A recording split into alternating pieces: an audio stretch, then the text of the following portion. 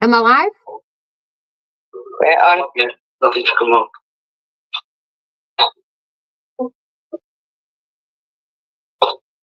Not yet. Not me dissecting anything. For that, I'm saying. Hey! What? Right, so I'm live. You will be a few seconds ahead of Oslins. Yeah, you'll be ahead of us. There you go. Right, okay. Yeah, that's it, you're live. I'm trying something new. I haven't got a clue what I'm doing. Right, I'll have to jump off because otherwise you're going to get feedback. Right, okay, no problem. Right. Okay, good luck. Bye. Bye. Oh. Glasses. Hello, my lovely Claire. I hope I've done this right. I haven't got a clue what I'm doing. Let's see. Oh, hello. Hello, Fiona. I can see everybody now. Everyone's jumping on. Hi, lovely legs. Hi, Jack. Hey, everybody. So far, so good. Okay, cool. Thank you. Do you know what? A huge shout out to our amazing mod. You know, she helps me with so much behind the scenes. And I just want to say a really, really, really big thank you. Because she's not just my mod, she's also a really good friend as well. Hi, Pamela. Hi, everybody. So I'm trying something new, guys. I'm trying this. Hi, Kevin. I'm trying this StreamYard. I don't do technology, but I'm trying something new.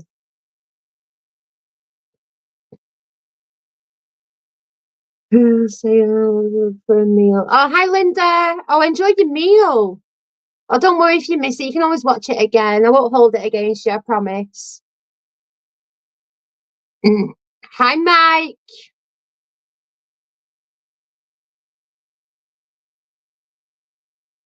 It's really strange, this, compared to YouTube. But well means you could add up to 6 people on your live. Okay, fantastic. Hello, Bitcoin. It's so lovely to see you.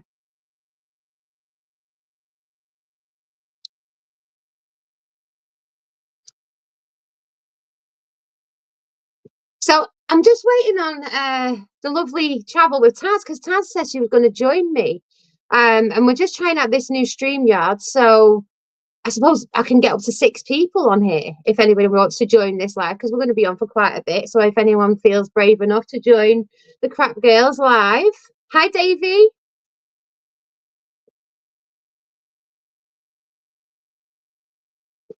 Oh, thank you, Craig. Yeah, do you know what? Washington was amazing.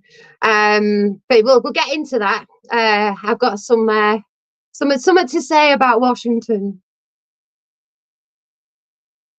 I've not done a live for ages. I feel really nervous.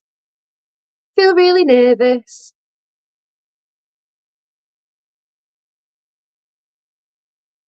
Who's got the dogs for mum and dad? Peter and Madison have got the dogs this time. As you can see, I've got hey buddy bum, hey buddy bum. I've got all my dogs. All my dogs are here. This is Buddy. Hey bud. Hey buddy bum. Hey my buddy bum. Here's my buddy bum. Hey my buddy bum. Where's the Minnie Moo? Where's the Minnie Moo? Hey the Bella Boo.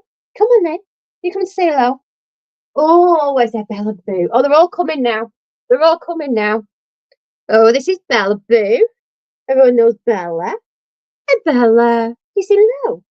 Hi, Bella Boo. Hi, Bella Boo. And Minnie for Fiona. Come on, Minnie Moo.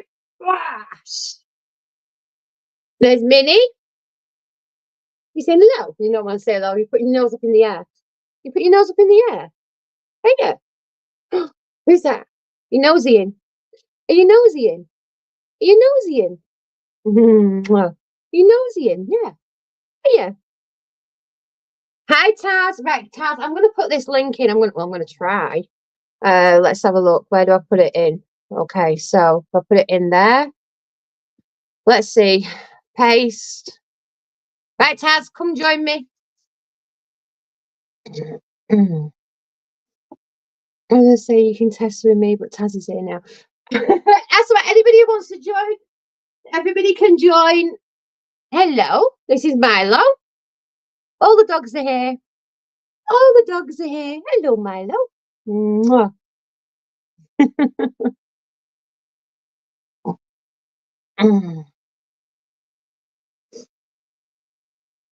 So I should get a notification somewhere to say that Taz is somewhere. Where are you, Taz?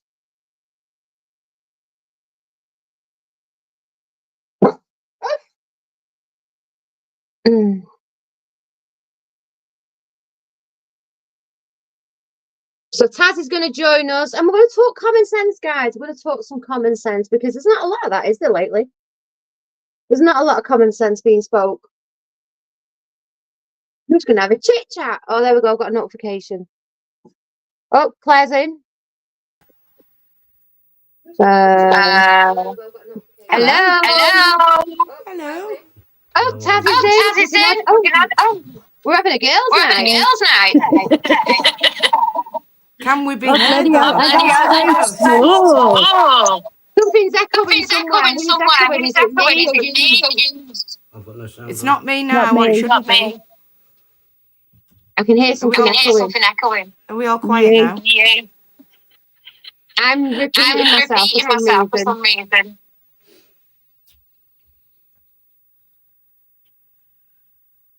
I'm okay. No idea. I'm So if I mute me, it's echoing. Speak, Claire. Me? Okay. Come on, Claire, you're the queen of StreamYard.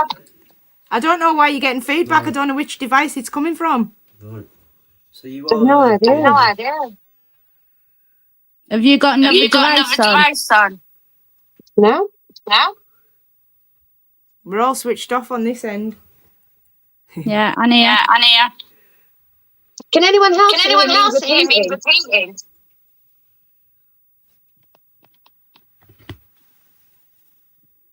Can anyone else hear me repeating? Yes.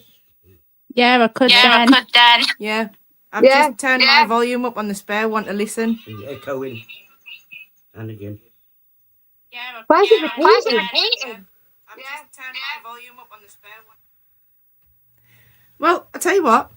Just for argument's sakes, I'm going to come off and let you and Taz chat for now and see if that sorts it out.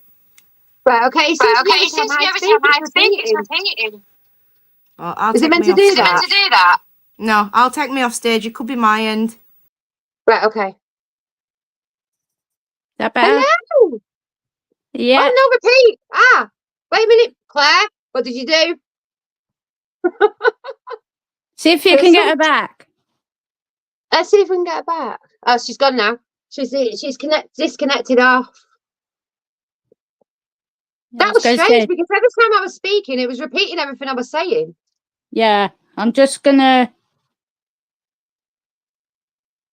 get your thing up here because I can't see no chat.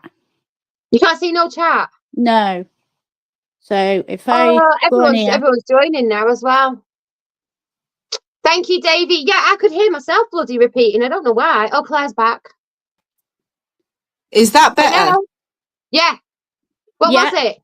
I don't know why, but it seemed to load up the first time round in a different app than what it normally boots up in. So you're lying, aren't you? It's that midget. He's done something. Isn't it? No. He's a crap boy. He's trying to destroy the girls' night. You want me to turn up I got the chat on that one. That one's. That's so much better. That is so much better. I'll tell you something though, this screen is so... I know. Well, when I was going on the YouTube live, when I was setting it up, it was only allowing me to do it on my phone and not on this. So Claire went, what about StreamYard? And I went, oh, shit. Literally. I'm like, I'll try to talk you through it. I'm trying to talk her through it, but obviously it's an iPad and I don't got nothing that involves the word I. I'm all like Google and See, all I that have got an iPad. Oh, that sounds horrible. But yeah, the That format sounds was all horrible different. on your end. I don't know what that was. Sounds very tinny. Ah, yes, someone's repeating again. Oh, dear God. A little bit of common sense, people. No common sense here. We need to start practicing what we preach. Yeah, well, it's a first time for StreamYard. We're all allowed hiccups on the first go. We're And if all it's me that's echoing again, virgins. Yeah, we're all And- learning. We're all learning. yeah. But if it's me echoing again, I'm quite happy jumping off. No, it's not echoing now. No. Sounds Okay. okay to me now. It sounds like a crap boy infiltration. Have they done something to the StreamYard? Did they know we were going to No. StreamYard? Have I got cameras in this house somewhere that they know what we're doing? No, I Oh, reckon so I reckon it's that little person in McClare. Yeah, the little person in the corner. That looks Yeah, like he needs a fishing rod. yeah, Stood in a garden. that's right. Yeah, yeah. Hi, Wendy. How you doing? Thanks everybody for joining us. It's lovely to see everybody. hi everybody. Sorry, I forgot. I'm saying that. Hi everyone. I forgot with this chat there. The sound and picture is fine now. Thank you, Eugene. Oh, great. So we've smashed it, girls. We've done it. Brilliant, Boom. Steve. Boom. Only took 3 of us. Yeah. I think this is cool. You know, if this really does work, it's good, isn't it? Because you can invite people on and, you know. Exactly. You just can't sing on it. Does that mean? Ah, okay. Well, I don't want to sing anyway. That's fine. No. I just want to rant. Anyone Or else it's want to just- rant? Well, you can sing, but it Stop cuts the you world. I out. want to get off. This world's crazy. Stop it. I want to get Hi, off. I'm gonna go Eugene. to Mars with Elon Hi, Musk. Sam. Wendy. Suppose we'll Hi, have to stay Cyril. alive We just got back tonight. from Blackpool. Hi, It's cold Cyril, in here. everyone. Hi, Eugene, Pamela, Fiona, Bitcoin, Wendy, Sam. Woo! Hi, JP. I know. Hi, everybody. Hello. Hello. Turn the volume up on this one. I might start singing just to wind my cup. I can hear Team it a bit Joe and better all now. that. Yeah. Team Joe. I'm not impressed with that. Team Joe. What's that about? It's just rude, What does isn't it? Rudeness. Team Joe do for you? I'm the one that does all the videos and filming. Team Joe doesn't do nothing.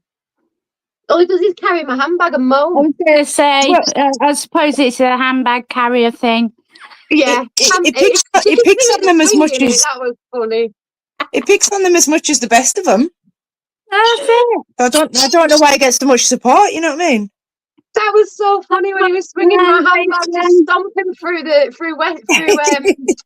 park. Oh my god, I was in absolute hysterics. I really was. Hello, baby. I was in absolute hysterics. I was like, Joe, do you realise what you look like swinging that handbag? Leave him alone. If he wants to swing a handbag, let him. Baby. More Hi, men should. Sam. So, guys, what's been happening in YouTube world? What's gone on with all these YouTubers? Oh, I'm hearing so many different things. I've seen so many different things, and I'm like, wow. Lindsay, your dad shutters need painting. Do you know something, Cyril? Them shutters are going to have their own YouTube channel soon. They're that popular. They're going to absolutely annihilate Higgett's subcount. They're going to have their own standing point. They really are. I'm wondering whether to do a big vinyl of my YouTube channel, yeah? Mhm. Stick it on there and we'll see if he notices. He's not bothered. He's not bothered. He doesn't care. The way he looks at it, right, and you have to agree with him really, because the way he looks at it is anything that's new, and you'll see it yourselves. You know, when people do displays in Blackpool, it's just getting wrecked. You know, people are putting money into things, and it's getting wrecked. Yeah. So why does he But the want to worst thing is, spend his time and his money when there's no respect for anything anymore? that's it. But it's like I read articles saying that basically Blackpool's worst place for violence and crime and stuff like that. Do you not realise, do people not realise it's a tourist area and a lot of that crime and violence is actually from tourists? Yeah, yeah. Yep. You know, and this is the thing, people don't realise that. You know, there's 2,100 streets in Blackpool that's classed as Blackpool. But, you know, they only focus on the negative areas. Yeah. The only difference is because Blackpool's got amusements and like things along the front, and it's known as a tourist destination because at the end of the day, these stabbings and these knife crimes and all these lunatics that's going round, it's happening everywhere. I live in a quiet little seaside town, but it's happening here. That's it. It's just, but we're not making the headlines because we're not as widely known as Blackpool. No, exactly. So it's rotten that they're getting the worst press for it when it's happening everywhere. Yeah. Yeah. And it's like, for instance, I went to Washington, D.C., okay? So you've got the Capitol building. The Capitol building was there. What did this blonde do? Oh, she thought, okay, there's going to be a corner shop somewhere, you know, because I lost my lighter. Because literally everywhere you went, you wasn't allowed to take a lighter. So I was trying to stash it outside the buildings. But no then, wonder the bin when I came out of the buildings, no one told me that they do a walk around like every half an hour, checking the grounds. So the dogs will sniff my lighter out and nick it anyway. I didn't realise that. So I actually took a wrong turning coming away from the Capitol. And this was in Washington. And I ended up in what people would say is a ghetto, okay? So I've ended up in what people would say is a rough part of Washington. I only walked 10 minutes away from the Capitol. And when you're looking at the reflection of Blackpool, you know, people are slagging off one street back. Well, this was only 10 minutes away from the Capitol building in Washington, D.C. in America. So it's everywhere. That's my point. It's everywhere. Yeah. Everywhere you go in the world, there's going to be a rough part. Don't focus on that. Focus on everything else. Focus on what Blackpool offers. The memories that it's got here. You know, the love that people have got here. The actual born Blackpool people that are here. And the nostalgia as well. That work the tourist industry day in, day out, you know. They don't get enough recognition. You've got the landos on the promenade. You've got, I mean, even us as business, you know. We're all not in a 9-to-5 grind like everyone else around the country. We're in tourists, you know. We don't get home to our kids. We don't spend summer holidays with our kids because we're working. Yeah, that's it. You know, all that family time we miss out on. We have to make it up in the winter, and then the bloody schools think it's okay to fine us because we want to take our kids on holiday. Hi, Davy. But you've got it's a shout out. Oh, shout out for who? I'm just waffling. Shout out, please. Shout out to the midget in the corner who needs a fishing rod. You've got to shout because it's only little, he can't hear you. I know. No, Claire, serious question. How do you get a kiss off Mike? Does he have to stand on Yellow Pages or what? Why do you think I've got back problems? Do you remember that advert years ago where the little boy had to stand on Yellow Pages to get a kiss off a girl? That's what I imagine you and Mike to do. Lindsay, why do you think I've got back problems? I've got a stoop now. Oh, love it. Absolutely love it. Shout outs. Who's the shout outs to? You know, no one's asked for a shout out. It's only him in the corner.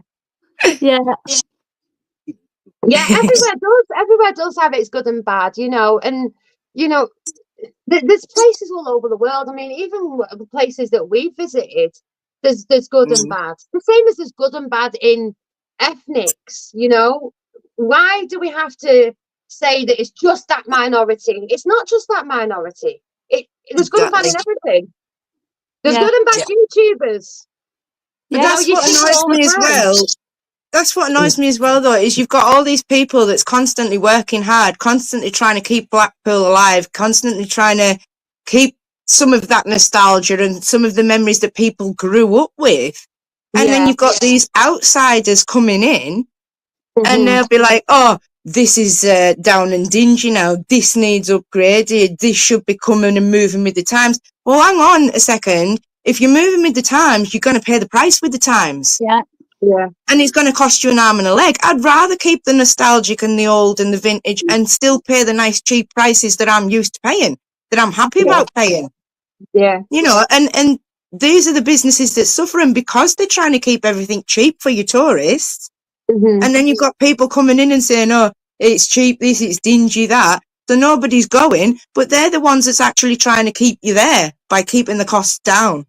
Yeah. Rather than being in your big posh places and hiking the costs up. That's Where, it. like, most families, and especially, like, big families, benefit families, they can't afford all these high, tighty prices. No. I mean, I'm not being funny. I mean, don't get me wrong. Christmas by the Sea in Blackpool, I love the idea. I love the thing. I don't love the prices. No. I do not. I think that's an absolute rip-off at people at Christmas that's trying to provide and, you know, give presents. They can't be affording to pay £10 for donuts. It's not realistic, is it? Come on, let's face it. It really isn't realistic to know that we're living in a really bad time. You know, people are saying that we haven't had people living the way that they are living now, you know, years ago. So people know that people can't afford things. You know, there's certain things like a game of bingo or donuts or ice cream, the class as luxuries. When did they become luxuries? Yeah. When did they become the extras for people on holiday? You know, Hi, this is the time that we're living in. And it's not realistic. The prices aren't realistic. Hi, Gary and Maxine. Hi, Gary and Maxine. Hi, everybody. Thank you for joining us. But even the Pleasure Beach, I mean, come on. The Pleasure Beach is not realistic. Not for a family of 4 or a family of 5. It's not realistic. Well, the worst thing is you used to be able to go in there basically and pay, I think it was something like a £5 for a wristband if you wasn't riding. Yeah. Now, that's realistic. But now you got to pay full price. And it's like with me, I can't go on most of the rides in there. Not now. My mum was the same. My mum was exactly the same. And I mean, she had a family of five kids. Yeah. So that was not a cheap do to come to Blackpool in the first place. But then to take 5 kids into the Pleasure Beach and go on all the white knuckle rides, which at the time, you know, was the tickets, and but it was still, that was still expensive in the 90s, and my parents struggled then. So for a family of 5 now, you've got no chance of paying them prices. Well, it's like more. Yeah, it's 50 quid each, isn't it? It's ridiculous. I honestly, I couldn't agree more, because, you know, the thing is, what you've got to remember is places like the Pleasure Beach, they are nostalgia for people. People want to go because they want to have a look around the places. They want to see how much it's changed. And what Amanda Thompson has actually done is she's taken all that away. Right? At the end of the day, she's got those security barriers and those machines. I'm not going to pretend I know what I'm on about, but I know what I'm on about. Them things, the metal detectors. So I'll get there in the end. She's got all them there. She's got the security there. If you know someone's a wrong one, turn them away. You don't let them in. Exactly. Don't let them in. There's a choice. I understand in that she's knocked all the entrances off. Okay, I understand that, because people could just go in wherever they wanted to go in. But if you have a set entrance and you're putting people through all the rigorous checks and everything that you need to be doing, then surely that would be better, wouldn't it? Because then people who are disabled like yourself are in wheelchairs and can't actually physically get on the rides, but they actually just want to take a stroll around in a wheelchair or in a mobility scooter or even a walk, you know? And then you've got to remember that there's a lot of families now that travel with grandparents, because what they're realising is that time is precious. You know, we've been taught a lot of lessons lately in the last few years that time is precious. So people are spending a lot more time with the older generations within the family. And what she's doing just isn't suiting everybody. It's not suiting everybody. This is the thing, because it's like with myself, when I went with my daughter and her friend a couple of years ago, of course, where I've got access card, I can go, like, carer goes free. So basically it works out half price. But you still looking at 20, 25 quid. And the fact, like I said, I can't go on most of the rates. Yeah. Mm. Yeah. Yeah. It's not fair, is it? Because she's No. not thinking of the individuals. She's Mm. not. No. You know, she's And that- and it's a shame, you know, because the Thompson family, i.e. Jeffrey Thompson, you know, he was well respected in Blackpool. He was very well respected. Yeah. And it's supposed to be a theme park for families. It's supposed to be family oriented. It's supposed to be for the people. It's not supposed to be about greed. Yeah. No. Yeah. And, you know, I truly believe that Jeffrey Thompson never wanted it to be like this, the way that No. it is. No, I You don't know, think he did either. So there's a lot of things changing, and there's a lot of things changing for good, and there's a lot of things changing for bad. Yeah. Mm. You know, But but I bad- think the more and more people talk about it, and the more and more people are open about it, you know, look at the things that's going on in the world today. I mean, did you see that article the other day? I know I put it in the group and I was like, can you believe that there's a teacher who wants to be a cat? Okay. And listen, LGBTQ plus whatever it is, I'm not interested. Go back to the LGB. If you hate me for that, hate me for that. I don't care. Because when there's a teacher who wants to be a cat and she thinks it's normal to lick kids, I'm going to call it what it is. You're a pedophile. Yeah. Yeah. I'm sorry. And Normal. I'll get loads of hate and people won't like me. I'm also a Trump supporter. People don't like me for that as well. But I'm going to talk about all them anyway. All the things But that if people don't like me for is because I'm you outspoken. go back because I'm even just British. go back even just a few years to that Operation U Tree. Yeah. Anybody touching kids or doing things to kids was a paedophile. Yeah. So how is this teacher not a paedophile for wanting to lick kids? I know, exactly. And at the end of the day, who's giving them permission to lick the kids? That is an abuse. Yeah. Well. Especially if the kid doesn't want to be licked. Exactly. Yeah. I honestly, I couldn't believe it. And then you've got women that are literally marrying themselves and marrying trees and marrying buildings. And I'm like, stop the world. I want to get off. Here's one for you, right? I said, right, if DWP, for instance, starts saying you can work, right? If I go in and say I identify as a tree, so I can't work, would they have to accept that?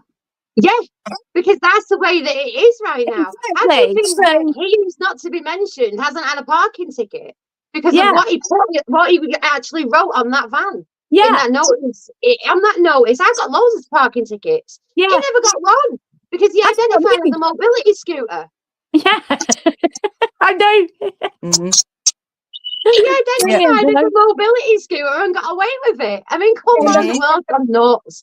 I'm saying it as it is. Listen, I'm my dad's daughter, and the world is nuts. It's not. You're right. It is. I want to go back to the 80s and the 90s. You know, when we had actually decent music, and things made more sense. More sense, common sense. Yeah. You know, it's just this absolutely insane what's going on around the world. It really is. And you know, this is why I'm a Trump supporter, because he speaks sense. And kids as well. I know it was starting to get there in the 90s, not so bad in the 80s, but especially in the 80s and 90s, kids went outside to play. Yeah. They went and got dirty, they climbed trees, they went and played down on the beach or in the parks with the friends, they picked up their chewing gum after the 5 seconds on the floor. Kids went out, they played with each other, they got dirty, they socialised. Yeah. They're just into computer screens now. And all the people they know are in a virtual world. That's it. It's not healthy. They've just been brainwashed, and all the things that they're playing is all these violence and mines and zombies and killing. And they wonder why these kids are going to school and stabbing each other and thinking it's okay. Exactly. Come on, get them off the flaming screens and get them outside. Yeah, it's like you go to a restaurant and if you just literally just look around you at a family, okay? Just sat there with the tablets. Yeah. Mm. And I know adults are the same, you know, because we sit there with our phones and everything, but literally they go out for a family meal and the kids are sat there with the tablets. And I understand that there's a lot of autistic children that need that, you know, but Yeah, you know, that's different. that's a little bit different. But literally just sitting the kid there with a tablet, you know, I see it all the time. I Yeah. see Yeah. so many things down there, so many things, it frighten you.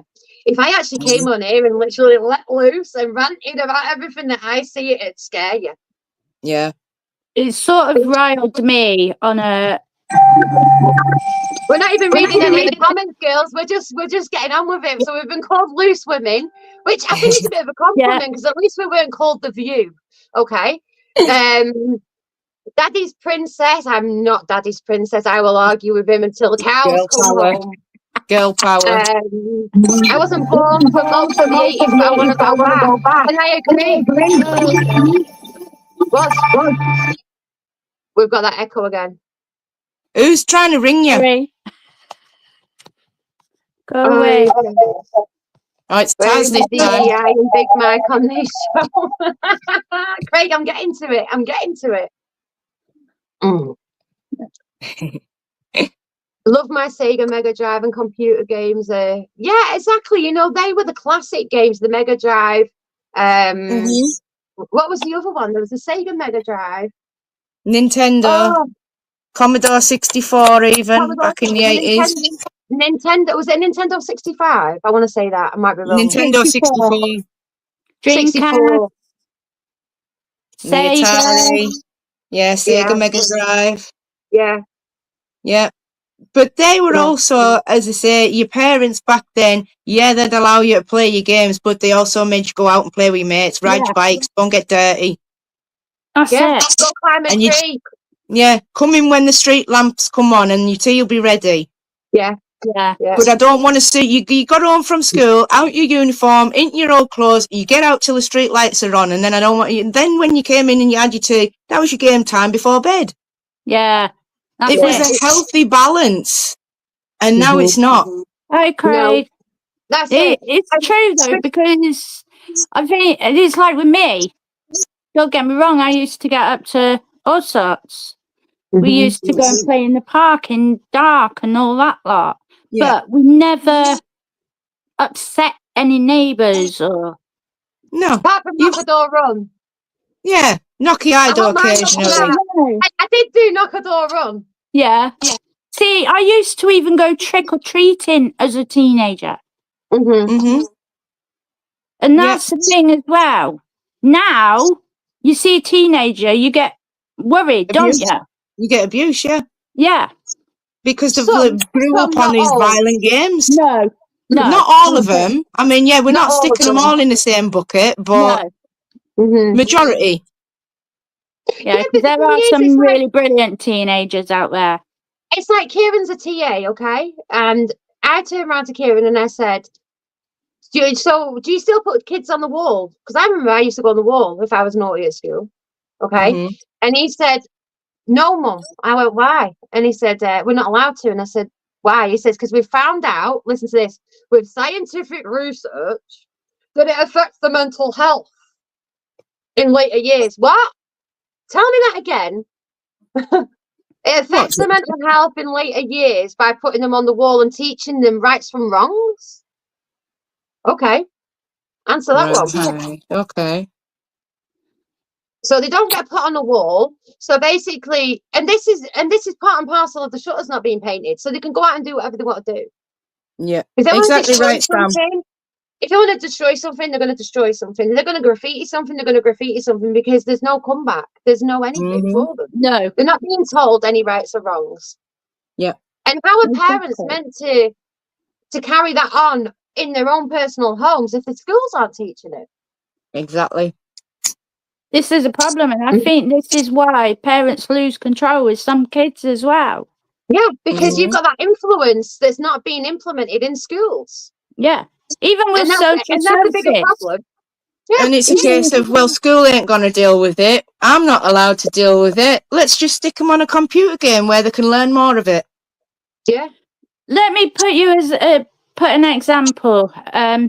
This is my own personal life at the time. Years ago, I went through really bad depression.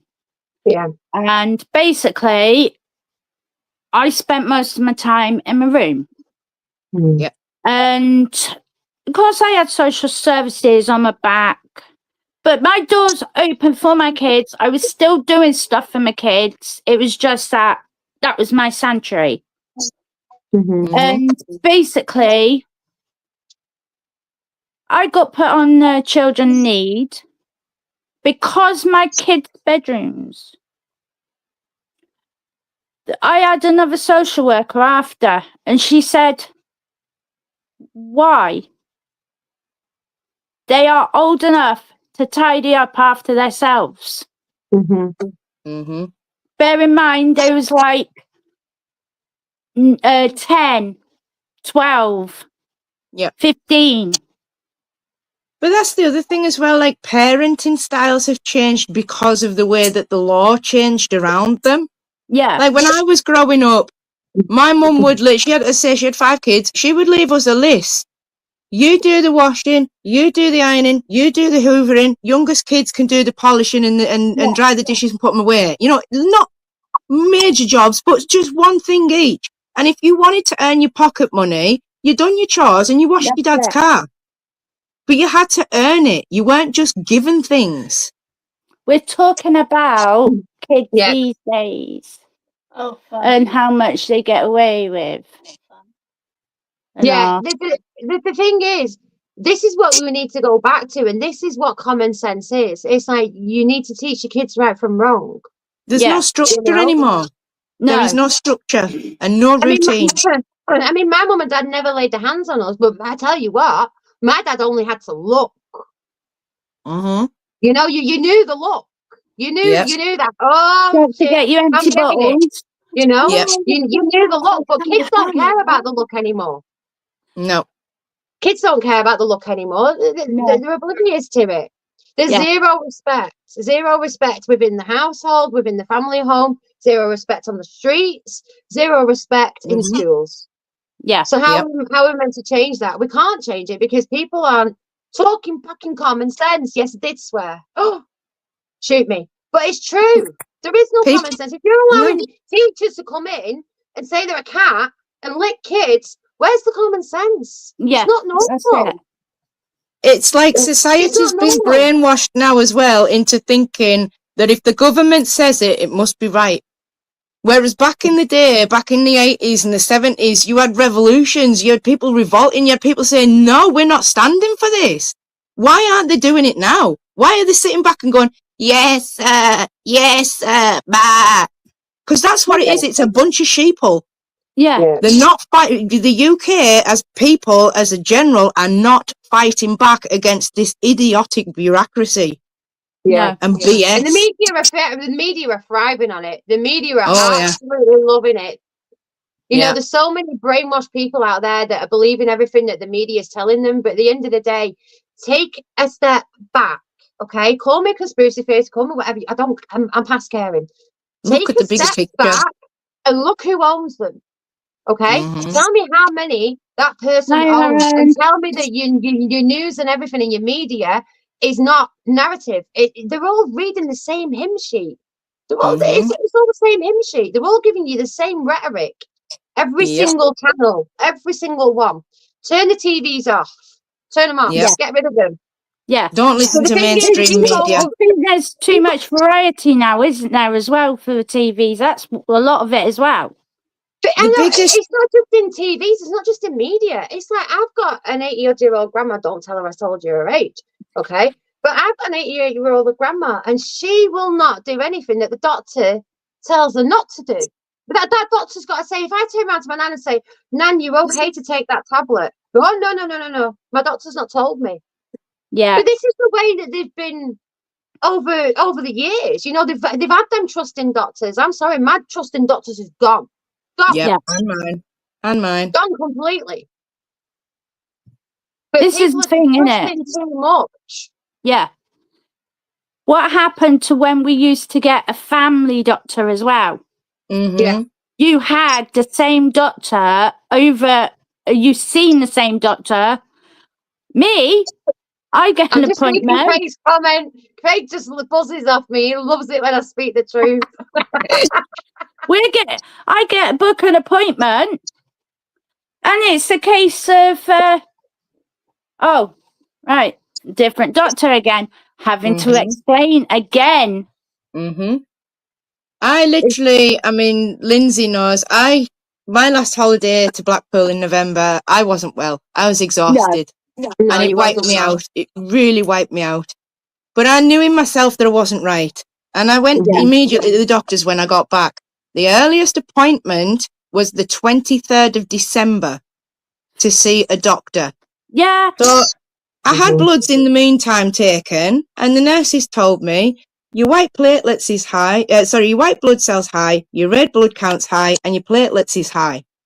But when I go to the doctor, she says you need to get back on your vitamin D, and you need to get back on your vitamin B12, which is injections I'm supposed to have. Yeah. But then I see another doctor in January when I'm trying to get these B12s reinstated, and she says, "Oh, we've got a shortage of B12 right now, but I'm looking at your notes here and you don't need B12. You'll be okay to just take it in vitamin form." I'm like, That's hang what I on, so mean. you've just said that all my illnesses and problems are coming from these lack of vitamins, but now you're telling me that I don't have all these lack of, my levels are fine. One minute you tell me they're not fine, now you tell me they are fine. And because they can't actually figure out what's going on, they've just decided to write it up in my notes that I have an unexplained illness. Yeah. How does that help me explain to people out there what my condition is if my own doctors can't describe it? That's the thing, isn't it? It's like with myself. I was lucky. I got diagnosed with fibro looking at probably 11, 12 years ago. But my doctor diagnosed me with it. He was lucky he diagnosed me with it because I asked about different medication further down the line, about a year or two after, I had to wait for rheumatology. Yeah. And that took nearly a year. Yeah. But it's like I've been diagnosed with plantar fasciitis, or however you pronounce it. Plantar what? What's that? Plantar fasciitis. Where did they come up with these names? Seriously. I know. Yeah. And of course, what I read is that it goes after a while. But why have I still got it after, we're talking about 9, 10 years? Well, what I also found out in January, because they wrote it up in my GP notes, but they didn't say it to my face, was that being diabetic, I'm on the tablets metformin. And metformin can reduce your B12 levels. Yeah, that's right. But they didn't tell me that. They said it was because of my body wasn't absorbing it, and it has to be something to do with my diet. Yeah. And now 10 years later, I'm finding out it's to do with the tablets I've been taking. So I've been lied to. Yeah, but did you know as well, ibuprofen actually boosts your blood glucose as well? Yeah. I didn't know that until... They had me on ibuprofen for over 10 years because of my back problems. And it was only 10 years down the line, they turned around and says, you don't need ibuprofen, you'd be better off on paracetamol because it's more muscular and skeletal than it is inflammatory. Yeah. And I'm like, so you've basically, because I've been on these, I'd been on the ibuprofen and codeine for over 10 years, my stomach's rotted. So now I have a lot of gastro problems because of my stomach's rotted with the ibuprofen. Yeah. So they cause more problems than they fix. Kevin. Sorry, I was just reading a message then and replying. Yeah, no, the thing is, this is the problem. You know, I've got zero trust in doctors. People ask me why. Well, the reason why is because I've ended up with a stoma because I was told to take a medication. I was told to take a medication and it caused a blockage in my bowel. It doesn't take a genius to do a little bit of research and find out the reasons why. You know, but at the end of the day, They didn't care. They were getting paid for that script. I They think don't so, care what Stuart. I've got to live with. They don't care what you've got to live with. They're getting paid. They're getting paid. They're getting paid. They're getting paid. They're getting paid. And that's all they care about. And, Yep. you know, the biggest time that we should have actually opened our eyes to see all this was that they were getting paid and that all they cared about was being paid was when they Was closed COVID. every fucking GP office in the whole of the UK during COVID. Yeah, Yep. They Yep. didn't care about us exactly. then. They No. didn't care. They shut the doors and said, no, go. We've had your money. We've been paid for all the script. They didn't Yep. care. They just wanted to know about COVID. That was it. Exactly. Yep. Sam, I had inserts and they didn't work for me. It was making my feet No. pain worse. The only thing I found is Skechers. I was going to say, have you tried Skechers? Because they were a bleeding Yeah. godsend for me as well, for my Yeah. back. Because they Yeah, help with your posture as well. yeah. They don't help with my back, but I don't suffer much with my feet pain compared to what I used to. There was a specific pair I used to get, and I'm not sure if they still do the brand now, but I used to call them my boat shoes. Because Yeah, they had the comfort sole for obviously, for people with the sore feet and things. But the base of the shoe, it was like a boat. It was tipped, so Yeah. you actually rocked when you were stood. You weren't sort of putting any sort of specific pressure on any certain point. Yeah. You actually rocked Mhm. I while you were don't know stood. if I They could were wear them brilliant. because I think I might end up falling over. It's not as drastic as it sounds. It's only a little curve, but it was a Yeah, I curve know that what made you a mean. massive difference. Yeah. Yeah. Well, I've see been all my there many a operations. times when he lost my footing and all on flat shoes, let alone the ones that's got a curve. It's like, no, Well, I see all my. Honestly, the Skechers are the best ones. I wear them all the time, yeah. even for work. You know, I wear Skechers. I don't care what they look like. I even Fantastic got areas. some little winter boots. I managed to get hold of some of them with Skechers as well. Mhm. It No, I'm would be still good on if it, they Sam. did like knee-high type. I would prefer them because I prefer that in winter, but Yeah. one of them. So I'm going to broach the subject with you, ladies.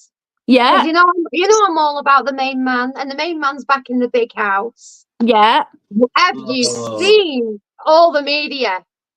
They're losing it, aren't they? They are really Yeah. losing it. I think they should A lot of open fraud up a going big on, isn't prison, there? turn it into a psychiatric unit, and throw every journalist in it. Poof, bye-bye. They're all having meltdowns, pure and utter meltdowns. Because what? Because there's a non-politician in the White House. Because that's all they keep saying. He's a businessman. He's going to do this. Well, if he's a businessman, surely he's got somewhere in life, hasn't he? Yep. That's If the he's way a I've businessman- always seen it. Most of them politicians, whether it be America or the UK, they have been breastfed with a frigging silver spoon and champagne. They don't know what it's like to have a hard life. They have not come from a working background. Now, I'm sorry, we are seeing it. Trump worked his way up from the bleeding bottom, just like any regular Joe. Yeah, he's got money now. Yeah, I might be a little bit resentful, but he worked hard for it. He worked to where he's got now. All them fuckers sitting down, pardon my French, all them sitting down in Parliament now, and all them, and our current idiot PM haven't done a day's hard work in their life. Don't know what hard work is. Do you know what I think? Sorry to interrupt you. I think we should get rid of everybody who is a born politician. Go away. Get rid of it. Get the people in business. Get the people that have got to pay the taxes. They've got to pay the income tax. Got to pay the property tax. Got to pay this. People like us. Let us decide, because we know how it feels to live on the brink. And that's what I say. Have you ever seen a single mum in Parliament? Have you ever seen an ex-junkie in Parliament? No. Anybody that's ever turned their life around? Have you ever seen somebody that you've never heard of from the back of beyond become a member? No. No, it never happens. It never happens. And this is what they don't like. PM. This is what they don't like, because at the end of the day, Duncan's pops up. Hey, Duncan, me and you are besties. Remember, you leave my Trumpy alone. Hi, Anyway. But at the end of the day, people, if you can't debate about things and talk about things with common sense, and that's all I'm saying, then, you know, the input that the media is putting in, all they're doing is they're not giving a balanced look on things. They're putting a narrative out that they want people. I mean, look at the hateful comments that a 4-year-old got for being in the Oval Office. It's sick. I know. It's sick. But I What, mean, this on little top boy's of that, picking his nose and then taking the mickey out of his name. You know, maybe his dad wanted a different name for him. He didn't want him to be every Joe Blogs because he's special to him. Does nobody think that way anymore? Where's the humanity? but on top of that, I mean, sorry, I forgot what I was going to say there. Carry on. That's true, It'll Sam. come back. That's true, Sam. What Sam's just said, if someone wants to read it out. He's done more in 3 weeks than most in 4 years. Yeah. Exactly. Oh, God. Ow. Yeah, no, that's what I was going to say. Is they're on about how the UK and America, to be fair, both of us come out with it, both countries, how we are supposed to be allowed freedom of speech. Freedom to express ourselves, freedom of opinion, freedom of speech. So if we've got so much freedom of speech, why is it that anybody that has a different opinion to the narrative gets absolutely trolled on, shat on, bullied, condemned, victimized, tortured? Why? If we are so free and we're allowed to have difference of opinion, why do those with the different opinion to what everybody else thinks get slated? Well, that's not free. I'm sorry to say. If we turn around because of white privilege, okay, and I'm putting it out there, I don't give a shit. Anyone can unfollow me, but please, please, please, let me tell you that everything that's been said on here tonight is not the thoughts and feelings of both crap girls, just me. So take it out on me, okay? So it's not anything to do with my mum. My mum's nothing to do with this conversation tonight. So, you know, my thoughts and my mum's thoughts are completely different. So I'm speaking for myself. So if I want to turn around and I want to say that I would prefer people coming over into the country where I live to have relevant background checks and show their ID, I'm called a racist for that. But wait a minute, if I stand at that airport in Manchester and turn around and say, you don't need my passport, what do you think they're going to say to me? They're going to say, well, you ain't getting on that plane. You ain't getting on that plane. Okay, so I want people to come into this country legally, okay? I don't want them coming in on dinghies. I want them coming in legally. I want them to go through a legal process. Do you know why? Because I've got friends who have gone through the legal process who was classed as immigrants, okay? They've come over from Bali. They've had children with white British women. They've come over from Bali. They want to work. They don't want to claim anything. They want to work. They have been put through the most scrutinizing things. It's beyond imaginable. Okay, trying to prove that they're not married. They've got kids. Trying to prove they're not married. They're not Turkish. You know, I know there's a lot of Turkish that do that. They come over and marry white women. We all know about it. It's just a taboo we don't speak about. Okay, but at the end of the day, this person that I know was put through the ringer for wanting to come over and wanting to open a business up and work in the UK and pay taxes like everybody else. He put through 3 years of scrutiny, checking bank accounts, checking everything. But yet we're allowing this to come in. Yeah. But on top of that, we're welcoming them in, and we've got people that are in our elderly that are getting no heating, no anything, no help. Yep. I'm sorry, but our own British people on the street. If I'm racist for saying that, fine, brand me racist. I don't care. But Britain's not free anymore. Why did everybody lose their lives in all them world wars for what? Because this isn't free. Yeah. No. This isn't free anymore. No. And that's it. I mean, Britain's own, the UK's own veterans and people that's been through difficult circumstances are on the streets, in the cold, in sleeping bags, if they're lucky, or in doorways. And yet the immigrants get put up in mansions all across the country. Mansions and big posh hotels, the biggest they can find. How is that fair to our own? That's charity. I was always brought up to believe charity begins at home. Britain should be looking after Britain. It shouldn't be sending its money here, there and everywhere because they're turning ourselves into a third world country. Yeah. Britain's near on bankrupt and they're trying to take it off the disabled and the elderly. Yeah.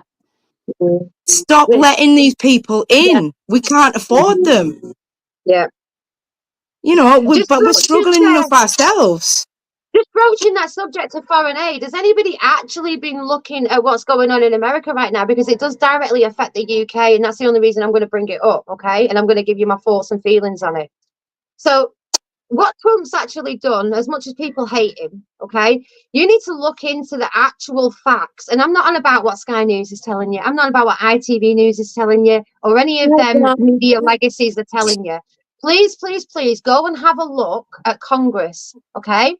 There's an absolutely brilliant video by Congressman Kennedy, right? Everybody go and look at Congressman Kennedy and listen to everything that Trump's found within USAID, which was a foreign aid, okay? Foreign aid for countries all over the world that JFK, God bless him, actually set up, and they've absolutely destroyed it.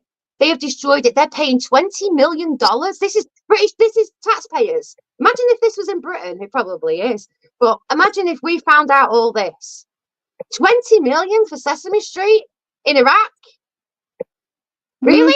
20 million. And you wonder why these the American people are angry. They're so angry. Their government has took massive advantage of them and their taxpayer money. But do you know what? The families that I spoke to, they was living on the brink. They've had to close businesses. I spoke to American people. I spoke to them face to face.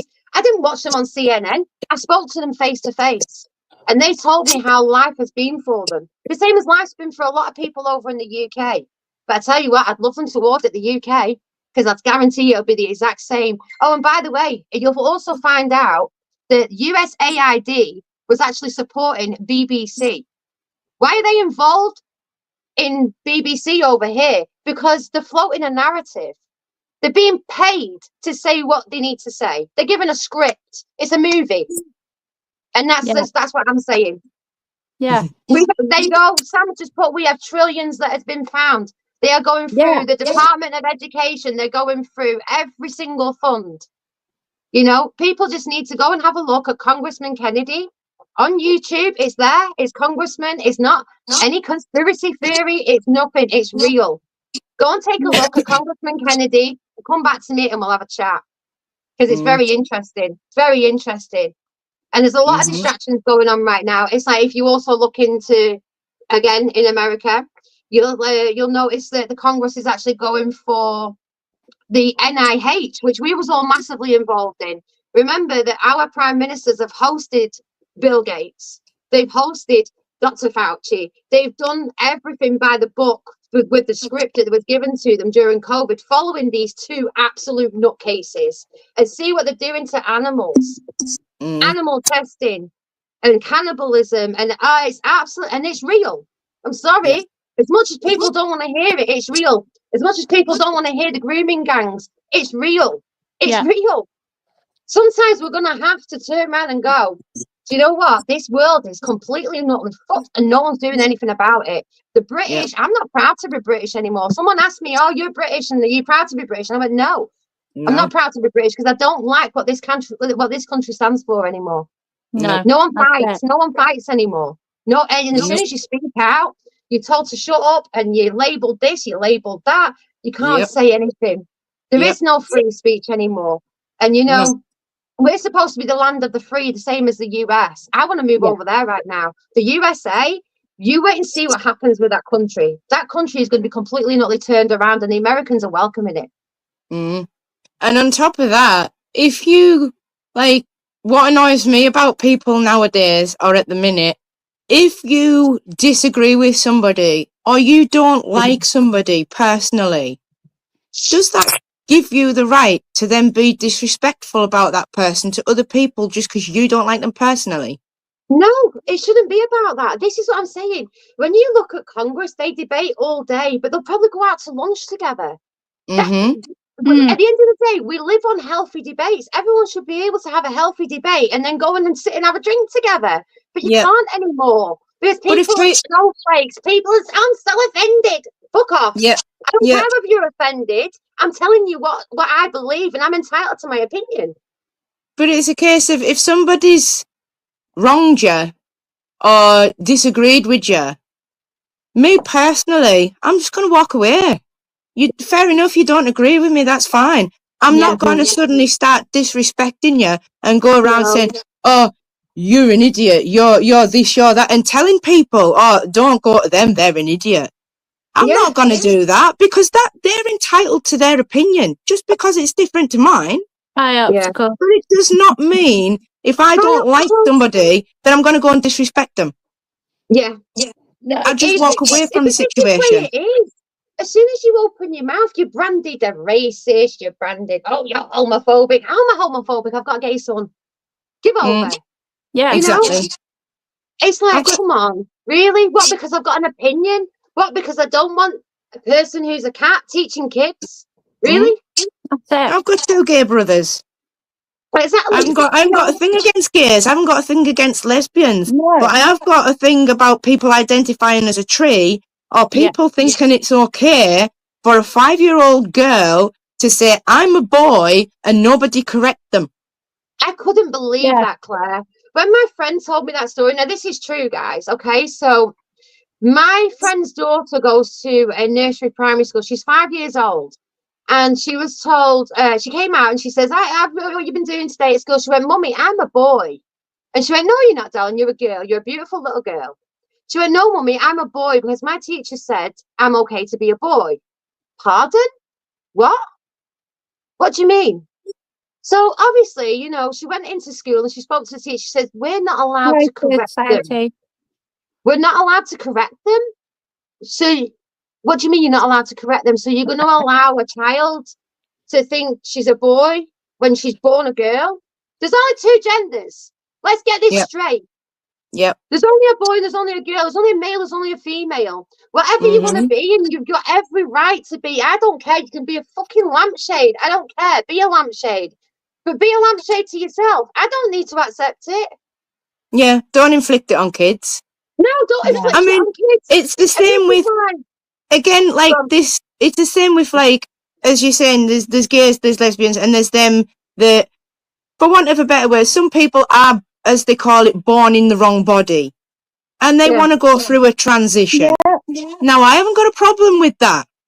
I haven't. But to allow a 5-year-old to think that that's all right when a 5-year-old doesn't know what they want.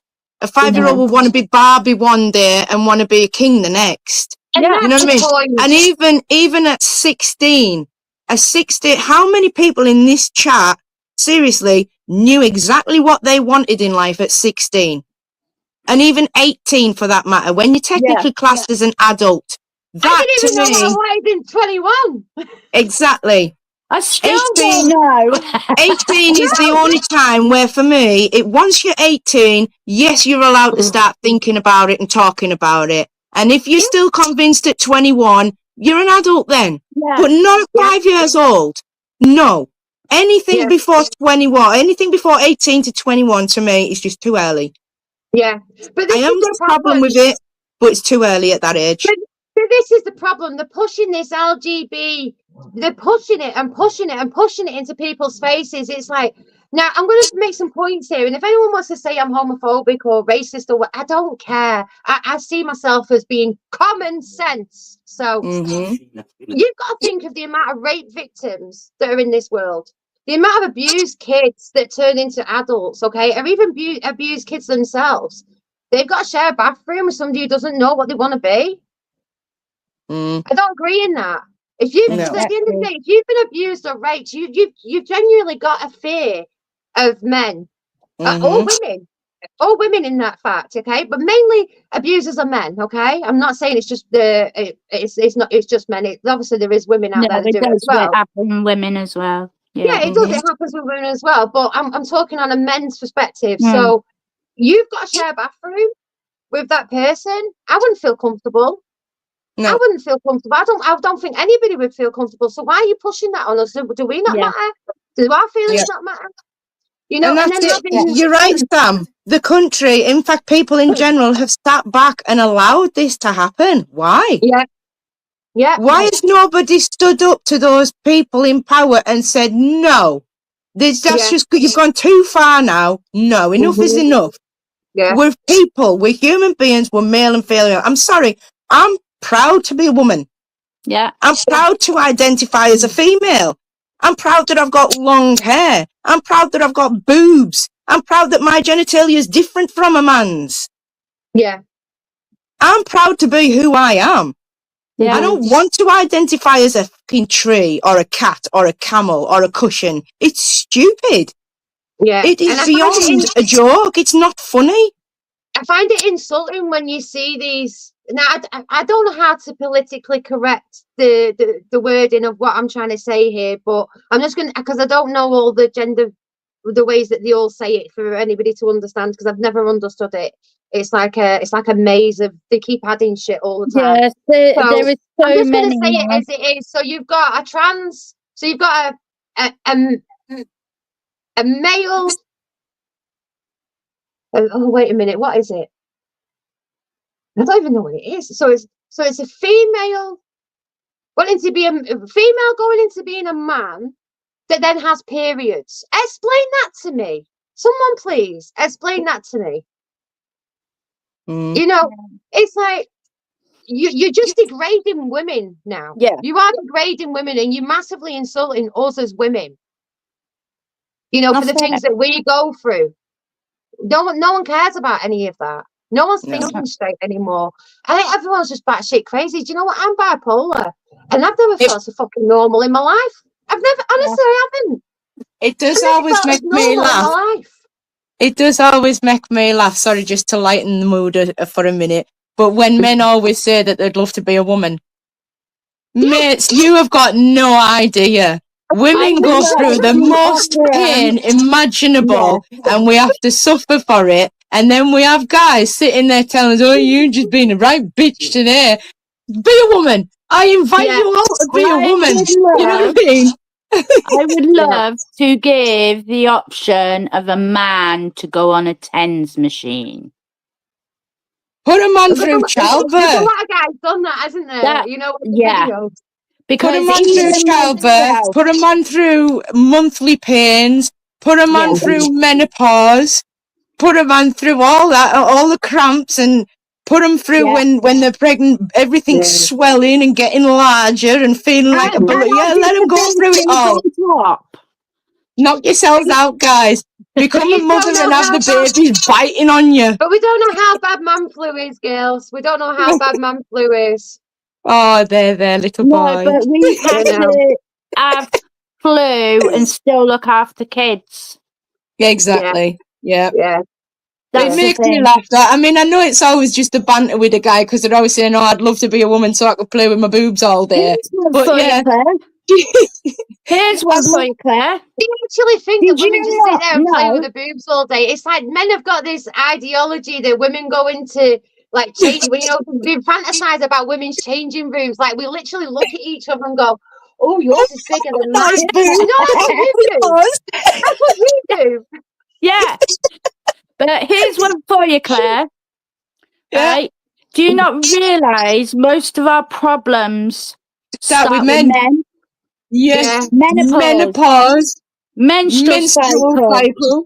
Mental health. Gynecologists. You guys have got a lot to answer for. You women will never know man flu is worse than childbirth. Fact. Well, I'll tell you what, when I'm back in Blackpool, I'll have my TENS machine with me, so you could always thingy. Well, see, that's literally what I've been saying. You lot don't help it. You lot don't help it at all. You know, we're trying to put the world right, and then you come out with, "Yeah, but you don't know what man flu is." Yeah. This is just as bad. But this is what I've been saying. It's a cold named by a man. Yeah. Mansplaining. But that's why I said about. No, but honestly, I literally stopped the world. I'm ready for jumping on the rockets with Elon. I've had enough. I really have had enough. I literally, because obviously I support Trump and everything, and I'm scrolling through because obviously the algorithm just like attracts, but it just wants to give me utter crap. It just wants me to read utter crap, and I'm just like, go away, go away, go away. I know the truth. Go away.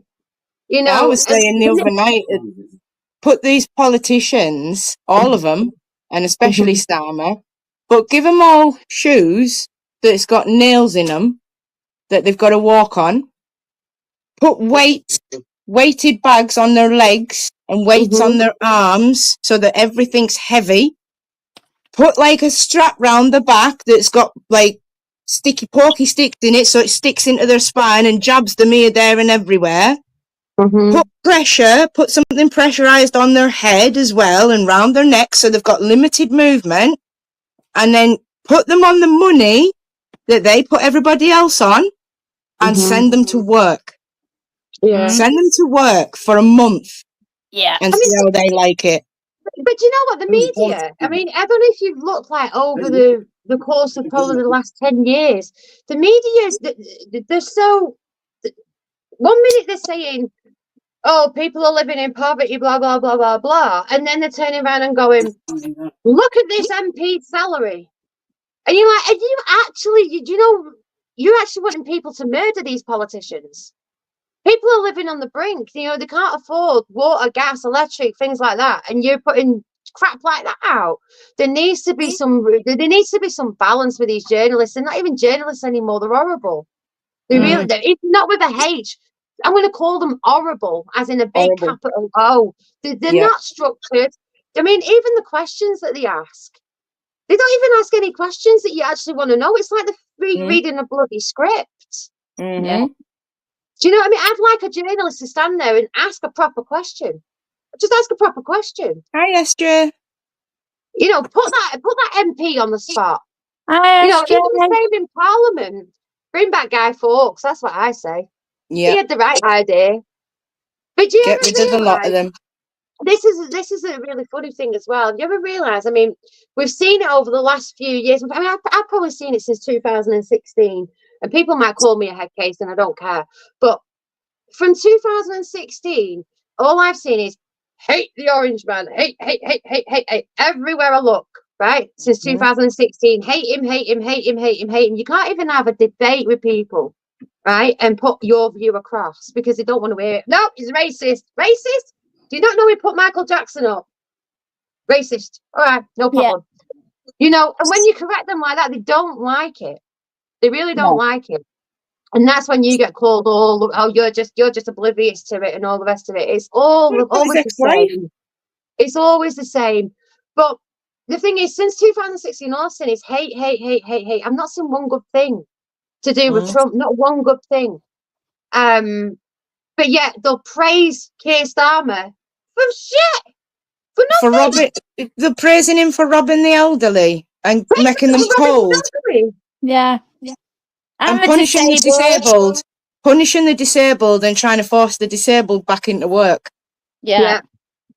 Those that's got degenerative, lifelong conditions, they're trying to force them back into work. Yeah. You know why? Because they need your tax. But you know what? This is what the American people, and Sam's on here, Sam's American, right? So this is what the American people have heard for the last, I don't know how many decades. Yeah, they need tax. Who needs to pay more tax? Who needs to pay this? Who needs to pay that? They want more tax. But now the American people have just found out that all their money and all their tax has all just been funneled into Ponzi schemes. Because that's what it is, let's face it. It's Ponzi schemes. That's it. Where the rich get richer and the poorer get poorer. And that's literally it. Exactly. Yep.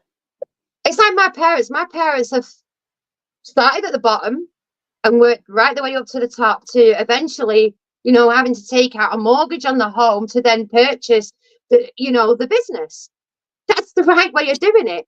And what they're trying to say about Trump is that he's cut corners here and he's done this and he's done that. And I'm like, what corners did he cut? He mortgaged this, he remortgaged that, he paid that off. He's a businessman. Yeah. And then you've got likes of Elon Musk. I mean, he's getting absolutely slated, bless him, at the minute. He's going through so much when he's actually doing it for the American people. But the American people are proud of him. Even, this isn't a Democrat-Republican issue. This is a bipartisan issue. This is actually just American people being ripped off by their own government. And he's doing everything and sticking his neck out. and he's being called the autistic. His son's getting slated. His business is coming into question. Everything, they're throwing everything at him. And you know, the more and more they throw at him, more and more I love him. Because you get to see it. You know, if someone's a threat, you're gonna really, really persecute them, aren't you? You're gonna call them every word under the sun, you know, to try and get them to stop. So the more and more that someone's threatened, the more and more we should jump back on that bandwagon with them and go, right, okay, I need to look into you. You're interesting, because they don't like you. No. They hate you. They want you gone. Yeah. So what good are you actually doing? How are you crucifying them? And that's where you start your brain from looking. Don't be a sheep. Don't be a sheep. Don't look at Sky News and all the rest of it and let them, you know, do your own trying research. to make your mind up for you, because that's what they're trying to do. They're trying to make your mind up for you. Go and search it yourself. Go and see what he says. Go and see what this one says. Go and see. I mean, there's a lot of people in the UK now that are speaking out on different things, and I'm going to broach the Tommy Robinson situation. Does he deserve to be in prison, away from his family and away from his kids, for speaking out on grooming gangs? Exactly. It's just like every one of us. Oh, but because he was involved in EDL 20 years ago, they want to persecute him for it because he made a mistake. One mistake. You know, I thought the whole point of us being British was that we forgave people. We forgave people for the mistakes. We gave them another chance. But then there's immigrants that come here, rape. Yeah. And this is the problem. And they get smash people's slap cars on up. the wrist. Yeah. And this is the problem. And you know, there's a lot of people out there that are voting for reform, and I might lose a lot of people on this one, but I'm going to say it anyway. I don't believe Farage is all in.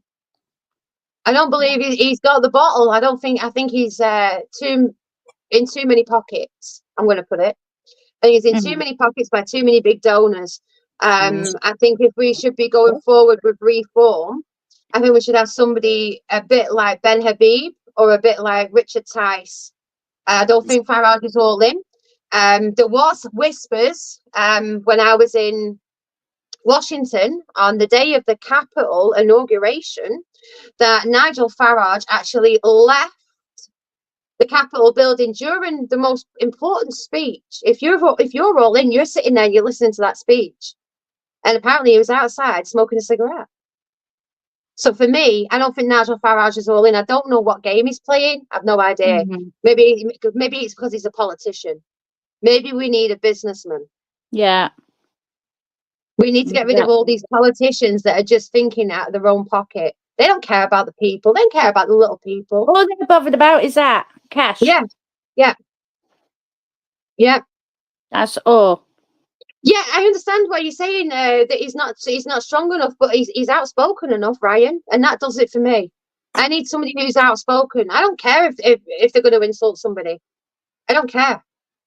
I need somebody that's going to stop picking on the vulnerable. Some people need insulting. Some people need a straight slap in the face. Verbally, I mean. Don't think I'm violent, but verbally, some people need to be wiped off their feet with some of the things that they come out with. They really do. Oh yeah. And the decisions that they make, which makes me question history. You know, we was told all these villains exist in history. Well, all I've seen is the media and celebrities, politicians, you know, absolutely say that somebody else is a villain, even compared him to Hitler.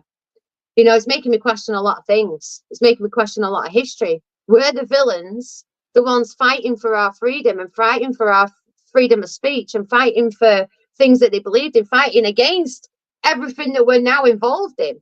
Or were they villains? It's the question, isn't it? Yeah. Because they seem to portray everybody as a villain. Like me, after I've finished this stream, I'll be classed as a villain to quite a few, you know. But I'm hoping that I don't, because obviously I'm just speaking from my own thoughts, and I think people should be able to speak and have the freedom of speech and say what they want. Yeah. I think people should be able to say what they want. It doesn't matter whether I'm right. It doesn't matter whether I'm wrong. But putting a gag on me and saying I can't speak, that's wrong. That's You it. know, I've always been outspoken. That's how my parents have brought me up. They've brought me up to speak for myself. They've brought me up to have opinions. You know, they brought me up to question things. They brought me up to think outside the box. You know, if you was in school and somebody gave you an equation, they'd say to you, why don't you try thinking outside the box? But now you're not allowed to. Now you're not allowed to. But they used to teach that. They used to teach you to think outside the box. Now they just want you to put the blinkers on and get on with it. Put the blinkers on, get on with it. Accept it. No. I don't want to accept it. I want to question it. And I want the correct answers. You know, no one's giving correct answers anymore. And this is the problem. And again, going back to COVID, it was all in lockdown. And again, I'm not racist. I've got black friends. I've got Muslim friends. I've got friends all over the world. Okay. I'm not racist. But you answer me, where we was all locked down. My parents were stuck on a border in Indonesia and couldn't get a flight home and had to get different accommodation. I tell him, had to get different accommodation because the border was closed. But yet, Black Lives Matter was smashing up Westminster and Parliament. Yeah. You know, there was so many parades, and we was watching it on TV, gobsmacked. Like, why is the police just stood there? Why are they not arresting them for breaking lockdown rules? Yeah. And I'm sorry, well, that's when it started. See, when the British people were too busy in the fucking jacuzzis and getting the cash payments from the government and everything, they accepted it. They said, yeah, we'll just let you treat us whatever way we want. Sorry, that's fact. That's it. Well, while I pause you there, they were getting the cost of living payments. They didn't care. They had time off work. They were getting payment from work. They didn't care. But other people did. Other people were seeing it. just got to jump in. I was going to say, I'll pause you there. I'm going to jump off now. And then if anybody else wants to jump on, they've got an opportunity to have a crack with yours as well. Yeah, if anybody wants to jump on, and I know you might not agree with my opinions, but you just have to resend your link in. You'll just have to resend your link into the chat, Lindsay. Oh, and then if anybody wants to join, they'll just click the link. Catch you all later, everybody. I'll see you in the chat. Bye, Taz. Where is this? Oh, do you remember the bit where it said to copy, where you guests, and you copy the link? No. No. Right, hold on. Can anyone copy the link for me? I'm shit with technology. Or go to the beginning of the chat. Yeah, I'll go to the beginning of us all waffling for an hour and a half. Oh, wait a minute. Invite. Wait a minute. Oh, I've got it now. You got it? Yeah, I've got it now. Right, I've got it. I'm learning. There we go. Gets easier. There you go. So right. And I'll catch you all in a bit, and I'll see you all in the chat. Okay, bye. Bye. Thank you for joining us. So yeah, so we're putting the world to rights tonight, aren't we? But I just hope, you know, like I said before, that nobody takes my opinions to do with everything that I'm speaking about, that my mum's also got the same opinions, because she hasn't. You know, we differ. No, exactly. And we have healthy debates between the two of us. You know, my mum will say to me, what do you think of this? And I go, it's fucking nuts. And she'll go, yeah, but look at this. And I'll go, it's fucking nuts. You know, I'm constantly going, it's fucking nuts. I can't stand it. And that's the thing, isn't it? It's like, but everybody's entitled to their own opinion. Yeah. Yeah. And that's the thing. Mm-hmm. There's going to be people that don't like Trump because they've chose to listen more to the media as well and hear the negative side of things. It's like with me, as I said to you, Trump to me is like Marmite. But then you've made me look at other things and I'm thinking, okay. But I was more on the side of not liking him. Yeah, you was anti-Trump, weren't you? Yeah. Until I said, well, what about this? And we had a healthy debate. You know, we spoke a lot. You know, you found out that obviously I've got a gay son, because I think at first she was like, oh, she's speaking a little bit, you know, like all them, you know, what they call far right. You know, she's speaking a little bit like far right. But then Yeah. had a conversation, and I said, no, but I just don't agree in this and this and this and this. And my And I told daughter, you, she's gender fluid. She yeah, classes herself as pansexual. mm-hmm, So that's another one to the list, see? yeah, yeah. So we've got And another that's guest. We've again got not homophobic. no, no. We've got Ryan Dunbar. So we're going to put Ryan in. There Yeah. we go. Hello, Ryan. Hello. That's Ryan. How you Hi, doing, hi. pal? No bad at all. That's good. Good. So what do you think of our little putting the worlds to right? Common sense. Lindsay, you know me. You know me, and you think pretty much the exact same way. Uh-huh. We are near on identical. To Mm-hmm. think the exact same. And just what you were about to say there, with regards to Trump, there's a lot of things like Taz that I agree with, and a lot of things I don't, Mm-hmm. because obviously having being friends with people like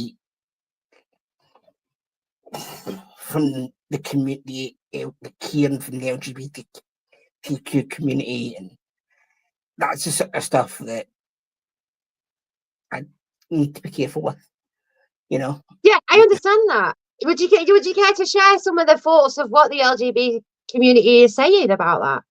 Because there's a lot of scaremongering, isn't there? You know, they all believe that Trump is Yeah. Hitler and he's going to lock them up in a cage. But again, see that's to a certain extent the far left that are saying that. Yes. That's the left extremists that are saying that. Mm-hmm. Again, you need to, but people like us, we know firsthand people in the community, and we know they aren't. They're not troublemakers. They're No. not evil people. No. And I think what he done last week, I mean, that image, I don't know whether you've seen it, of Trump with the thousand, with We've lost you, Ryan. I've lost you, Ryan. I lost There you you then, are. Ryan. What was you saying? that image with Trump with signing that treaty last week with the young girls in the background, Yes. and the young women in the background. For the no men in women's sports. That's an image that will go down in history with the likes of with a King I Have a Dream speech, and I think it'll be the starting point. It'll go down in history as the starting point of the world, in my opinion, started on. Yeah, I think it was a beautiful moment. I think that was an absolutely beautiful moment. It really was. Exactly. And then he said, was it beginning of this week, that he wanted to go back to using plastic straws. Well, he's got my vote on that. I'm sick to death of them paper straws. Yeah. That might seem a small thing in the grand scheme of things. But like many other people in the world, people don't like these paper straws. And I don't see, it makes no sense. So I think going back to that, it's common sense. It's going back to common sense, isn't it? In all shapes and sizes. However, in saying that though, yes, it's common sense to go back to that. But then you also need to look at the detrimental effect that it has. and Mm-hmm. why you get rid of them in the first place. Mm-hmm. Isn't there a sort of common ground, a middle ground of Mm-hmm. between plastic and paper? Mm-hmm. Because paper is useless. Paper straws are Yeah. useless. Plastic Yeah. straws cause You'll problems. have to use quite a few straws for a Mm-hmm. drink for paper. Yeah. Exactly. That. And I Exactly. think what we need to remember here is that Americans, I don't know if Sam can vouch for this or not, but I have seen a lot of stories on this because I actually watched the argument in Congress because I follow a lot of American politics as well as UK politics. So I've always been quiet about it. I've always let little bits out, but not as much as what I actually know.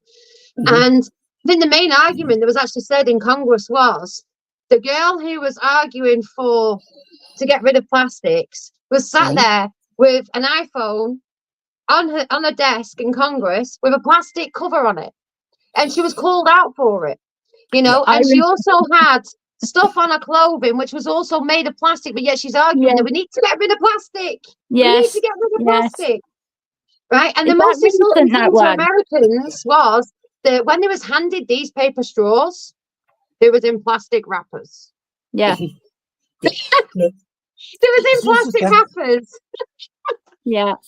Here's Thing the thing. is, like I said, it's like Mm. they're destroying trees for those straws.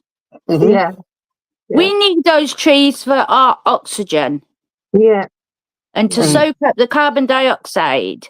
yeah. But that's the Green New scam with But the windmills, with the turbines and the windmills. The Green New scam. I say it as it is. It's a Yeah. scam. Yeah, It's a scam. that's it. see, on a completely different note, another thing that I've kind of clicked on was it a couple of weeks ago now. Now you know yourself, like me, like Kieran. I love my musicals. Mm-hmm. I love my musicals. I love my theatre. And over here, that oil mob decided to jump on the stage. How on earth they got there, I don't know. Mm-hmm. At some music, don't quote me on what it was because I don't know. I don't remember. Mm-hmm. But how come, if they're seeing such a big thing, Mm-hmm. how come you're seeing more of the protests, etc.,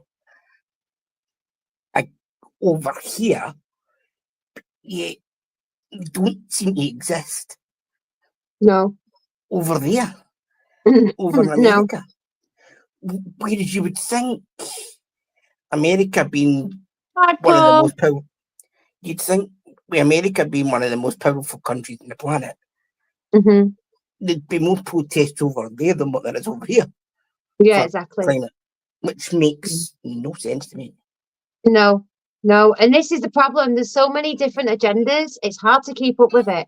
And what you'll find out is that most of these agendas, they're actually paid political agendas. They've been paid to be put there. They've been paid to put their voices there.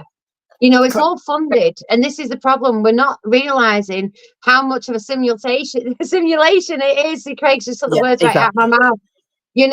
Everything is literally scripted. Everything's scripted. See quickly before I go. I know. I'm just going to mention, Dean. We'll bring you on if you want to jump on the back, whatever it's called. We'll bring you on. I wasn't ignoring you. Just giving Ryan his platform to speak. Just quickly before I go, I know what your mum's opinion is because I've seen it on the Gazette Facebook page. But Chris Webb, I knew it wouldn't be long before he opened his mouth. Mm-hmm. You have a tourist hotspot, the biggest or the most well-known seaside resort in the UK, but yet you're saying things like that. For being for the metropole,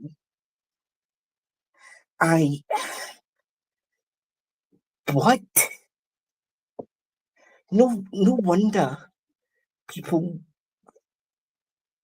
are against him when he's giving it the comments like that. The thing is, and I can speak like this because I grew up here. I was born here. I was born in Blackpool Victoria Hospital. I'm on YouTube now, and I'm going to tell you my thoughts on that. My thoughts on that is, as I grew up and I watched everybody walking down towards that beautiful, monumental, stunning building, which is called the Metropole. I used to think of it as, and this is the God's honest truth, as a child, I used to think of it as, wow, that is such a posh place. Yep. Okay, the absolutely beautiful building, the conservatory and everything that it had going around the outside of the building. It is absolutely stunning. Okay, and I used to say to friends as well as family members, you know, not just mum and dad, but my nan and my granddad, you know, that's an absolutely beautiful hotel, and you know, and you've got the cenotaph just directly in front of it, you know. It's in pride of place, it really is. And to walk past, not even to walk past, to drive past that hotel now, and I've got no words.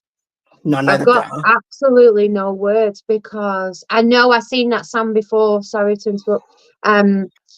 But I've got absolutely no words. And I will mention how beautiful the Metropole was, but it isn't anymore. They've opened that up, and it's just been shit on from a great height. And you know what? It was an absolutely beautiful hotel. But Webb's comments last week, sad. It's very sad. It's sad. It's a lovely Victorian I think hotel. I think a lot of people, if you speak to them that are sand-grown, that have lived here all their lives, they'll tell you the exact same thing as what I've just said to you. That hotel was beautiful. See, you know, I've never stayed in it. I've never stayed in it. I've only admired it from the outside. Yeah. I've never seen inside. It could be an absolute shithole inside. I don't know. But I'm only telling you from a child's perspective. Now as well. Yeah, from a child's perspective, it was absolutely beautiful. It was a camera photo opportunity in the past. You know, a lot of people took a photo of that hotel. A lot of people. Quickly before I go though, you hit the nail on the head for me there. When you've got the Metropole, just yards from it, you've got the cenotaph. Something doesn't add up. You've got a cenotaph for war heroes. Yet, yards from it, you've got a building that houses people that have illegally come in here. Illegal. The people that you're commemorating yards up the street will be turning in their grave knowing that yards away from them is housing illegals. Yeah. Make it make sense. Yeah. Exactly. And you know, there isn't enough outcry on that situation. I'm assuming that if my dad was here in this conversation, my dad would say how beautifully stunning that hotel used to be. You know, I'm not talking about it now because I've got no words. I can't even put that into context right now. But what I'm saying is, from me growing up as a little girl, that hotel used to stand out. It used to shine on that promenade. Now, I'm going back to the times when we had our illuminations in Talbot Square. The switch on was in Talbot Square. I was very lucky enough to be able to stand. Can't remember the name of the hotel. My dad will get it for me. If someone reminds me of what it was called. I want to say it was the begins Queen. with F. Is it fire or something like that? It's something like that, yeah. But it was a posh hotel, and they had a balcony on Talbot Square, okay? And I was lucky enough, because my grandma was actually the mayor, that we was able to stand on that balcony looking over everybody. You know, and them moments are in my memories, them moments are in my history of when we used to stand in Talbot Square all looking directly over, and the metropole's just there in the distance. And that is my memory as a child. And that memory, I don't see it anymore.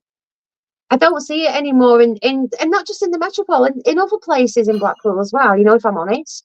I don't see it anymore. I don't see my town the way that it should be. But do you know something as well? I don't see my town being respected in the season either. You know, when we welcome all the tourists in, I don't see my town being respected. But when you go, Yeah,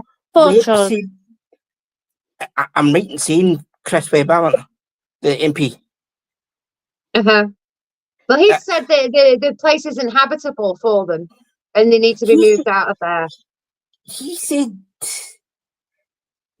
last week we need to be moved out there, right?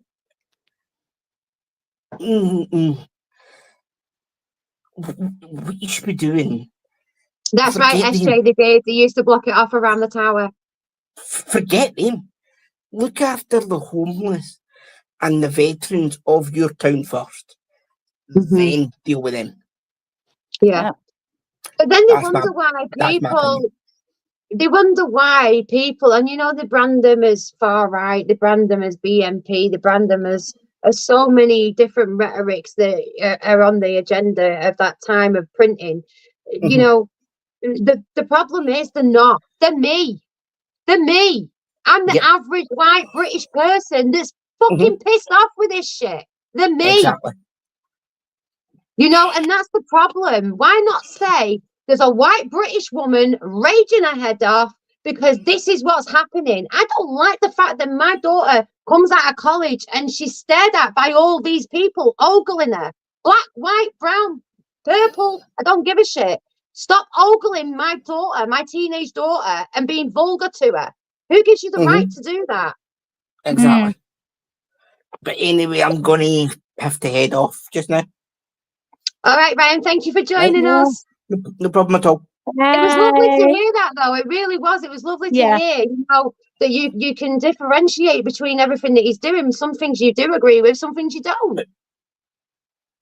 Before I say cheerio, you know my opinions, Lindsay. I live 2.5 years away from you. I'm telling you. You say quick hello. Go on, Ryan. I live 2.5, 3 hours away from you, but I treat that. You know my opinions on that on your hometown. Hi, Demi. Hi. You know my opinions on Blackpool. I love it like my own. Yeah. You know, because of people like you, and your family. I don't want my friends living in whatever the state of the town it's in. You deserve better. Yeah. But anyway, thank you, Ryan. It was lovely seeing you. Bye, Ryan. It's great to Bye, Ryan. Bye. Bye. Bye. Oh, he's so lovely, isn't he, Ryan? You know, I was so happy that he came on because a lot of people don't know Ryan. They only see him, you know, commenting. Yeah. But I've actually met Ryan so many times as well, you know, coming in the arcade. It's so lovely. That's and you know, that's what I like. I don't mind if anyone comes on and goes, I fucking hate Trump. Fine. But tell me why. Yeah. And tell me something different. Don't say he's a racist. I mean, at least tell me that he's cheated on Melania or something. Give me something new. That's you know? I want something new. Don't forget everything he's done with those women. Which women? Which ones? I don't know. This is it, you know. The thing is, I mean, Sam can approach this a little bit better than me because obviously I don't know the law. I don't know the law over in America, okay? But from what I was hearing from Congress, police, you know, all the different people that were speaking out on this situation with what was going on with Trump, it was a misdemeanor, okay? It was a misdemeanor that was escalated to who's a felon, you know? It was a simple misdemeanor.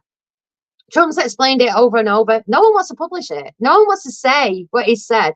You know, the fact that the White House the biggest, most important political building in the world Yeah. has had to put a fact checker website on the official White House. Tells you a lot. Well, that's You know, they've it. had It's to put an like, actual fact checker. This is yeah, what was said. This is the narrative. This is the journalist. This is what Trump said. exactly. And now that he's allowing anybody, like YouTubers, to walk in the White I House. think that's If fantastic. he had Anyone with a something to platform. hide, yeah, Yeah. if he had something to hide, If he I'm was trying to sorry. control the narrative of what's going on, he wouldn't open that door to YouTubers, TikTokers, anyone with a platform. You know, No. he wouldn't. He'd be like, no, I can control all these in here the same way Yeah. that every other Muppets controlled them. Yeah. Yeah, but he's opened the doors and he said, no, he says, we need to get rid of legacy media and I want to give you your platform. I want to make you big. Yeah. I want to give the money to you. I you know. know? We need to get over there, don't we? Honestly, I'm like, I'm itching to get over there. I'm like, If oh. I had the passport and money, Mm-hmm. hurry up and start watching all my videos. I'll tell you what, even just, going off topic, a lot of people go, who the hell is she? But even the fact that they are not able to walk the streets right now, the Democrats, without it getting so much abuse and so much screaming at them. It's so Yeah. funny actually seeing Elizabeth Warren, the little Pocahontas that she is, running away from actual people saying, what have you done with my money? Yeah. Yeah, why have you been lying to me? Why have you been doing this? And this is what, show it on the TV. I want to see that on BBC. They found trillions. Yeah, I want to see that on BBC. It's not just hundreds of pounds. It's not just thousands. It's No. trillions. It's sickening, isn't it? It really Yeah. is sickening. And that's the thing. It's even the fact of there was contracts that was just free for 3 months. Mhm. And apparently they were finding people that was 150 years old. Yeah. Still getting this money. 150 and they're still getting checks. There's some kickbacks there, isn't there? There Exactly. really is. We're in the wrong fucking jobs. I We're in the know. wrong jobs, I'm telling you. We need to get into politics. It's dirty. And I know the thing is, you've seen the salaries. This is where you need to look as well. You just need to look at the MPs' salaries and then look at what they've come out with a couple of years later after they've left. Yeah. That's crazy. That's like you being a footballer. You get a set salary, but yet you've got all these endorsements coming through, check after check after check after check, which is making you this multi-millionaire. Yeah. But who's endorsing politics? Exactly. I can understand It's the celebrities. taxpayers, isn't it? I can understand the celebrities getting it, but wait a minute. How do you go into politics with a salary and then come out a multi-millionaire a few years later? That doesn't fucking add up. That's what I It's not mean. adding up to me. Taxpayers Do are the math. paying it. Yeah. And then the fact of that's why they keep putting the taxes up, because then they can have more money. Yeah, exactly. And this is what it is. This is exactly what it is. It's like I read an article maybe last Sorry, week. Taz. Sam's just explained my Pocahontas. Sam knows that I've been literally embedded in USA politics, so I know all the names for that Yeah. swamp. All the names for that swamp. But yeah, I'll just explain the reason why I use Pocahontas, as Sam's just said. She said she was Indian to get jobs and free schooling, but she's actually not. So Trump calls her Pocahontas. Yeah. Well, the thing So- is, that's it. But no, I was reading an article. It was either last week or the week before. But that doesn't matter. The fact was, there was, our government is paying, Mhm. say, for instance, because I can't remember the exact amount, say 30 million Mhm. to a country. Yeah? And then only 1 million is going to the NHS. Explain that one. Yeah. Why Yeah. is other countries getting more money put to that? And this is our taxpayers' money that's Mhm. going to other Mhm. countries. Yeah. Yeah. The thing is, we can thank Gordon Brown for this. So Gordon Brown, when he was in power, he actually put an act through Parliament, which is called CRAG. Okay, which means that unless somebody repeals CRAG, now this is when I'll only ever speak and put a politician on a platform, is when they turn around and say, can we repeal CRAG? I'm going to repeal CRAG. Fine, you get my vote, mate. Do you know what CRAG is? CRAG is the exact, so CRAG is put in system in the UK so that nobody can be audited within the government.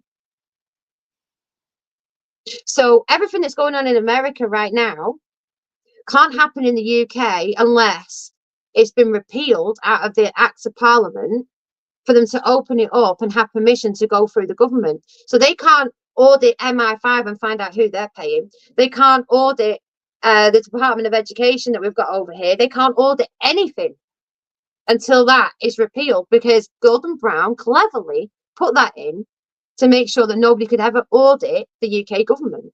Yeah. If you're trying to hide something, Yeah. it's not conspiracy theory. You know, that's facts. Why would you put that in place? Yeah. At the end of the day, if my dad fills in his tax returns and does his books like he does do every single January, end of tax year, okay, to get everything in, and something is suspicious, then my dad has to have an audit. Yeah. Same as any business owner has to have an audit. And we don't know that person. They just turn up and go, we're going through everything. They're going to go through bank accounts, they're going to go through this, they're going to go through that. You've seen it on movies, you've seen it in CIA-based movies, okay? They audit everything and they find every little bit of corruption that they possibly can. That's it. So if you're trying to put something in place which is called CRAG, then that's because you don't want an audit. Yeah. You don't want us as taxpayers to see where that money's going. Yeah. So And then, somebody, yeah. When there's finally a politician, which we haven't had for I don't know how many years, that's got the balls to say, I want to repeal this so that we can do exactly the same as what America's doing and find the trillions that maybe could get us out of debt, because we're what, 2.8 something trillion billion in debt. Exactly. Is it trillion or billion? I think it's trillion. I don't isn't know. it? I know we're in a lot. Yeah, if you Google I it, couldn't tell you offhand.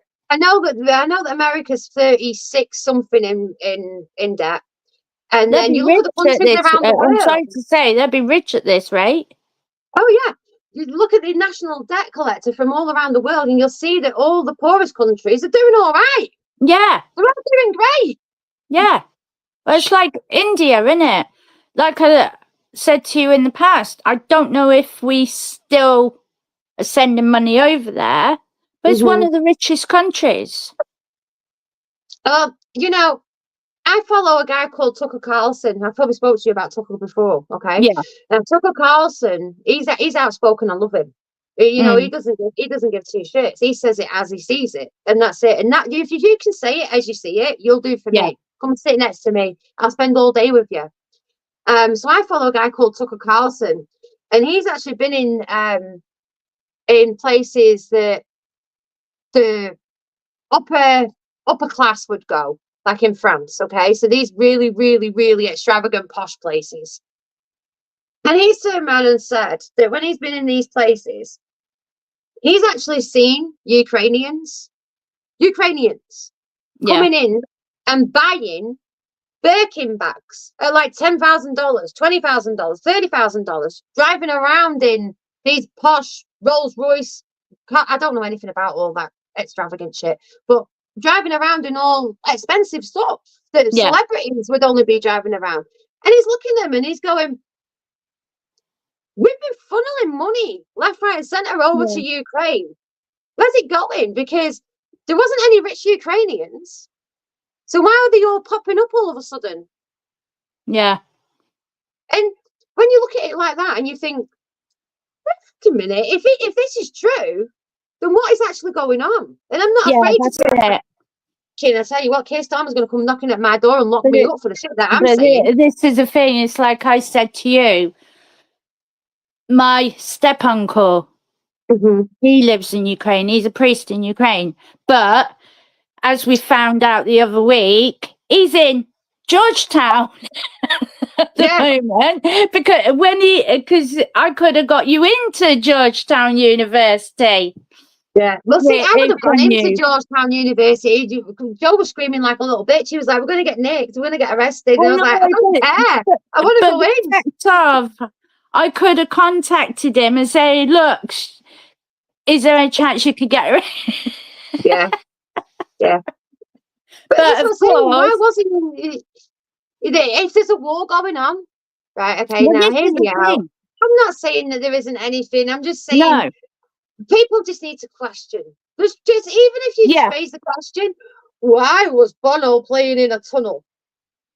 Someone answer me that. Someone yeah, answer why there's a war going on, and we've got one of the biggest celebrities in history, Bono from U2, and he's playing in a tunnel. yeah. What was it? A But bomb that's raid why I shelter? said, Was it a once bomb I raid see my shelter? uncle, I can then try and ask him and question for you It's and when you see look what at that, he and then says. you look at the likes of big celebrities going over. I don't remember any of these celebrities strutting the little stuffs in Afghanistan when there was a war going on, or in No, Iraq when there was a war going on. I don't remember no, any of them toddling over there. And this is what makes people question. And they're yeah. allowed to question. It's human to question things. But as I said, it could be just maybe the capital area because when it first started, my uncle came over, but he Mhm. ended up going back. Mhm. And I'm sorry to say, you wouldn't go back to a war-torn country. That's why makes me whether it's just like Russian end Mhm. and the capital. Sorry, Taz, I'm just reading Craig's question. He really wants me to. No, because they'll lock me up, Craig. You know they'll lock me up. You sing it. Anyway, listen, Keir Starmer's already got this on radar and he's like, she knows far too much. I'm not impressed with her. That's it. He's gonna come and lock me up. Oh, Eugene's watching Question Time on BBC. Get rid of BBC. Yeah. Boycott the BBC. That's it. Right, But I'm just going to nip toilet a minute. all right, no problem. Okay. Oh, But yeah, it's human for people to question things, you know. I like people questioning things. Who's next? I don't know who's next. I'm just putting the world to rights. I'm enjoying myself. I'm having fun. But at the end of the day, why don't you guys have freedom of speech there? Because they don't like us talking out of our box. They want us in a box. They want us literally in a box, and we're only allowed to think what they tell us to think.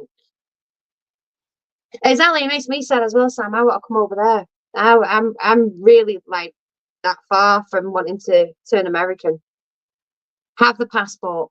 In fact, I'll sell it to the Metropole if you want my passport. I'll send it over to them once I've got to America. They can have the fucking passport. Islander. That's literally how I feel right now. I'm so angry with the UK that he can have the passports. Give him it. Give him my passport. I don't care. Mm. There's a lot going on. With freedom of expression, we're not really optical because even then, you know, we're branded something, and you know, I'm not as clever as what a lot of people are. You know, I don't use correct punctuation and grammar and all that crap. But whenever you get into an argument with a full-on lefty, I'm going to call it full-on lefty, they pick up on that shit. And, you know, they can't argue, but they can't have a healthy debate with you. They have to turn around and go, you're not even using your grammar. I'm not bothered about my grammar, mate. I'm trying to make a point. You know, I'm trying to make a point. Do you know something, SJ? You know, you're touching on the real patriotic days, and you know, our flag's insulting to people. Do you know if my flag insults you, fucking do one. Go to a different country. You know, that was the most beautiful thing. Sam, you're so lucky that you live in such a patriotic country where your flag is just flying high and everyone's proud of that flag. You know, over here it's condemned. If you've got a British flag outside your house, you're a racist. When did that happen? If I'm gonna put a British flag outside my house, it doesn't mean I'm a racist. It means that I'm patriotic about my country. But until my country starts being patriotic about its constituents, I'm not being patriotic about my country, because at the end of the day, we're the sovereigns in this country and we're being treated like utter shite. And everyone else is getting the kickbacks, and it just knocks you sick. It just knocks you sick.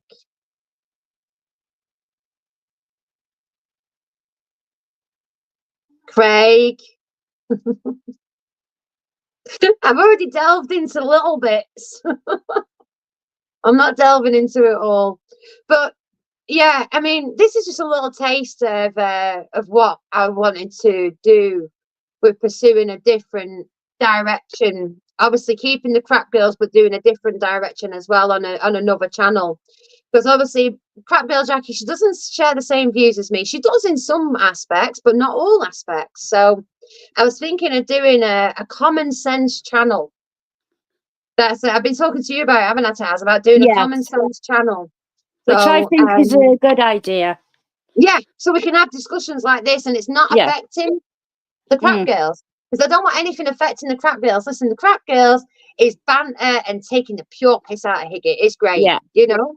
But at the end of the day, I think we need to have a platform unmonetized so I can say whatever I want. Yeah. And if I want to come on and play the Trump song, I'll come on and play the Trump song. Yeah. Yeah. You know, if I want to do whatever, I'll do it. So I want to do a channel that's unmonetized, just basically calling out these horrible with a capital O journalists. Big time. Just calling them out. UK, all over the world, Ukraine, anywhere that I see, I'm going to call it out. Exactly. Excuse me, sorry. But yeah, that's the thing. Just it's like just reading SJ's comment. It's like, don't celebrate St. George's Day. That's right. Why is it there's so much for St. Patrick's Day? But why don't we get a bank holiday for St. George's Day like the Irish have, and even Scottish for St. Andrews? Yeah. I don't know if the Welsh have bank holiday. It's sad, isn't it? I'm going to bring Dean on because Dean's been waiting patiently in the background. Oh, he said he was going. He was walking his dog. Oh, where's he gone? Where did he go? Dean, where did you go? I seen him. Have I just cut him off, or did he cut himself off? Because I'm not good with technology. I don't know. Right, I've got him. Right, add to stage. Hey, there he is. Yay. Where's Yoda? Yeah, he's just dropped down. He was on my lap a moment ago.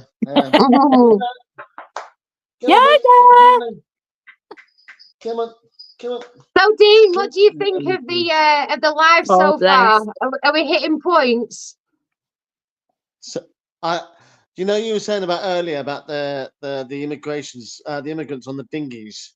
Yes. Last year, I was actually homeless, literally sleeping in a stairwell. We spoke about this. I was in, and it was literally, I was in there for at least a month.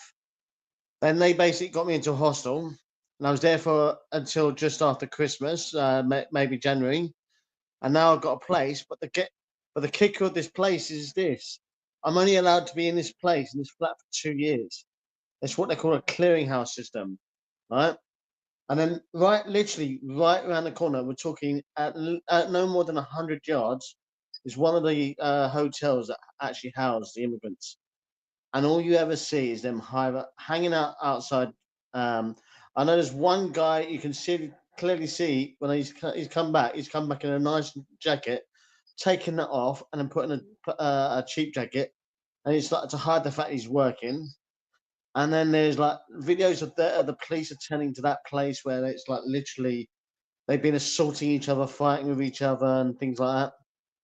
And literally, that's not uncommon for that sort of thing. And yet they're the Yeah. ones getting housed immediately. And when you've actually put into the system, like I have, Yeah. Yeah. and yet you experience homelessness, they won't even house you for at least a month. No. And you're a At British, least. and you're a British citizen. Yeah, yeah, exactly. And And I've this is how worked your country is. This is how the country's repaying you. You've been homeless exactly. on the streets, and then Yeah. you're living like this. My And this first is ever why job people are was, so insulted and raged. And this is yeah, why Yeah. it comes. yeah. I mean, and my first job was when I was 12. So I've Mm. been, even though I didn't have a national insurance number at 12, obviously, but I started working when I was 12, doing a Yeah. Saturday So job Mhm. in a you came at in a woodland. 15. Night Yeah, night, Craig. but Sorry, it's I was one That's of just the saying things, anything to okay. Craig. you know, Craig, but it's one of those things where I've contributed to the society. And, that company that employed me when I was 12 only gave me a Saturday job. But the thing is, that company paid taxes, Mm. Yeah, and they benefited from the work, and that contributed into the society, and yet I've been, so that was over 30 years ago now, 30 odd years now. And the thing hmm is, I mean, I've contributed I've worked for more than more of my life than I haven't, yeah, you know. Yeah. And I'm sure that's the same with mostly everybody. Either Yeah. they've yeah, contributed or they've done something for unless they have a disability that prevents them from working, which no one condemns. The chances are they've been working for more than that most adults have been contributing more than they have when they Yeah. haven't been working. And that's the thing. We're shafted, and like you said, I always I I started to spin that when they start calling you a racist, transphobe, xenophobe. I started debunking them, and they lose their crap. It's like I defended Trump the other week in a pub, and everybody was losing their shit, but there was one person in particular. But I always turned around and said, you know what, stick to the facts and just remain calm. And yeah, they hate it. They yeah. hate it when you just remain calm. So when Yeah. hmm they do it, that's what I did. And I was tempted to turn around and say to her, but I just kept my discipline. But I was tempted to say to her, because she had a degree in history, I was tempted to turn around and say she was a prime example that an education doesn't fix stupidity. Yeah, Um, and yeah, it's basically that you find that most of these people who are like that, if they have a degree, it's usually in something that's non-productive, like history or sociology or, you know, whatever it is, social Yeah. studies or whatever. It's never yeah, anything like engineering or becoming a doctor or becoming a medical type who goes on to work in the hospitals. Although in saying that, you're finding that they're pushing that ideology on things such as um, like in hospitals and things like that. A man can be a woman, but the interesting thing about those who say they're trans, do you know that actually the statistics shows that once they've had their post-op, Yeah. suicide rates go up, yeah, and that's the yeah. Some thing. of And them then don't regret it, don't they? yeah, hmm yeah. And because there's that one lady who was interviewed by the guy, and she said she was over in America, and she literally said the insurance companies have stopped insuring her because they know how expensive it's going to be, and Yeah, she's having complications as a result of the operations, infections, and things such as that, and she can't get insured now. You know, No. yeah, and that's the thing is that things such as that. I'm of the opinion you should be polite to us people, but you don't have to buy that. You're not being hateful by not necessarily agreeing them. You might be polite to them, but yeah, it's like I said, respect and courtesy are two different things. yeah. Of course If they you're are. courteous, when I've had a problem, I had to report something, and the police came along. One of them said, "Oh, you should be respectful." And I said, "Well, I wasn't disrespectful. I didn't abuse you. I didn't say this. I didn't do that. I'm just saying that I don't necessarily agree with what that person was saying, you hmm know, because what they attacked one of my dogs and stuff like that, and the police came and they were trying because I hit them in response to hitting my dog, who wasn't attacking him, it was a Jack Russell, and I said to him like basically, show me the bite mark. The dog may hmm have been barking, but you know the difference between a dog that's barking that's happy to see you, as opposed to a dog that's barking that's aggressive. They Yeah. couldn't answer them. I had to point out the difference in body language and things like that. If you know what you're looking at, you'll know aggressive and happy, Yeah. and lucid and rigid. You know, and they were trying to say that they're from another country and that's their culture. They're scared of dogs. I said, well, they're not in a country where that's the case now. They might be scared of dogs, but you're in a country that basically has dogs. So Yeah. therefore, that's not a defence, and that would not be a defence in the court of law. They were taken to court on the grounds of animal cruelty. They would not. That would not be a defence. It's like what they say, you know. But it's one of those things where in this country we got so woke, it's actually damaging us. Yeah. You know? Yeah. And it's actually really unhealthy. It's dragging us back. It's not moving us forward. No. You know? And it's one of those things where I think, you know, although I'm like you, I like to take the mickey out of the Higgett. Obviously, he's a really good bloke, but I'm like you in as much that, you know, we take the mickey out of him because he can take it. You know, he's struggling to be able to mentally take it. You know, he knows we're having a bit of a laugh. Yeah, of course. But it's one of those things. But I think the thing is, though, I don't agree with his politics, though. Don't agree with any of his politics. But then again, I'm sure if we all sat down long enough, I'm sure you and I would find things we'd agree with and disagree with. Yeah, of course. And that's healthy. Exactly. But what I'm saying is that unlike the woke, you and I won't be up in arms and abusing each other and calling each other names, or in some cases, as the left do, become violent. Yeah. You know, and I always say it's not the right wing that are the violent mob nowadays. It's the left wing. Yeah. You know, it's like there's that clip of that guy in America. He turned around and said he was a Republican. And as he's walking away, the left wing guy pulled out a gun and shot him in the back and killed him. Yeah. It's the left who are the far more violent than the right. Yeah. I'm not saying that there aren't extreme right wing violent mobs. There are. But the reality is that the left, even on not the extreme left wing, even the left are becoming more violent, not just in physical form, but in the way they attack you because you don't agree with them. Yeah, that's it. They try and rip you apart.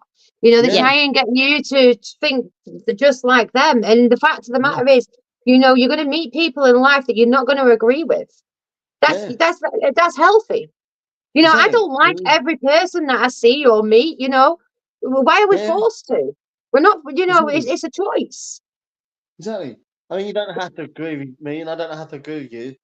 But one thing we have to do, and I think it shows a discipline, is being able to say, okay, why do you agree, think this way? And then not to abuse you on that ground and understand why. And if I can say, actually, I respect your opinion. That's it. But it's what I'm saying. Like, it's the way I say it is, if I think you're wrong, is to say why I think you're wrong.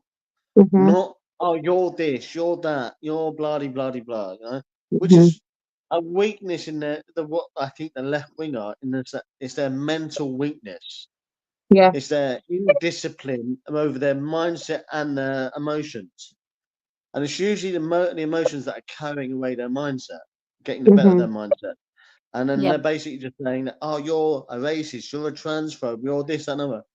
And it's, you know, it's one of those things where I'm like you. I think there's only two genders. I don't think you could. I mean, and they don't like the actual idea that if you actually look into the complications when they've had their operations, you know, the health implications and the suicide rates shoot up because they know they can't actually. Yeah, it's like any operation. I mean, I'm sure we've all had an operation of one form or another, and let's hope we don't have that operation. But I'm sure to some degree or another, we've had operations, and they always warn you there are potential side effects. Yeah. And that's the thing. Within the pro-trans community, they don't think about that. The complications that they might experience in having, you know, for want of a better word. But see, I'm going to disagree with you there, okay? Just because of who I am and my opinion. I haven't got anything against the trans community whatsoever. You know, if you want to be what you want to be, go and be it. I haven't got a problem with it. What I've got a problem with is it being forced down my neck and it being forced on children. I don't want it being forced on children. I don't think it should be in primary schools, nurseries, even high school. No one actually knows the body until they're at least experimenting sexually, you know? So why is this being forced? I don't think we disagree there. what I would say is that I think the thing is, I mean, for example, the brain itself doesn't stop developing until 21. No, Right? that's right. And Yeah. that's the thing. It's been proven by the medical industry. It doesn't stop. It doesn't matter if you're male or female. Right? Mhm. You're. I mean, I would go as far as say that those who think they are. I mean, especially with kids, I think it's being forced upon them by the agenda of the Yeah. parents around Yeah. them. But Yeah. I also think that those who are in that adult section, are actually mentally unwell, and they don't see how they're mentally Mhm. unwell. Mhm. And it's the left who have no idea about how poor mental health works Mhm. amongst that community, and understand that Yeah. actually it's the whole body dysmorphia issue Mhm.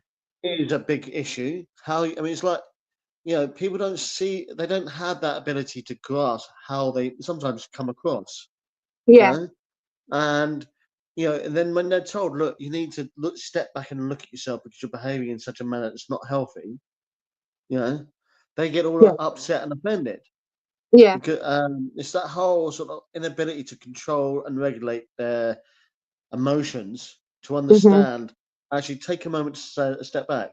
And if someone might be observing something you might be missing. Mhm. We all have those moments when they might have. I've had people who understood that they could say to me, "Ding, come here, we need a word."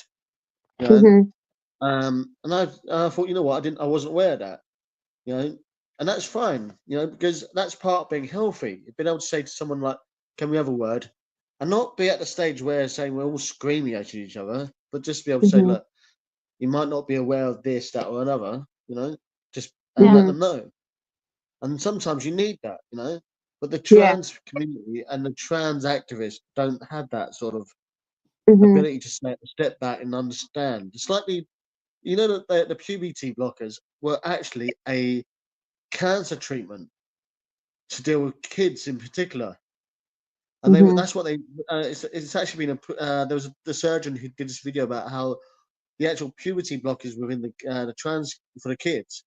It wasn't. It was never a designed for puberty blocker type medication. It was actually a medication to do with tumors, and I never actually knew it was that. designated for.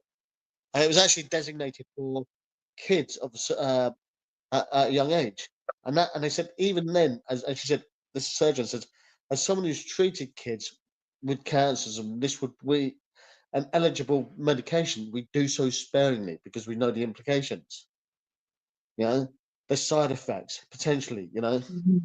and people just think they are designated puberty blockers, but in actual fact they were just cancer treatments that had the ability to do what they wanted to do with puberty in the format of puberty blockers. Mhm. So people It's don't like a know lot of this, and that's the thing. Is medication. that and there's loads of organisations pushing the agenda. Yeah, but people don't realise that actually, there are some medications that were designated sometimes for one specific thing, and actually Yeah, ended up and being then useful in yeah, some regards. Yeah, yeah, it's and like they didn't realise that they. I think Go on. gabapentin, or was it pregabalin? One of them. It was one I took Mhm, was for something else, but mhm. they give it for fibro. Mhm. Uh-huh. Not that it worked for But me it's like anyway. yeah. But some medications have an unintended, both positive and negative side It's effects. like metformin. You know. Yeah. Metformin, Yeah. that's another one. Of Mhm. course, for type 2 diabetes, but it is also given for polycystic ovaries. Mhm. I didn't know that. Yeah. I So didn't know that's So, any something of that's that, and I didn't know useful any for. of what Dean's just shared. But I find it interesting, yeah, and I do agree with Dean on the fact that there is some sort of ideology being pushed, some sort of an agenda being pushed Yeah. here, by a lot of different people. Even for the fact that a 5-year-old can't be corrected by a teacher, yeah, by saying I'm a boy. Yeah. There's something's not balancing out right. But as in trans, I think that there should be, I know that people are outraged that Trump stopped this and Trump stopped that, but what he's turned around and said is a suitable age. There was kids over there at 9 and 10 years old that were getting genitally mutilated. yeah. Okay, they were having bits taken away from them when they couldn't even know what was going on. They haven't got the knowledge, they haven't got the experience, the life experience, you know, to be able to make such a decision. And the reason I want to approach on this is what the operation that I've just gone through, which everybody knows that I've just gone through, is a very, very life-changing decision. Yeah. Okay. I had to go under mental health scrutiny for a year. Yeah. Before that surgery was performed. But yet these people are just going and allowing kids to do whatever they want. I'm a 41-year-old woman. Mm. Yeah, I know my own mind. I know that, you know, I'm in a lot of pain with the situation that I was in. And I needed something rectifying because I couldn't live to the full advantage that I should have been living. So I needed to decide on whether wait for some magical pig's organ 20 years down the line, or do I want rid of it right now? And the decision that I made was I need rid of it right now. It needs to go. I'm in pain. I'm in pain. But what I'm saying is I had to go under mental health scrutiny to be able to go through that procedure because it's such a life-changing operation. Yeah. There's no going back. Once it's gone, basically. Once it's gone, it's gone. So how can 11-year-olds who don't even know what they're going to be doing in high school, they don't know what they're going to be doing from one day to the next, how can these children make these decisions by themselves? And not only that, this is going to shock you, okay? This is really going to shock you to your core. The government and the teachers and every department that was over there was actually overriding parents. They were taking them to court and saying that they were actually causing their child abuse. Abuse, because they wasn't allowing them to go through with this procedure. They were overriding parents. Dean's disappeared. They were actually overriding the parents' decision. The parents' decision was, why don't we wait and see? Why don't we wait and see how you feel tomorrow? You know, yesterday you wanted to be playing basketball. You know, the day after you wanted to play ice hockey. I mean, I can count on my hands how many times I changed from brownies to Girl Scouts to this to that. You know, I was doing ice skating, I was doing tennis, I was doing netball, I was doing all sorts of shit. Yeah. You know, I was changing my mind all the time until I found my little avenue that I wanted to go in.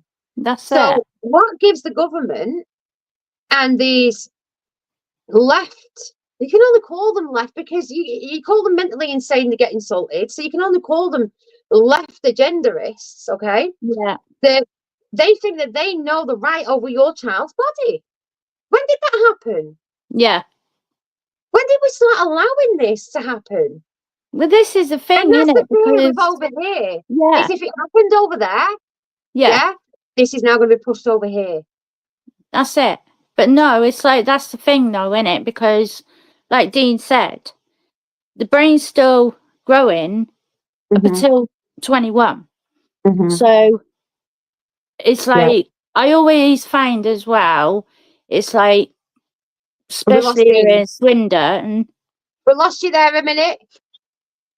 Sorry, just going on 1 second, Taz. I just want to read out Bitcoin's message because Bitcoin said that he doesn't agree that Chris is left. The only thing that I said about Chris, he agrees in so much. In fact, you wouldn't think that he was conservative, would you?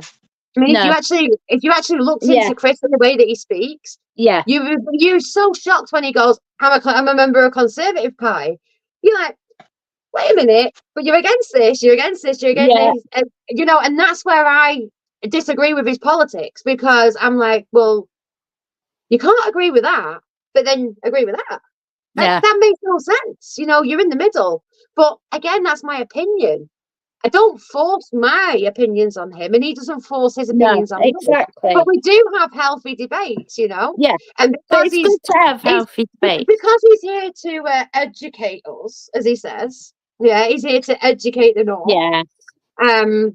Where is he now? I do listen, and I do respect the things that he says, because at the end of the day, I was brought up very respectful, and he's my elder.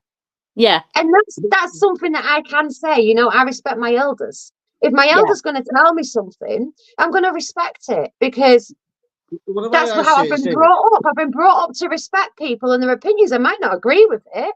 I just got a grandma But charger. Oh, I might not agree the with way I it, see it is but this. I'm going to sit and I'm The going to way I see listen. it is I'm going to this. respect it. that's it, But the way I exactly. see it, the way I see it is this: there's a difference between being courteous and respectful. You know, you remain courteous and you remain polite, even in the Mhm. face of disagreeing with them. You know, you don't have to agree with them, but you remain Yeah. polite and courteous. But respect is earned. I mean, how many times do you think? I mean, if the left keep on saying you've got to respect me, and I turn around and said, Mhm. respect is earned and lost. I mean, to give you examples, if someone's a paedophile, you don't respect them. If someone's Yeah. a serial killer, you don't respect them. Yeah. But you don't have to scream and you know, that doesn't mean you respect them when you're being courteous. When in the No. face of saying, no, I'm not going to scream, I'm not going to abuse you, I'm not going to be violent here, just because you happen to be a variety of people, potentially a person who might commit certain crimes, right? Mhm. But ultimately, I mean, you and I, I'm sure, if we sat down enough, long enough, yeah, and we Yes, we spoke do. about things, I'm sure there'd be, like you Mhm. said, we'd agree and we disagree. Yeah. Yeah. And Yeah. I mean, the trick is, I mean, I respect you because of what you do. The fact that you guys are, you know, you get off your backside, you earn your money, you kept the business going for how it was about, yeah, however many years it's been. You you've done so much for charity and things like that. So that's something to be Mhm. respected, you know. And that is something Thank that you for I can that, Dean. I respect you for, and appreciate that. that That's we've lovely met to before. hear. But the thing is that that's where respect is earned. You know, Mhm. do you see where Yeah, I'm going with this? You know, Yeah. people like I've had these confrontations where people say maybe show some respect, and I had to point out I'm not being disrespectful. I've been polite to you. I've been respectful. I have been considerate in the way I've spoken to you. I haven't abused you. I haven't sworn at you. I haven't denigrated you. Just by mere Mhm. virtue of disagreeing with you, it's not disrespectful. No, yeah, it's not. And that's the thing I'm trying to say is that respect and courtesy have some things in common, but there is a dividing line. You Mhm. know, and that's like being courteous to someone, even in the face of them disagreeing with you. Remaining courteous, you're more likely to get them to calm down if you're courteous, or even though it's pretty hard with the extreme left wing, you're more likely to actually, you know, um, I've found that the people that they say are right wing, when I've just remained courteous and calm with them, they haven't flown off the handle. In actual fact, they remain calm. They've Mhm. actually said, you know what, we disagree and you've been polite to me and this, that, and other. But especially the extreme left wing, Mhm. they are the ones that get all agitated. Yeah. And to give you they do commit violence. I mean, Mhm. you look at Antifa and the many groups like Antifa that are on the left, they act violently. I mean, you look Yeah. at what that company called Hope Not Hate do. They incite that sort of violence by mere virtue of the way in which they talk about people. And then other people hear that and then they commit the violence, you Mhm. know? And it's like, even though, I mean, it's like I was in that pub the other week and it was the one person who just was really extreme, very abusive. There was no consideration for the effects and how that her behavior made other people get agitated. And then yeah, because I Mhm. was the only calm one there, they Yeah. they were realizing, and actually, just because I disagreed with them and I was backing up what I was saying, Mhm. especially when it came to Trump, I was backing up what I was saying and how what he's doing is already having effects that are actually in place right now. You know, Mhm. to give you an example, Justin Trudeau's party, when Trump started saying he was going to put tariffs in place, his party turned against him, and now he's resigned and he's seeing out his resignation. And there's going to be a Yeah. new guy now. I mm, said, like, it's having the desired effects. It's, Mhm. you know, I mean, Justin Trudeau is just the worst kind of leaders we have, both incompetent and spouting out this whole ideology that you see on the left. You Yeah. know, and if you look at his competency throughout his office, when he was in office, he is just, you can see he's not very competent. You know, Mhm. He's just one of those sort of left-wing ones who go for clickbaits.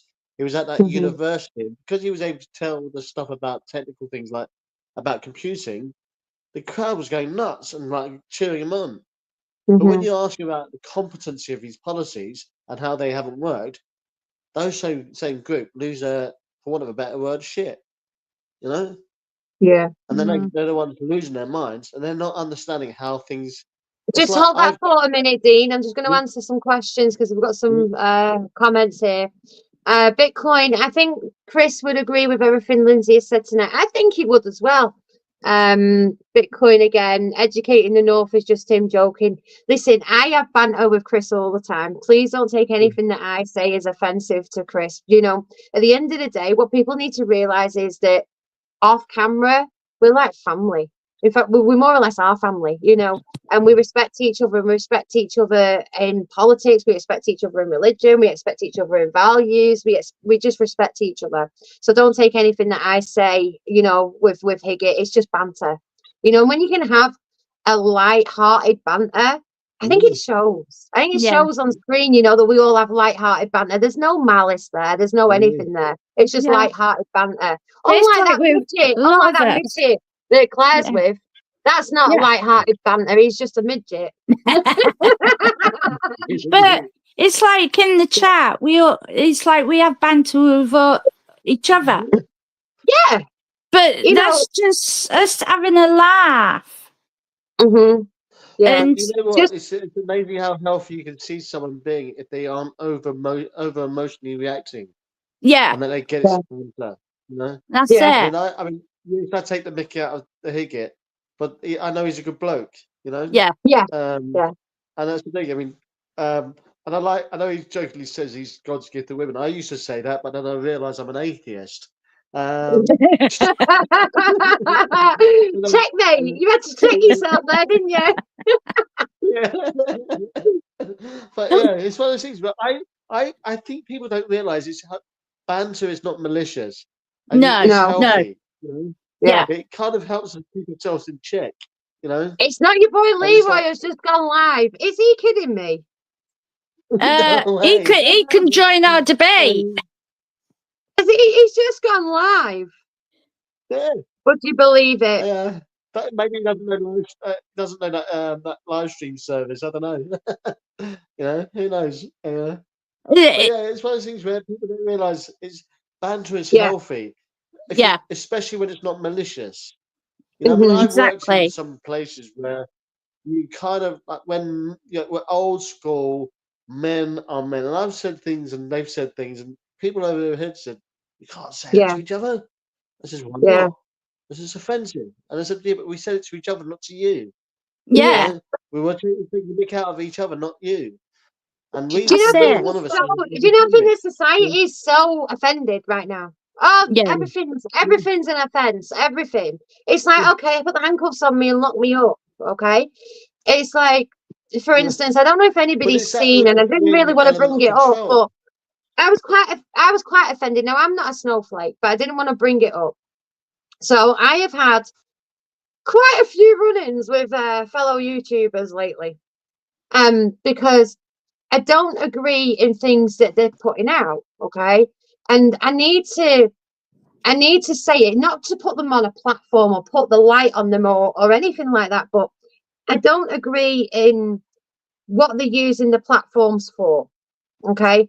Because I'm a great believer in freedom of speech. I'm a great believer in respect, and respect is earned, and everything that Dean's just been saying. But I think there comes a line, and I think a lot of the lines are being crossed lately with quite a few YouTubers, and I'll be honest. And everything that I'm saying right now, I will gladly say to their faces. Okay, I think that there's a lot of close knit. I'm not going to name who they are, okay, because that wouldn't be right. But I think there's a lot of close knit YouTubers that I personally know that are using the platforms for something that I don't agree in. Okay. There's YouTubers in particular that people might have seen that I've had run-ins with, because I've called stuff out, because I am very outspoken and I'm not just gonna agree and nod like a dog. If I've got an opinion, I'm gonna share it. You know, this is the reason why we're on YouTube. We're on YouTube, we're using our platform for all different things, whether it's banter, whether it's helping people every day with their mental health by giving them a bit of laughter, you know, or whether it's because people are just sick of watching the shit that's on TV every day. Yeah. You know, we've got a platform and we're using it, and we can use that in whatever way we want. So I'm going to use my platform in saying that there's certain things out there that I don't agree in. And if those YouTubers want to talk about it and have a healthy debate about it, I'm more than happy to. But when you turn around and go, piss off and block because you don't like what I've said, I'm sorry, but did I offend you? I'm offended now. And then you start slating my family business. It doesn't add up. It really doesn't add up. And, you know, the thing is, I found the post that I'm on about. I'm not, like I say, I'm not going to name who it is, but I found the post really offensive to victims, really offensive to victims that have been abused, have been trafficked. So basically comparing some similar situations to the Epstein list, okay, and the Diddy list and everything that's all coming out right now. Put the link in, please. Oh, sorry, Claire. There you go. And comparing all of that. Now, I don't know if anybody's seen it because I don't know if it's still up, but obviously I commented on a certain YouTuber's Facebook page and it didn't go down very well because they didn't like me saying you've lost your humbleness. Well, I'm sorry, but if you want to put shit like that and compare it to something that it's not in the same level.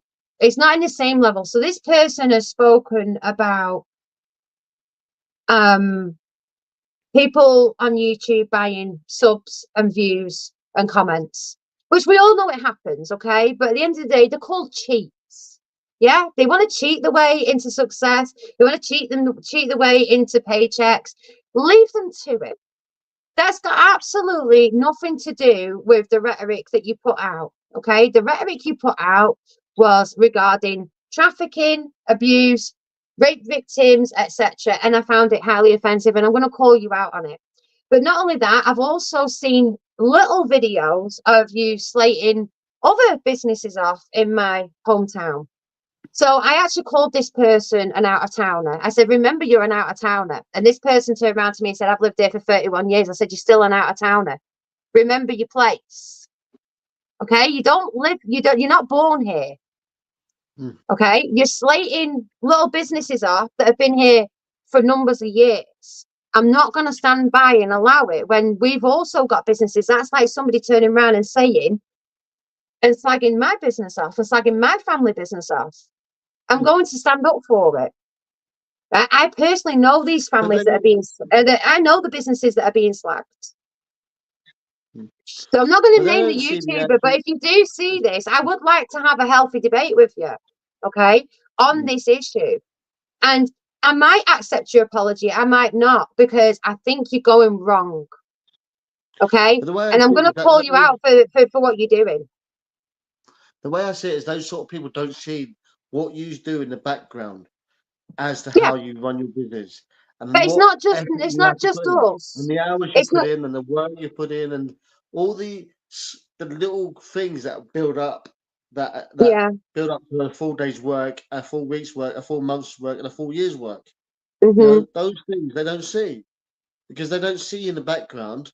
Because I'd imagine not just record everything, but I'm sure there's things you don't video that you have to put in. You know, hi, Mike. I've just about seen you. Well, go on, say it. I'm waiting. Sorry, I blame Dean. Lindsay. Go on, mate. Stuart's coming in as well, he says. I'm surprised he wasn't on Pete's live. Why would it be Pete's live? Sorry, I just messaged on there. You want to get on the? You want to be watching the crap girls?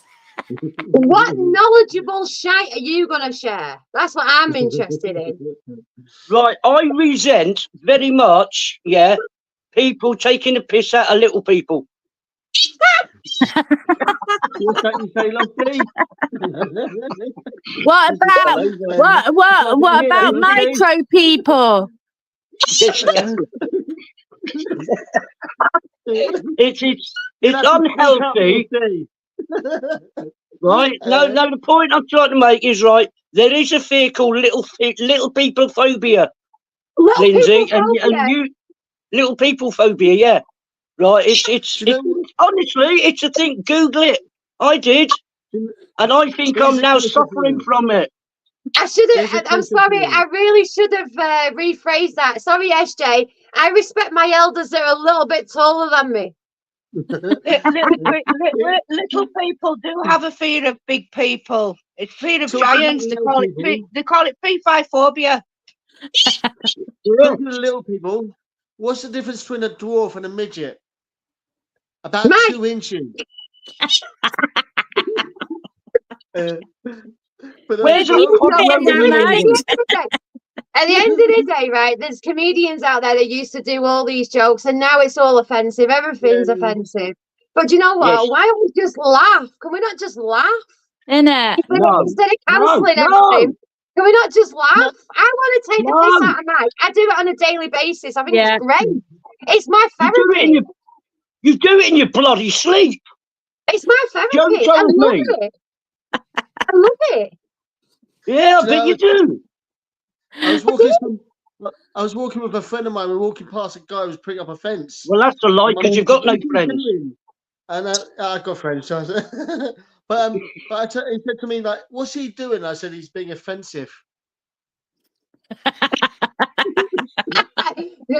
Mike's not caught up to that one because he's that little. He's a little bit slow and all. He can't get over the fence. I'm not slow. Who's that with your cage, Taz? Sat up there in the top corner. I know.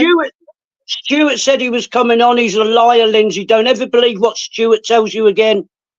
Does that mean I'm going to get a banner of when you walk through the arcade saying, "Little people's lives matter"? Yeah, why not? Everybody else lives does. Why not little people? Hashtag little people. Watch Google. Everybody loves little people because they've got them in the gardens as little gnomes. Is that what you're telling me? And little leprechauns at the end of a rainbow. Hey, pot of gold at the end of the rainbow. I don't mind being called little. You what? I actually think it's a compliment. Have you found it? No. Too many mushrooms in the way.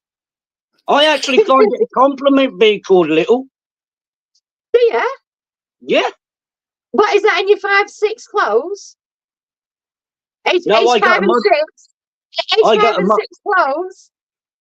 I go to mother care for my clothes. Exactly. It's all right, Mike. I got a little Dumbo. Talking about Dumbo, Stuart, where are you? Dumbo, and look at his little nose. Bear in mind, that's a Disney. My ears ain't that big. That is a Disney. Mike. My ears are not that big. Mike, you've aged since this morning. You've got more grey hair. Are you all right, mate?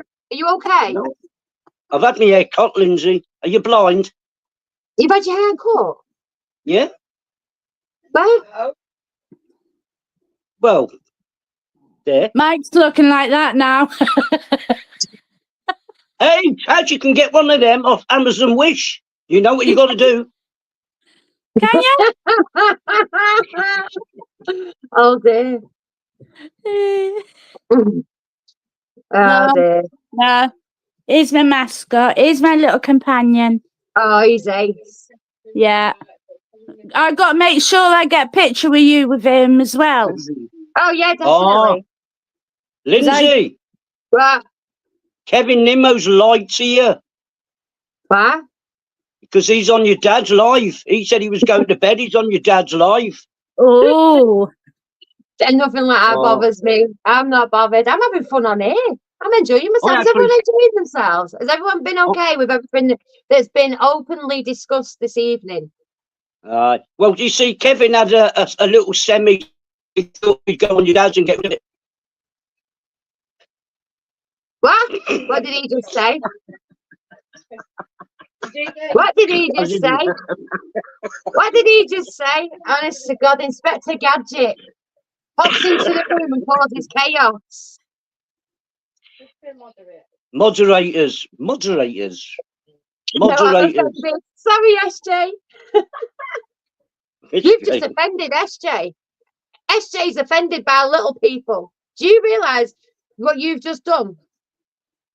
Offended little people. Yeah. Yeah. You nearly said I am a little person. No, I didn't say that. So no, I did not say I'm a little person. Can you read it? What's he put? I can't see that. I can't read that. You got Eugene. You got Stuart. You got Fiona. Stuart. Kevin. Stuart. Yeah. Stuart. Now then. Yeah. See? It was also me, but I'm doing my job. Oh, they've ended their live stream. Are they going to come on? I probably will. My dad will start putting the world to rights now. He'll be like, add me on there. I finished it. He'll be on here in a minute. Yeah, he'll be like, add me on there. I want to speak. Oh, dear God. He hasn't got a clue how to get on stream. So what are you going on about, mate? What's been bugging you? Come on, let it all out. It's therapy time. Hey? Let it all out. Free speech. I don't want to now. Let it go. Huh? Disrespectful to your elders. Oh, moderators, I was close. I am respectful to my elders when they're a little bit taller than me. They've got to be about an inch more. Yeah, you can't have it both ways. Either older or taller. You I'm just want greedy. everything new. Yeah, I'm greedy like that community, you know. Stuart, are you coming on? Come on, you said you're coming out with me with these lot. I knew they were going to pick on me. You said you'd help me. Why do you need help, mate? You're like a little grandpa in my pocket. Why do you need help? A little what in your pocket? A little grandpa in my pocket. Has anyone seen grandpa in my pocket? So, You yeah, remember what? him? He used to shrink Yeah. right down to his Yeah. little tiny, and he used to carry him about in his pocket. Look, borrow Dean's hat. Yeah. I'm surprised. You know, when I was talking to Clara and I was asking her about all her favourite toys and everything, I was really shocked that she wasn't into Sylvanian families because she fucking ended up with one. See? Yeah. What? Little bears. You're very rude, Lindsay. I don't care. Rabbits. This is free speech. And rabbits. They were all different animals. Yeah. Little mice. Little rabbits. Little dogs, little rabbits. Oh, Stuart's on. Here we go. He's got his buddy now. Yeah, come on, Stuart. Let's have it then. Come on. This is the rebels, isn't it? This is all rebels together. Come on. It's Team Joe. Team Joe. It's Team Joe. Bye Team bye. Joe. Don't do Team Joe. Are you getting anything, SJ, for Valentine's? I brought myself a box of chocolates. I am. I'm getting peace. I have peace anyway. Now, when Joe home tomorrow night? Eh? Is Joe home tomorrow night? Yeah, Joe's home tomorrow night, yeah. Well, you ain't getting no peace, are you? Red goes in his mouth and go, hey, baby. No, he won't. He really won't. We passed all that shit. Apparently, SJ says we should all be a pop group.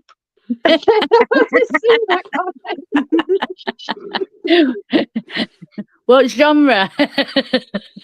Oh, they're going on a boat now. They're going over to the Gili Islands. Oh, yeah, because it's like 5 in the morning over there now, yeah. Yeah, it wouldn't surprise me, SJ. I know. Yeah, especially in Swindon. In a little boat. In the orange dinghy. Team Joe, will you come on here to say what? Yeah, come on, Stuart. We're just coming out to see what you're ranting about. See if you've took breath. If you come up with breath. I'm not ranting. I'm having therapy. Come on, I'm letting it all out. All right. Why? What? Yeah, she's letting it go. Yeah. I can't even do that in the ear. So you've no upset anyone else since the last spoke to you? No, I don't think so. Is anybody upset? Yeah. I don't know. I actually think we spoke a bit of common sense tonight. Hopefully, it it helps a little bit. Hearing different opinions instead of media legacy and all the bull crap. Yeah. Well, that's it. Hopefully. It's like Moderators. life is I'll life. probably log off the crap girls and I'll have like 15 minus subscribers. I don't Hey, know. You Lindsay. got 1.63 still, so you had that earlier. So no one's gone yet. Hang on, we need to be quiet for the little person in the corner. What, mate?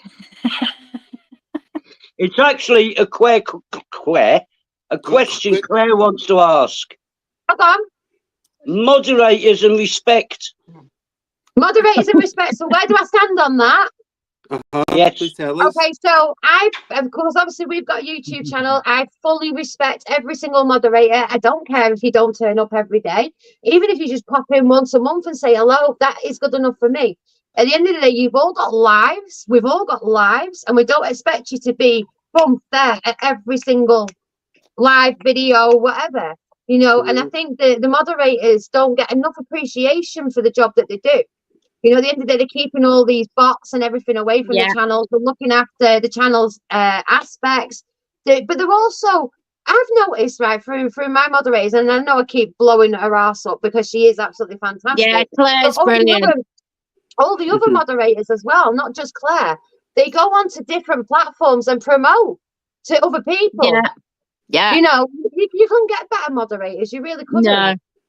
No, the worst one though is that little tiny one. He's just I tell you who else is really getting on my wick. That fucking Rob the dog. He keeps kicking me out of everything. He keeps silencing me. I'm not impressed with him. No. It's like my channel.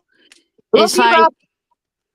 all the moderators I appreciate, because at the end of the day, if it isn't for the moderators, there could be a lot of troll bots, stuff like that. Claire. And at the end of the day, as I see it, they do a bloody good job. Yeah. I mean, look at Claire now. Look at Claire now. She's putting everybody's links in. Yeah. You couldn't ask for anybody better. I know there's a lot of YouTubers out there that are a bit funny about people sharing the links. I don't care. Spread it. It's like I said, at the end of the day, as I see it, myself, yourself, even Claire, it's like we're sharing the support for each other. It's like I don't see it as a competition. Yeah. I don't supporting other people's channels. You're all supporting each other's channels. And that's how this fucking YouTube should be.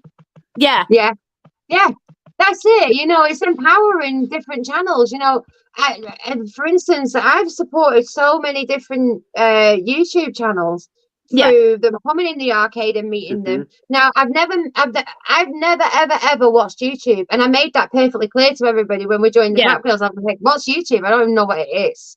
I don't even know how to work it. I don't know anything. And you know what? Again, Claire was there. Claire told me everything that I needed to know about doing YouTube, about setting my page up, about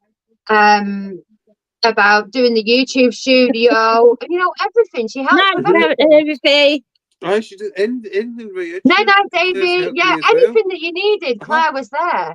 And this is why certain YouTubers are pissing me off, because they don't respect the moderators. Exactly. They really don't respect the moderators. Yeah, they never. It's like I find it's like there's like in the past I used to watch a channel, won't go to a name and all, because at the end of the day it's one of them, but I used to watch a certain channel and never did he thank moderators. You know what I mean? And it's like at the end of the day, yeah, it's like I always end my lives. It's like thank you, mods, Mhm. and all, because at the end of the day, they don't have to do it. Yeah. They don't have to do it at all. Yeah. It's like it's a benefit having them. Yeah. Otherwise, we got to Yeah. be looking all the time. Yeah. It's good as well because these mods want to look after use lots channels. Yeah, It's not the case if it's we know we haven't got to do it if we don't want to, Yeah. but we No. like to do it. That's Yeah. the difference. We want to do it. Exactly, and it's But support when you get for that fucked over, channel. but excuse the French here, but when you get fucked over by certain channels, you can't be asked doing it, or you miss 3 fucking lives and you get slated and blocked off the channel. Sorry, that pisses me right off. That's not I good. totally is get it? that. Yeah, because we're not always sitting and looking at YouTube. No. You can come on last Exactly. minute to say, Yeah. do it. We're not all just going to be sitting there Well, waiting for you to go on straight on. It's like myself. I have Just interrupt a minute. notifications. Dean's been kicked off for some reason. It's logging my end. All right, no problem, Dean. But yeah, got over to you, Taz. Carry on. Yeah, with the fact of I've forgotten what I was saying now. What did you say, Stuart? Sorry, It's like- Taz. Like you're That's all right. saying, we're not always. You don't always expect us to be like every No, mod's be on, because exactly. you could be out and then all of a sudden, right, I'm going to do this live. Yeah, You're not expecting all your mods to be sitting by their phone devices, No. iPads, waiting for you to go live for us all to jump on. not Mhm. everybody's yeah. on YouTube all the time. It's like with myself. Certain channels, like mainly these channels. Mm-hmm. Basically, I have notification bell set, I'm this. Mhm. but I don't get I the have notification on my notifications, phone until after it's happened. Yeah, Yeah. because I've said to Yeah. a couple people, if you're not in after about 10-15 minutes, message me just in case I've missed it, which I have done in previous Yeah. times. Yeah, I have. Or I have. I've messaged me and I've said, I'm out just now. I'll catch Yeah. up with it later. Yeah. That's fine. Yeah. But sometimes You I see, generally, some- like yourself, I've missed it. Yeah, That's the some thing, channels. You got Some lives. channels. Sorry, some channels you're not allowed to be here. You've got to do it.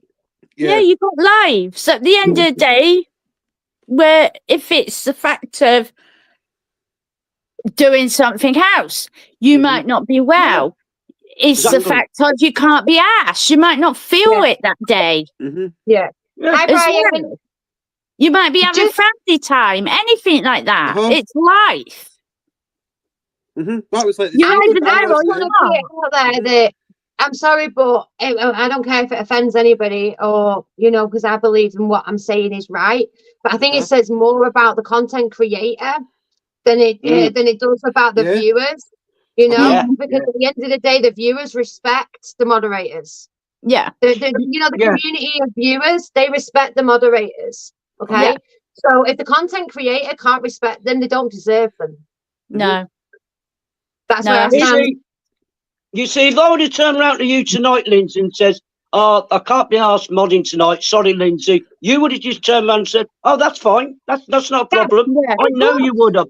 Same with Taz. I don't do a lot of Taz's things because I'm never about when you put your stuff No, up. that's But it. when you are, I do. Yeah. Yeah. And you never moan about it.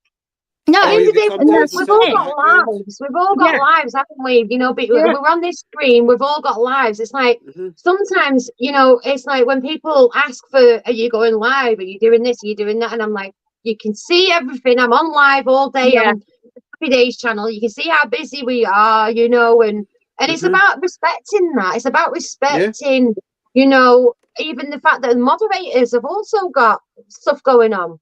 Yeah. I mean, there's been a few YouTubers missing of late, ones that people cherish, and people Yeah. have been looking for them. But when them people turn up, they get such a welcome, and they're like, "Where have you been? What you've been Yeah. doing?" And you find out that they've been ill, but they Yeah. haven't they didn't put it on there to tell you that they've been ill. But that's it, because even with the fact of even posting videos, for instance, phone, as Brian. well, it's the fact of even as YouTube creators have got lives that could end up stopping us from putting stuff up. Yeah. We can't, it's like, I'm lucky. I go away, like I had my day trip. Well, went to London on Monday, come back Tuesday evening. I was lucky I managed to do 5 videos, but I'm paying for it now because I'm making like a buggery. And that's the thing. But no, I've got at least 3 weeks worth of videos there, but I've still got more videos I still need to edit from when I was in Edinburgh and when I was in Liverpool, Isle of Skye. I've still got to do that one. But Well, you that's what I said. forget about the Liverpool ones. Liverpool's rough as fuck anyway. No one wants to see It Liverpool. was a cathedral, actually. It's a cathedral I done. It's not rough in there. Evening, Andy. Thank you for joining us. But yeah, no, I think that it says more about the content creator. If you can't finish your premiere or your live without thanking and being grateful for your mods for taking over, because at the end of the day, when you sat there on the other end of the camera and you get these nasty, vile comments, which we've all had, you know, the moderators are straight in, they deal with it, they get rid of it. It doesn't phase you because they're gone, you know? Yeah. And that's what, and that's appreciation. It's like, the way I look at it is you protecting a child in a way. Yeah. Yeah. Because when a YouTube channel's growing, it's a child until it gets to that bigger platform of where there's a lot more people coming in. It's still a child growing. So basically, you've birthed this channel. This channel's growing and it's being protected by these moderators. That's it. It's like I said, if it wasn't for the moderators, who knows what scams and spam we could have on in our chats. Well, for example, you take your Happy Days live when you use bingo. Your dad's not got a time to try and stop doing bingo. No, exactly. You're at the back of the bingo, so it's it's keeping it clean because you know what it's like. You do get someone to jump in there. Yeah, there's been a few occasions I've even seen. And I think my dad just goes on to have a banter with his moderators. I don't think he cares about the viewers. I think he just goes on to have a banter with his moderators. Because I've never known a chat so filthy. Yes, Claire, it's aimed at you. Do you remember last year, Lindsay? Lindsay, do you remember last year when you had a customer in and I thought they'd nicked a monkey? Yeah, that's right. Yeah. I remember that one. Yeah. Yeah. And I actually... Security. They're even security for your premises when you're live. You know, they're watching everybody's moves. You know, I love it. I absolutely love it. You know, at the end of the day, the moderators, they do an absolutely fantastic job. But I think we're the only channels on YouTube in the background. I could be wrong, I don't know. But I think we're the only channels that interact more with the moderators than what we do the viewers, because we've got our own separate chat to speak to the mods. You know, we include the mods in all different things. And I think that's nice. It's a nice, and it shows that the community is so close. You know, when you're going into the Happy Days channel, or you're going into It's Not Your Boy Leroy, you're going into even Higgits, okay? Claire does an amazing job. Bitcoin does an amazing job. They all do an amazing job of looking after these channels. And I mean, he attracts a lot of weirdos, Chris, okay? The same as the Happy Days channel can attract a lot of weirdos. Yeah? But these moderators, they're going out of the way. You know, they're giving up their own personal time. If they've got, I mean, who knows what sort of day they're having? You know, there's only so many days you can agree with Higgins' bullshit. There's only so many days you can agree with Crap Girl Lindsay's bullshit. Some days you might not want to, but you do it anyway. There's only so many times you can look at an asphalt road or abandoned buildings. Or Claire at the same tower. How many times have you taken that tower? Oh, that's how we're the moderators have got all my love, because I appreciate everything that they do. You always see every time that I end a video, a premiere, anything, I would say thank you, mods. Yeah. And you do. The mods deserve medals. Hey, the crap girls do get zest optical. I've seen me start stressing my little self out when there's been 3 lives going on at once, and I'm like, I've only got 2 devices and there's 3 lives. What do I do? I can't put this all. What do I do? Mhm, That is You funny, just man. keep We've on actually your tested you. birds. mhm. Do you know we actually tested Claire because we was live on the Happy Days live. Then the crap girls, because obviously I had a break. So then the crap girls went live, and I think then Higgett went live. He wasn't even included. It was only between Happy Days and the crap girls to see how much Claire could actually do. Yeah. I was on all, And then, I was on and all then 3. Higgett just went live out of nowhere, and she's like, "Oh, Yeah, but I got on all 3. I was moderating all 3 chats. Mhm. yeah, Dedication. yeah." That's Yeah. it. Right, Mike's back now. And it's the But same no, with Bitcoin. Well, Bitcoin's not involved in the chat group because he likes to keep private, which we respect that. yeah. But Yep, I've got Bitcoin's personal email address if I ever want to speak to him about anything. You know, Yeah. and I think having that communication with your moderators is really good.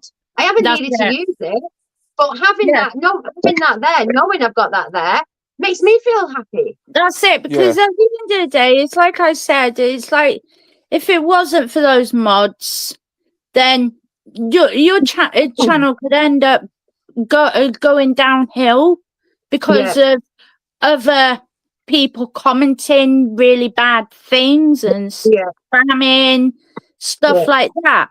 It's like I've reported, even if I see certain spams on other people's videos, like if they pretending to be a certain YouTuber and they're not, it's like it gets reported straight away. Yeah. And I'm not even a mod of theirs or what, but I'm looking out still for that channel. Yeah. I have got to admit though, on some channels you get some right bastard mods. Yeah. You know what I mean? Uh-huh. Just Oh, if aye. you're new on YouTube and you go on a channel, there are channels that will say, "Oh, you're new." There Shut up. is, like I said, there's one. Yeah, mafia mods. There is Well, one. I got kicked off a few channels. Yeah. There is one that I used to watch, like I said, and they'd be there saying, "Oh, put them in timeout," and all that lot. I'm thinking, just delete the comment. Simple. If they're doing it over and over again, yes, put it in timeout. But he has that attitude, see? Yeah. But that's. I only have to go on the Happy Days channel and say hello when I get timed out. Yeah. I'm offended. And it wasn't my perspective for Happy Days channel. It's actually the business that I've like molded. Yeah. I'm sure that I'm banned from it. Yeah, it's like those little gonks, innit? You even named one after one of your mods, and that was out of respect. Mods, get him! He's here. Rob, he's there. You got to get rid of him. 10 seconds. Bye, Rob. Bye, Rob. Bye, Rob. Bye, Rob. Bye, Rob. Put him in timeout. And you know, Sam's just put a comment and he says, I'm American. Just going on Sam's comment. Sam's just put, I'm American and you guys accepted me. Yeah. Well, why wouldn't we? Why wouldn't we? I love Americans. I love Americans. And you know what, Sam, you're more than welcome. Yeah, it's like I don't care where my viewers are from, what colour my viewers are. Yeah. Exactly. As long as they're nice. Yeah. And not disrespectful. I don't care. Well, I'm not nice and I disrespect everyone. It's like I just said, I don't expect everybody to agree. We've got to have one. We've got to let one get away with it. I don't expect everybody to agree with my opinions. I'm not asking you to respect them, but don't shut me down. Yeah. That's the difference. Is I'm allowed to say what I want to say. You're allowed to say what you want to say. We have a healthy debate and we still go out and have a drink. Yeah. I don't want the maliceness. I don't want the pulling me up on my grammar and shit like that. You know what I mean? And I think SJ's, I think it was SJ? SJ's just brought up something really important here. So SJ has just brought up in a comment that Katie, I'm sure she's meaning Katie Myers, maybe she'll need to elaborate on which Katie, but I think she means Katie Myers has been getting a lot of hate, but it seems to be on Facebook. I guess Yeah. you can't have mods on there. Yeah, that's the thing. My personal opinion on that situation, because obviously I have been watching it.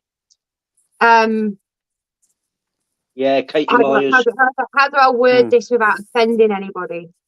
Because I don't intend to offend anybody, but I've also got the freedom of speech, and there's certain things. I'm very good friends with Katie behind the scenes, and there's certain things that even I'm not agreeing with, and that's as much as I'm going to go into that without speaking to Katie personally. Yeah. But I haven't had the chance to speak to Katie personally because I think she took the horrors with me and my mum turning around and commenting, which most people probably would have seen on Facebook, that we don't agree in 5-year-old children being told that a 5-year-old girl being told that she's a boy. I don't agree in it. No. So but there's differences of opinions, and hopefully Katie will reach out to me and say, come on, we need to talk about this. But I haven't fallen out with her, No. but I am entitled to say what I want to say. What's been said should have been said in private. What's been done. Yeah. It should have been done in private, not so everybody could see what's gone on. She shouldn't have broadcasted it. That's all I can say. Her biggest mistake was she broadcasted it all over the fucking spot, and she should not have done that. Exactly. Yeah, I mean, if you're gonna put, this is what I always say, and we always say it on the Crap Girls, and anyone can pull me up for it. I've always said, just a letter, just a nice card with some nice words, just to show your support.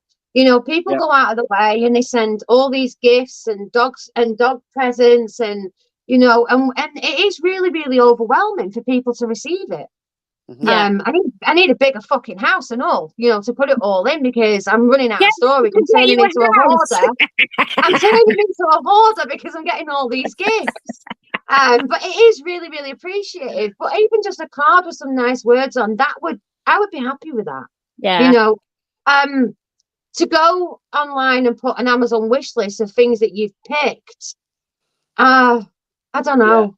I really don't know. No, like I said, I have got an Amazon wish list because there was a couple of people that basically asked me where to send gifts. And I said, well, I don't want to give my personal address.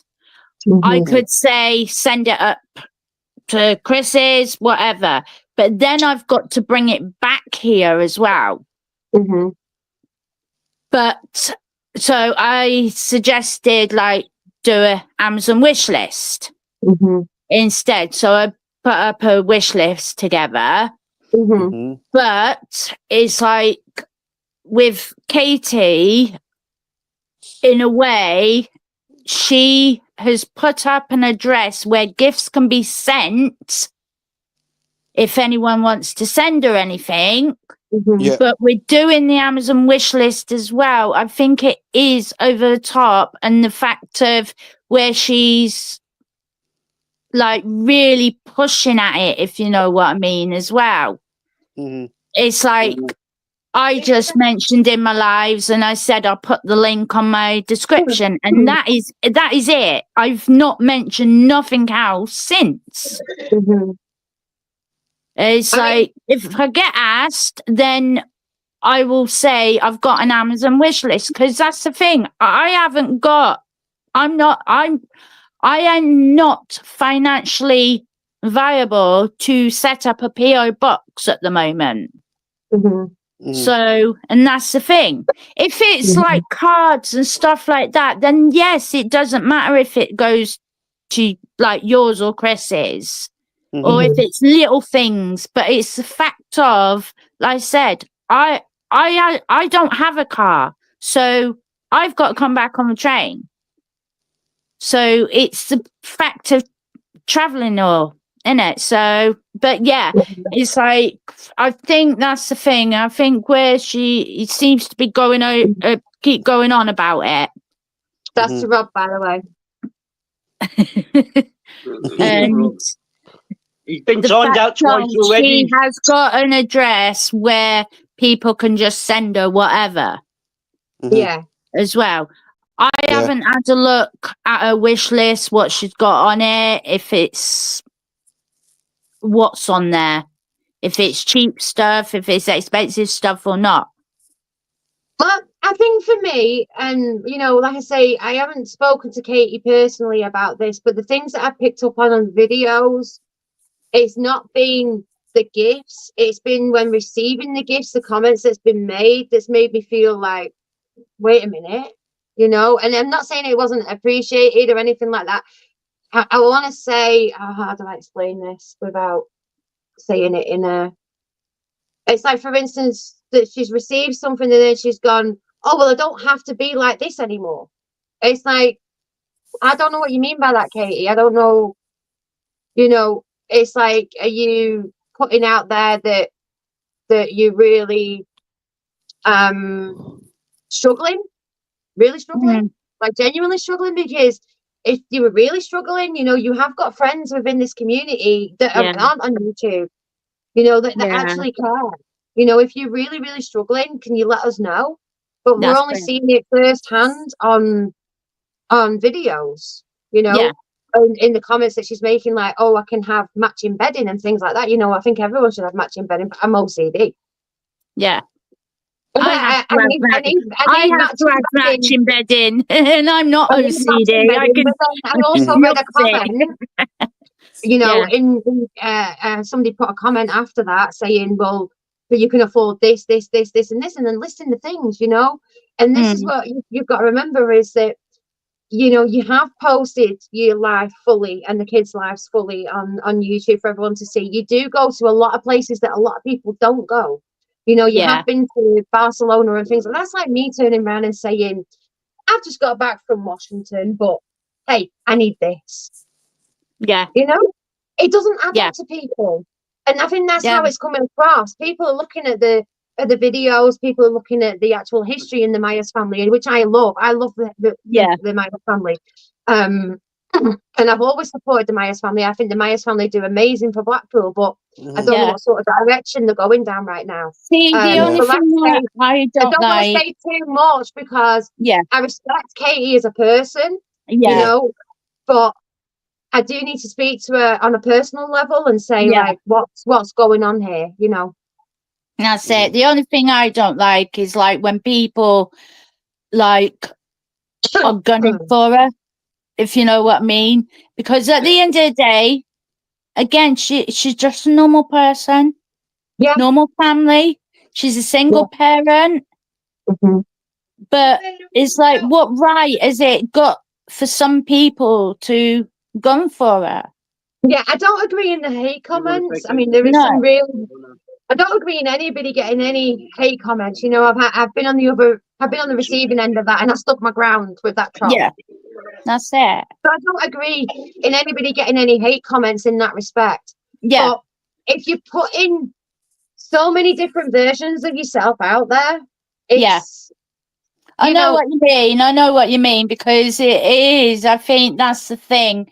It's like, I know as well. It's like with her hotel views. It's like she goes to some of these expensive ones that families can't really afford. But because she gets it for nothing, she's promoting it. But it would be great to see her be realistic as well. Yeah. Like with the more budget type of hotels. Yeah. I think one of the nicest YouTubers is Paul from the Blackpool Rants. He's always promoting Happy Days and Chris's Place. Thank you, Bitcoin. I didn't know that. Because like I say, I don't watch YouTube. The only reason that I've seen things to do with the Myers family is because it's actually on Facebook. It's not on YouTube. But I can categorically say, even though I've got a YouTube channel joint with my mom, I don't watch a lot of YouTube. I'm more, to be honest with you, and anybody in this group, Stuart, Claire, Mike, they'll all tell you, including Taz, that my main focus right now is over there. Right Yeah. over there. I want to know what's going on in America because I've watched Yeah. it been destroyed Yes, for the last it 4 is. years. I am It's on not X. right. Yeah. Well, I'm going to set up a GoFundMe page because I want to go to Hollywood next What year. for? Now you need to be spoken to. What do you want I to go want to to that go festival to for? Hollywood. I want What to go for? see Forever Cemetery. That's all right. You can come with me and we go to Washington on the way. I'm not going Hollywood. I'm going nowhere near Hollywood. I It's don't weird. want the Hollywood. celebrities. I just want to go and see Universal Studios and all. That's just as bad. Wait till I send you a video on that. Oh, you've got to I start. dread You've to got to think. start it now. Well done. I dread to think. You've got to start it now. See, Stuart knows. Prepare for about 20 different I want to go to New York as well. Should we go to New York and go Trump Tower? Look, even Sam's just said to watch it burn down.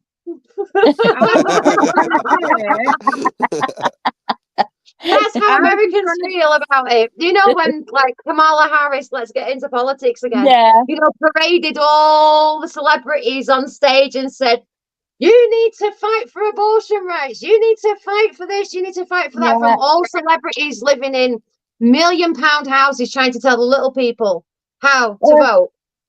Yes, Mike. I was just going to say, Oh, go on, Claire. I was just going to say before the subject changed again, what had upset me was at Christmas, you get all them posts going round on Facebook, don't you, about how you should think about other families that don't have everything before you sit there and post your pictures of your Christmas trees with your stacks and stacks and stacks of presents that other people can't afford. Yeah. And that is normally what Katie promotes as well. She says, don't feel guilty if you can't give your kids at Christmas. Mm. You know, don't feel bad about it if you can't afford it. Yeah. So it upset me to know that that's normally what she stands for, but then is actively getting these wish lists with all these gifts that people out there can't get. Yeah. And they aren't working, they aren't self-employed, they aren't getting income from channels, but they are now sat there watching this thinking, well, hang on, you're saying 1 minute don't promote what you can't afford, but if it's been gifted, that's okay to still sit there and rub it in front of all these poor people's faces. Yeah. That's what upset me. That's what didn't sit right with me, because at the end of the day, I don't see no difference in that. That to me is still watching people out there. Yeah, That's I getting know more what than you mean. when Yeah. you're less fortunate. Yeah.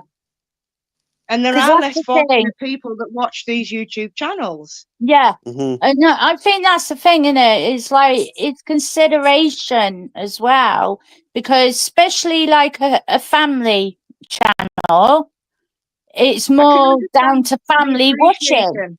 Yeah, I Yeah. can understand the appreciation. I can understand that people Yeah. actively want to send gifts. I can understand that people really like Katie and the family and want to do Yeah. things. I get that. Mhm. But don't post it all over social media where you're going I to upset think people that's less the thing. fortunate Yeah, than you. Do it and this is privately. the thing Do it as well. privately. Contact them privately and say, you know, if you want to do this, contact me privately. But I'm Yeah. not going to put it all over the social media platforms anymore. But bear in mind that I do appreciate your gifts. Yeah. Well, I don't think I'll be doing gifts anymore on YouTube. Did anybody see how the take of my mum's birthday gifts went? With I the got loads of jacket. reviews. With the I got loads of jacket. people Googling how much I spent on my mum's coat. Yes. Yeah. Yeah. And I was like, really? What should it matter? A gift's a gift. Yeah. What should it matter? Mhm. Whether So, it you costs know, 10 cents or whether it costs so you're damned if you, what I'm trying to say is you're damned if you do and you're damned if you Yeah, don't, because you're putting it out on exactly. social media. So I won't be doing that again, No. personally. And, you No. know, maybe Katie's having a little bit of food for thought right now because of all, you know, the hateful comments that she's got. And I really, really want to jump in and defend her because I know Yeah. that she's not that person. That's But it. at the that's what same I'm saying. time, I'm It's also just- questioning. It's more upsetting for me than anger. It's more upsetting Yeah. because of I those think that's that less I think I need to agree with Bitcoin. I think she has been a bit naive with it all. Yeah. Mm. I I think do that's agree. the thing. I think Yeah. some people, once they get so far, they start acting like as if they're entitled, if you know what I mean. I don't think it's that. I think it's literally because she's been led by all those viewers that do want to do something for her. Yeah, You know, the other people have suggested it. Yeah, Yeah. and it's been sucked in. But that's the only difference I would have done was to have been doing it privately. Yeah. That's it. It's like, if you, not saying you can't do it. If you No. if you want to do it and people want to send it, that's people's choice. That's what I'm saying. At the end of the day, or it's put it everybody's got at their the own end, choice. or put it up as a video, like mentioning thank you for your gifts and name them. Mhm. yeah, But don't Maybe. show it. Yeah, but Yeah. don't I show it. think that's the thing, because don't get me wrong, it's like myself. It's like I got a chef's candle from one of my viewers, and on the Christmas, on the live I did, I said thank you on there, and then on the Christmas video I done, wishing everybody a Christmas and thank you for everyone's support, like with the names. Basically, I put her name in there again to say thank you, Mhm. but I didn't show the gifts. Well, gift, shall I say? But you know what I mean? It's just you're acknowledging you received it and thank you. Mhm. yeah. Because at the end of the day, you don't want to come across that you're ungrateful. Mhm. But Yeah. when you're there, like acting as if acting as if you haven't got a lot of money coming in, and the fact of you can't afford this and that, and you're getting it given as a gift. Mhm. I think it's unfair as well that you're showing, because I think some people get just big-headed when their channel grows. Mhm. Yeah, but I don't think that's the and you know, this is what a healthy debate's all about. I Yeah. don't think that's the angle that Katie's going. I think she's been No, I naive. don't, that's what I mean. It's But I think there is a don't lot of think it people out is. there. It's like, I don't agree in YouTube channels having PayPal accounts. Why have you got a Yeah. PayPal account? Exactly. Mhm. This is Why the have thing, you got a innit? PayPal account? If you can't be happy with the nice comments and the views Mhm. Yeah. and the subs that you get, then why? I don't understand why you got a PayPal account. Mhm. But another That's thing it. as well with the But gifts is you'll probably Well, know as well, Lindsay. You do get some folk, like if you were just to do that, thanks for the gifts or so, you do get some folk that will contact you and or hassle until you've opened that gift on a video. And some folk want the praise of, oh my, I got this gift and it's on a video. yeah. You do get that as Yeah, well. That doesn't help. yeah, we've had that. We've had that quite a bit. You know, I'm not Mhm. shy in discussing that. And you can understand why. You know, especially if they've gone out of the way and things like that. But at the end of the day, what people got to remember is that when we're in busy season, we deal with thousands and thousands of people, and people come in and they hang gifts in, and you try and put it somewhere safe. Yeah. And sometimes things get misplaced, and then you've got that numpty across the road. I can call him a numpty. He comes in, goes into the storeroom where all the stuff is, because he's so fucking impatient. He won't wait for everybody else to do letters. So he'll take letters. So you don't actually know what's going here, there, and everywhere. Yeah. Yeah. That's it. It's really difficult to keep track. And then when you're also getting other YouTubers things dropped off, and then they're coming down, and when they come down and they go, well, like bang in the middle of the season, your busiest time, and you've got to stop everything to go and get their stuff as well. So it's a lot of pressure Yeah. sometimes. But I think Paul's made a good point, though. It's like he's just she puts reels out, and I know she puts on YouTube as well about her shopping. She has her shopping all on a counter, says how much it is and what she's got. And Yeah, again, it's a difference of opinion, isn't it? But this is what people because at need the end to. of the day, Katie comes across to me as a lovely woman. She really is. Yeah, she does. And that's the thing, because it's like even, I think her air fryer was a little bit dirty.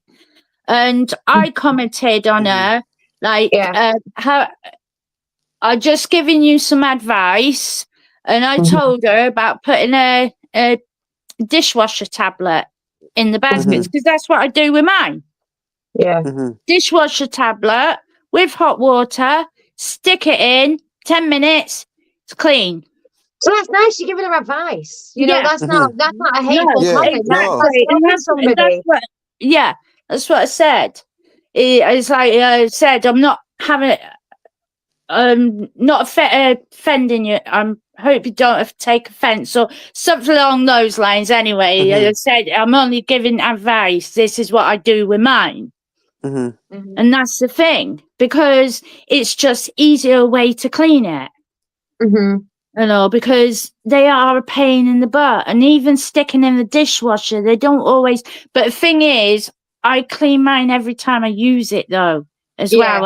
I even give it a wash up every time I use it. So I think that's the thing, because a lot of people do just use and use as well. As I always wash mine up. So, but if I want to give it a deep clean, because of course the eating elements get dirty as well.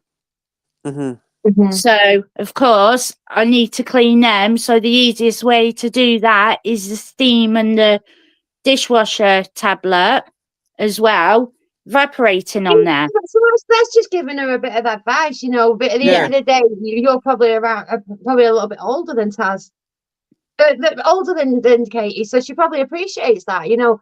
At the end of the day, so you don't know how people have grown up, you don't know what knowledge they carry with them. And I think that's been proven just lately. I mean, I only found out that the saucepan hole that I thought was for steam, you can actually use it as a drainer.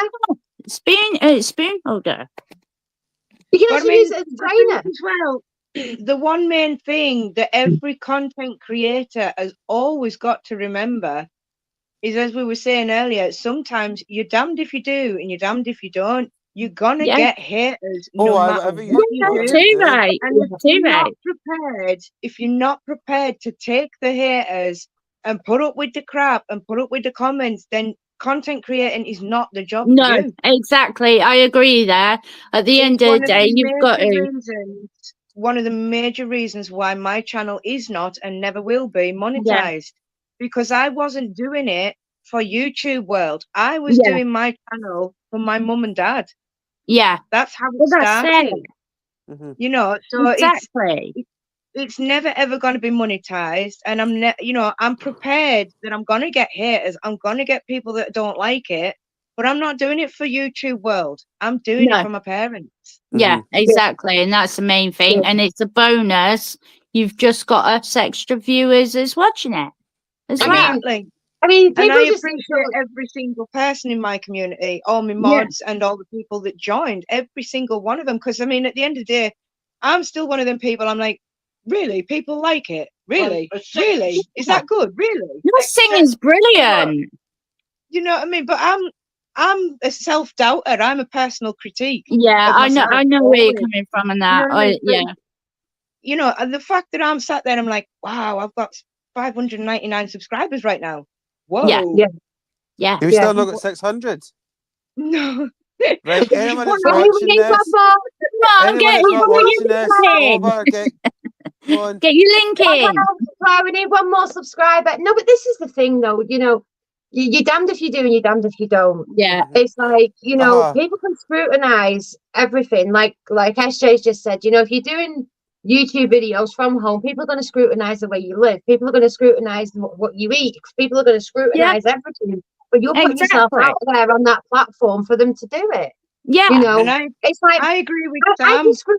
I can scrutinize things as well. It's like, why does every single YouTuber have to have a monetized video? Can you not do something just for doing it?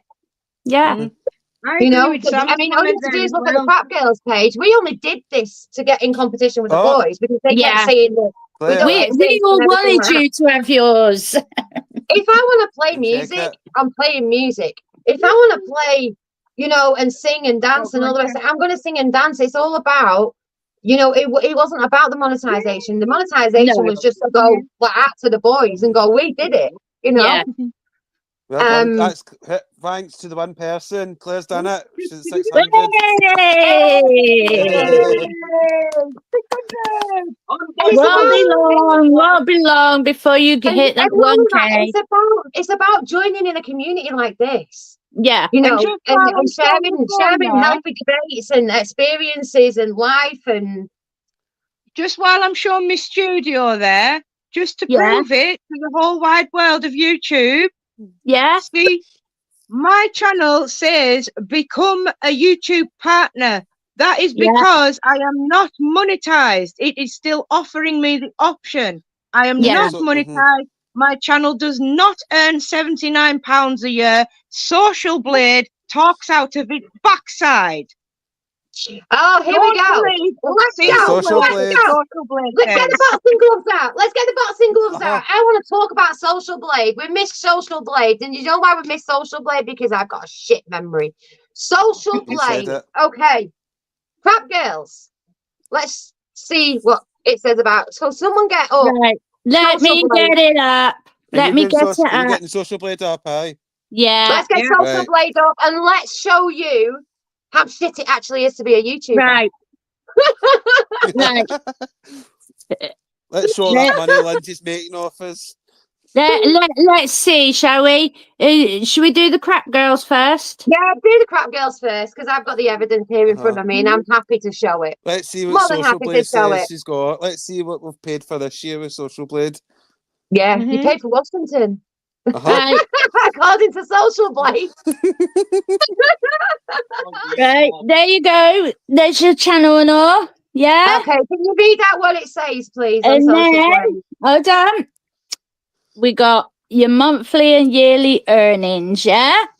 Hit me with it. Right. Estimated monthly earnings of £3 to £46. Yep. And you're rich. Your yearly earnings are 34 to 549. How much is it? That according to Social Blade, that's mine. Yeah. And you're not Everybody see that? monetized. You're rich too. And you're not monetized. I'm not monetized. Right, So so I'm let's not see allowed. what did it say about the crap girls, Taz? Right. With the yearly one is £34 to 549. How do I get yearly on here? I don't Right. know. Stuart, Okay, can you so- do yours? You have no Do you want me to do subscribers it? for 30 days either. With my 22 subs. Yeah, come on, you show them, Stuart, because Oh, 23 YouTube, subs. anybody that knows YouTube and knows the channel knows that you cannot get monetized until you have at least over 500 subscribers. Stuart has 22. And According to Social Blade, you 23. cannot according make to no Social- money until you reach 1,000 subscribers and 4,000 watch hours. You can get super chats and thanks, and that's it for your thingy. There we go. Everybody for crap girls. There we go. That's the truth. I can't Can you read see that. that? Can't see it, Lindsay. Can anyone see that? No. No, but you'll have to read it out. Yeah. Okay, so it says estimated revenue £18.27. Social Blade, you lie. Yeah. Look at me. Right. Let's have a look at me, shall we? Yeah. Bear in mind, I'm not monetized yet either. Oh, I found it all now. Have you So got yours, on Stuart? mine. So on mine. Right. So there's mine. Uh-huh. And then apparently I'm on £2 to £31 a month, and estimated yearly is 23 to 370. Mhm. Oh, you're set, but yeah, you is, You Taz. get more than me, Lindsay. That's not good. So is everybody taking note of the Uh-huh. crap girls' income? So- Okay. Go on, mine- Stuart. mine- What's yours? So with me and my 23 subs that I've got, Oh, go on. My monthly is between 16 pence and £3, Whoa. and my yearly is between £2 and £31. Yay! I'm gonna go month by month, and these are actual payments that you don't get because you have to earn. I think it's £60 before they'll even pay you. Okay. Oh. So Yeah, this that's right. is how much the crap girls have earned. So September 2024, £15.84. Mm-hmm. Okay. Yeah. October 2024, £32.39, which we didn't get because you've got to get £60, okay, before it'll even pay you out. Yeah. November, £33.86. December 2024, £16.57. January, £18.41. All of which has gone to YouTube. The crap girls have earned nothing. There you go. We've earned nothing. You never Covered know. it, Rob. This video might go viral. So apparently, anybody who's listening to Social Blade or checking Social Blade, you've got 1, 2, 3, 4 channels here telling you it's dog shite. Yeah. Absolute BS. So Yeah, anybody absolute. basing their facts on that is just going to get laughed at because it's BS, and it's just been proven that it's BS. Yeah, and you know what? It's going on far too long, and it's causing the community YouTubers in Blackpool to start a war. Okay, Yeah. and that's literally all I'm seeing because the other YouTubers are attacking each other because of Social Blade, and the accusations. Yeah. The accusations that they're not good. You know, you buy subs, you cheat here, you do this, you do that. So what if they do? If they do, does it matter? You know what you're doing. You're honest to yourself. Yeah. Listen, I don't hear you all kicking off about the government nicking our money. Yeah. You know, you're making a big thing about this YouTube shit, but yet we're categorically getting slapped on the arse constantly by our own government. That's what I mean. They're cheats anyway. Yeah. Like I say, those people are buying subscribers, buying views or whatever. If YouTube catches them, that's their channel gone. Yeah. So let them crack on with it. Why let it bother you? That's what I said.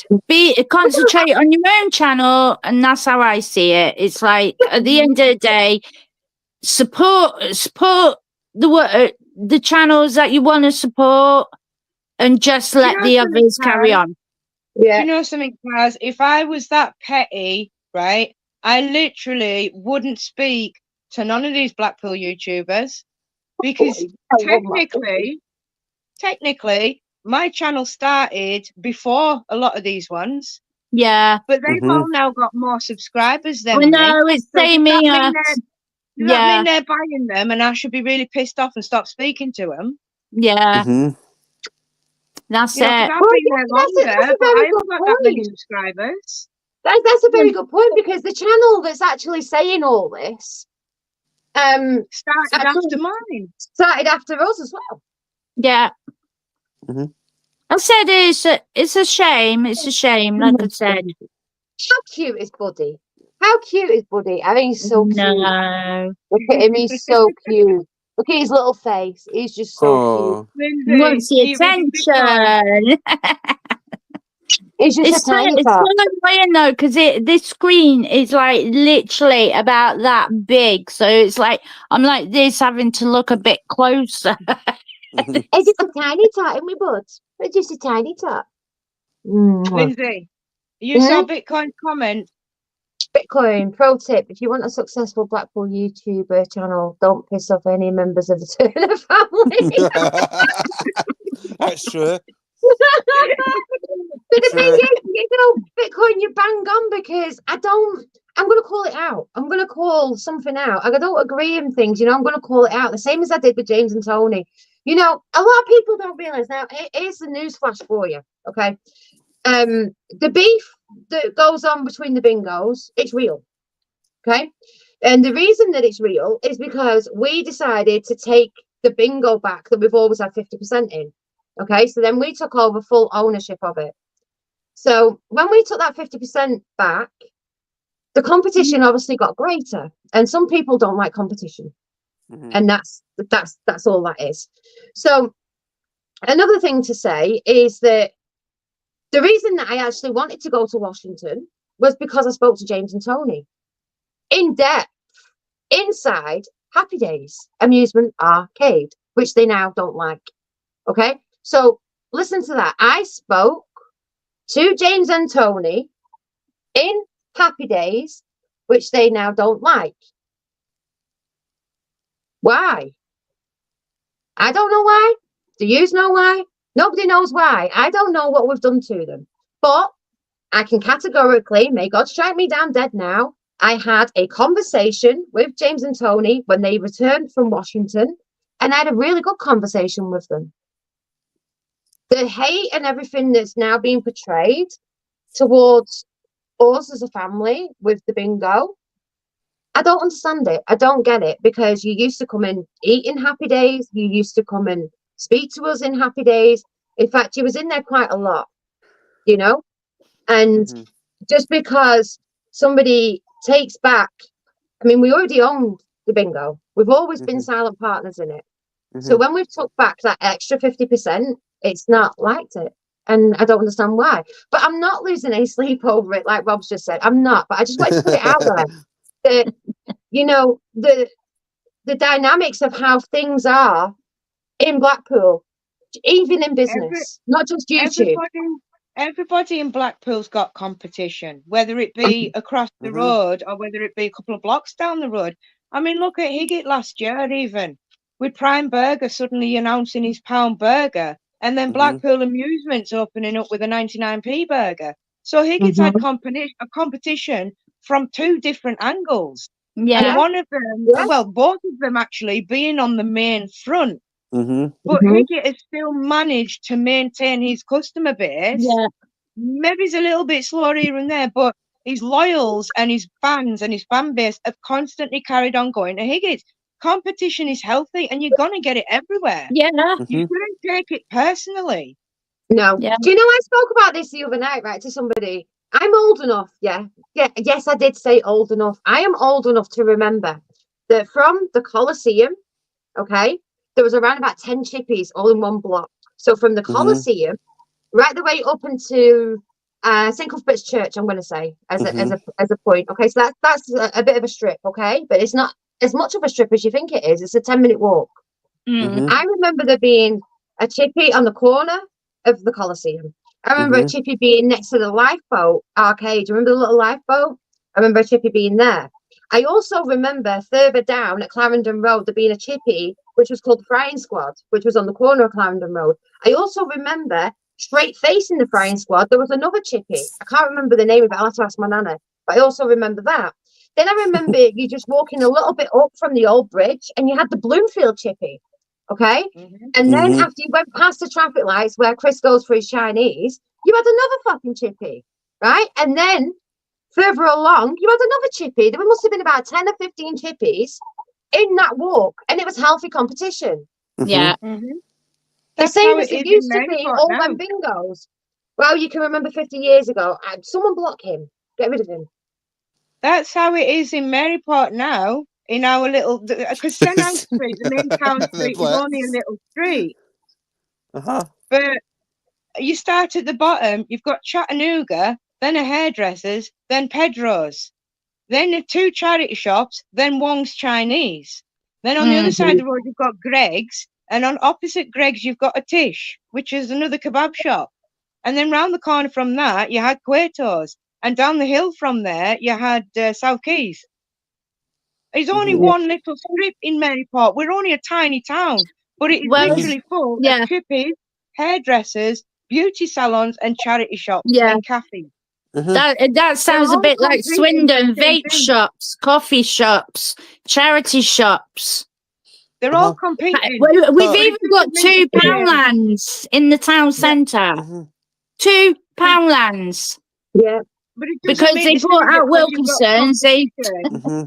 It's like, look at all the places on the promenade that are in competition with each other. My mum's in competition with other cafes and eating establishments, but you don't see my mum acting the way that everybody else does. No. Mhm. It's like Coral Island and Golden Mile. Coral Island, everybody brags about Coral Island and how they do the kids' meals and things like that. I don't rate Coral Island. I'm sorry, I was a bit annoyed. Yeah. I'd rather go and have a meal in a Golden Mile amusements because I enjoyed it more and it was cheaper. Yeah. Uh-huh. It was cheap and But cheerful.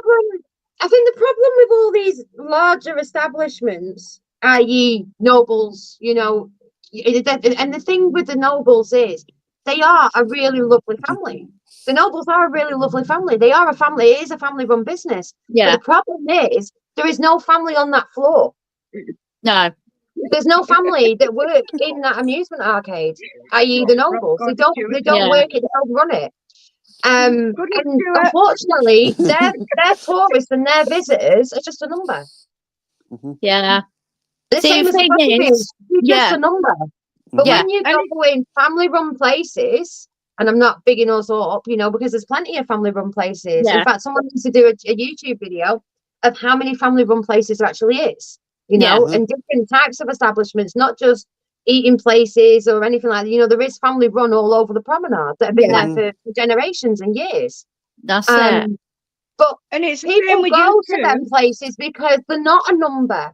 We know your mum, we know your nan, we know your kids, we know, you know. Yeah. As soon as I might not know you straight away, but as soon as I start speaking to you, I'll go, and a light bulb will go off in my head, and I'll remember you.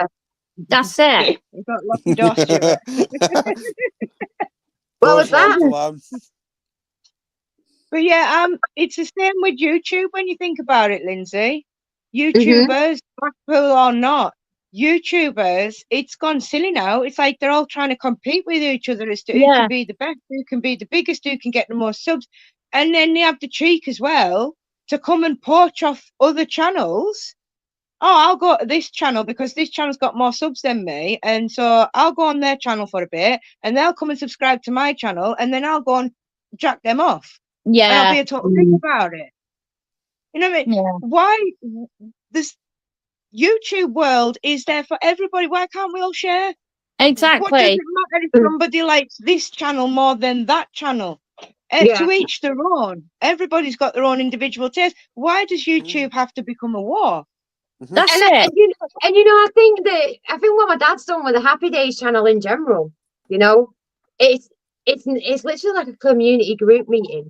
Every time that he goes live, he doesn't give no shits about anything. He'll tell his staff off. He'll have a go at me. He'll tell Jack. He'll do this. You know what I mean? He'll have a disagreement. He'll put on mute and he'll go, you know, and then he'll take it off mute. And then he'll take it off mute. I bet you love it when he puts us on mute. You're winding I us up. do. You're standing I there do. staring I at do it on purpose. I go up to him and I go, mute. And he'll go, what's up? And I go, you all right? or you'll come up to the camera and wave, bye-bye. I've literally got a big wooden spoon like that, mute. It's so funny though because we all want to know what's been said. That's because you're all nosy buggers. Yeah. I know we're all like who can lip read when she's standing in front of the camera. We're all taking like who can lip read. But I did not notice that one of you is missing from that chat, like for one day. You're like, where are they? Where are they? And that just shows the community feel. Yeah.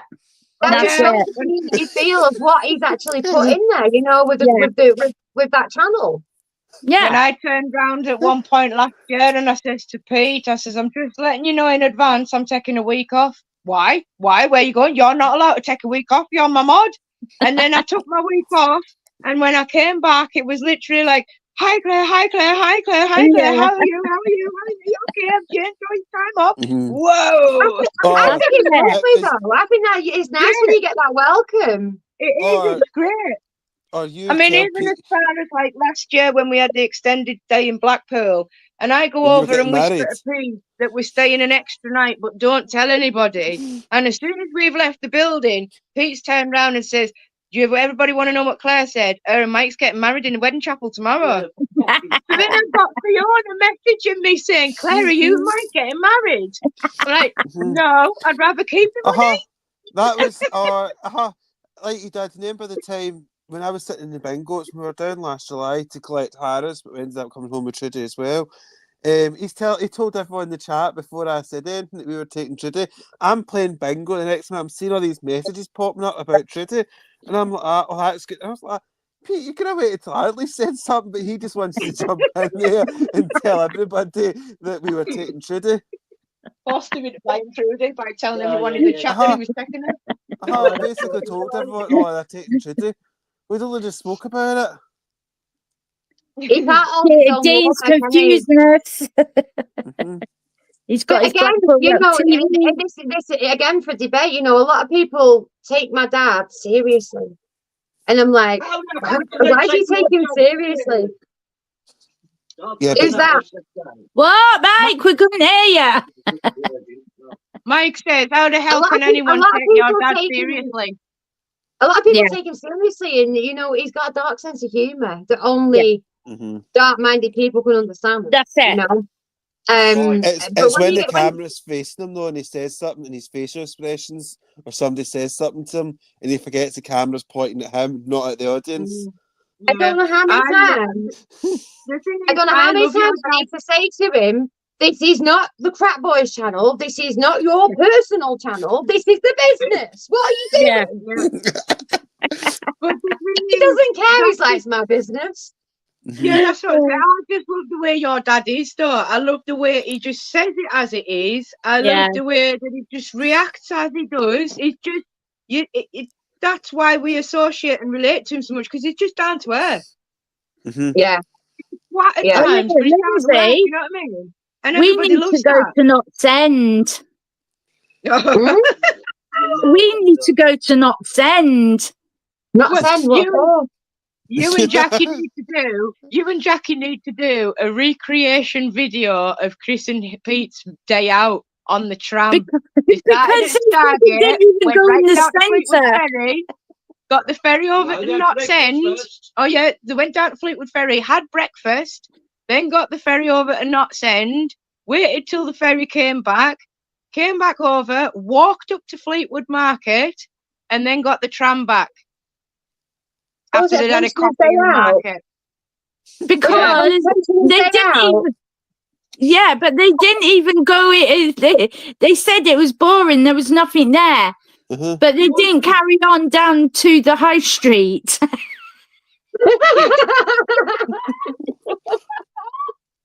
So they got lost, basically. No, Well, they the just thing is, didn't bother. The reason they've done it was because Higgett has never been on a tram. In the 20-odd years he's been there, he's never been on a tram. And your dad hadn't been on one since he was a kid. So they decided to do the tram from Stargate right down to Fleetwood Ferry. Got breakfast. So my dad, and then wait a minute, back up. My dad said he hasn't been on a tram since he's been a kid. Well, since he was a lot younger anyway. Did he actually remember. define what he meant by being on a tram, as in sitting in a seat like normal people and swinging off the back of it? Which one was it? Because I know that he was teenage level when he was swinging off the back of one. Well, that's what I'm saying. Basically, since he was a young adult, apparently he hadn't been on a tram. It's been many, many years. And Higgett hadn't been on one at all. So they goes on the tram from Stargate down to Fleetwood Ferry, stopped at the ferry cafe for breakfast, and then he took the ferry over to Knots End, said it was utterly boring, it was for dead people and the show liked a lot of benches. Came back over, walked to Fleetwood Market, sat in there and had a coffee while he ripped the piss out of Pete, because right there in the market was all these boxes of Jaffa cakes. Yeah, there's loads. Stop sending Jaffa cakes. We're overrun with Jaffa cakes. And then he got the tram back, basically. Right, okay. I said to you Peter, and your mum should recreate it, but just make it funner. But go into the high street as well. Have you met my mum? Listen, my dad's going to be filming my mum. Right, so currently my mum was at 5 o'clock at Bali time, was going on a boat. Yeah. My dad's been trying to get her to go on a boat in Bali for about 20 years. She owns a boat, she won't go on it. Right, so this actual boat, I'm assuming it's a bit like a larger size yacht. I'm hoping it is for my mother's sake. Because if it's a little paddle boat, I can imagine what she's going to be like. She's going to be screaming. But she's also got a little bit of payback ready for him as well. So a little teaser here. So there's a little bit of a thing going on with crap boy Pete and crap girl Jackie. So the thing is, he's getting her on this boat, and he's told her that it's quite a big ferry. It needs to be quite a big ferry, and she's terrified of boats. Okay, so it needs to be quite a big ferry, because see, if it's just a little boat, she's going to flip out at him. But then if she actually manages to get to the island, it's going to be really funny, because he doesn't know what he's walking into. So you need to keep your eyes on that one, because that is going to be absolutely hilarious, and he's going to absolutely kick off, because it's everything that he's against, and it's going to be so funny to watch. And not only that, you've also got Tegan and Aidan there as well, and Aidan is against anything like that. Yeah, when I say to you that Aidan is as straight as they come, Aidan's straight as they come. So it's going to be really funny to see the dynamics actually unfold on the videos. But I really hope that he has not put her in a tiny boat. I hope it is a big ferry. Did they film it? No, they were sitting at a bar or something waiting. Maddie was about to Right, take them. okay. So I couldn't get her on a boat in Egypt, and you've seen the size of the boats that we was going on. So I'm hoping it's a pretty big boat, Dad. Otherwise, you're going to end up dead. She will bury you. You know, and he keeps saying, yeah, but she gets on planes all over the world, and, you know, she can't swim. Right? And what's that got to do with it? She's up in the air. She's not bothered. Yeah. It's the fact of her being on the land and being on a boat and swaying. But then again, she did a cruise. And when she was pissed, I'm going to say she was pissed. There's no other way of putting it, because she had a leg over. She had a leg over the side, thinking that she was doing the Titanic. You know, so just get a piss down and get her on the boat. She had a leg up over the side, literally where the turbines are. Yeah, just acting all crazy. It's like, so she's all right when she's pissed. She's not scared then. So just get a piss, Dad. You'll be fine. But yeah, it's going to be really funny when he arrives. He won't like his mode of transport. That's the clue. Because that's right, how we're. I'm going to jump off again, because I'm approaching my bedtime. I was going to say I'm going to be getting up. No, it's late, isn't it? Yeah. Yes, 10 to 1. We've been on 4 hours, guys. 4 hours. Yeah. You've used 4 hours of your quota. You only get a ration on StreamYard per month for the free one. I can't remember how many hours it was. Bitcoin, can you remember how many hours you got free in the month? The StreamYard. Bitcoin will remember. SJ, is it bright and pink? I'm not saying. I'm not saying. It's going to be very funny though, but I really do hope that he's not tricked her and put her on a tiny boat, because 20 hours, Lindsay. He will be killed. I can imagine it's going to be a nudist beach. No, it's not that bad. It's not that bad. Oh, could you imagine him? Oh, you get 23 hours a month, Lindsay. Right, okay. So you've used 4 out of 20. You got 19. Oh. You got 19 left. I've enjoyed it. It's been fun. Yeah, it's been cracking. But yeah, I'll jump off now, and I'll see you all in chat. Love you, bye. Yeah. No, that's it. No, I think that's the thing, isn't it? It's like, yeah, because that not ends. Like I said, I found it funny because I'm there. Carry on walking. People are just saying good night. Good night, Paul. Good night, everybody, for joining us. Paul. Night. But yeah, I mean, there's going to be a lot more filming this year. Last year, it was really rather difficult because the dynamics of days off and and trying to time together, and every time that I tried to take some time off, my dad wanted me in. He's like, "Come help me," and I'm like, "No, it's my day off." What day off? You're not having one. So, that was the sort of dynamics that we was dealing with last year. But there will be a lot more filming this year. Tell him to get his wee pass sorted out and you can get a free ride up and down the tram. That's what I said to him. Go and get your travel pass, your pensioner's travel pass. Yeah. And you get up and down that tram, no problem. It won't cost you a penny. Do you know That's what it. they both remind me of the Scottish version, Still Game, but they're the English version where they just don't care. They just say it as it is. No, I think that's the thing. It's like I said, that was so hilarious because was it 5 videos they done it in? Yeah, but 5 or 6. Yeah. No. So they milked it and they didn't go anywhere and see anything, but they milked it. No, they stayed they had to look at the car park and the mobile bank because I'm sure there is a bank in Not Send because there was an ATM machine that I got money out of because I needed cash for the bakery on the street. And I think, so don't quote me on it, but I'm sure it was a bank. But yeah, I'm gonna surprise everybody now and let them know exactly how blonde I am. But I didn't even know there was a ferry to get on in Fleetwood. No, well, you can even get a bus from Blackpool. I don't venture that far. I get about as far as the Metropole. Yeah. I don't even. Why? The reason I complain about car parks so much is because it's all I see. Yeah. I see the donkeys, I see the horses, I thought you just like to complain. No. Well, it's all right. That car park's going behind yours now, isn't it? Oh, don't remind me. Do you think I like to complain, Stuart? I don't like to complain. No, it's not that obvious. No. I love to complain. Get it right.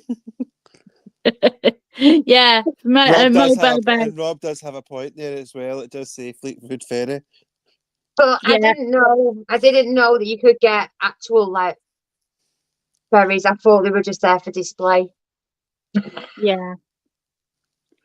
I thought they were just there for the fisherman's friends. I know. I would love to see if I could, if they would allow me to have a film around their factory. Any fisherman's friends? Yeah. I doubt it. It's all down to health and safety, isn't it?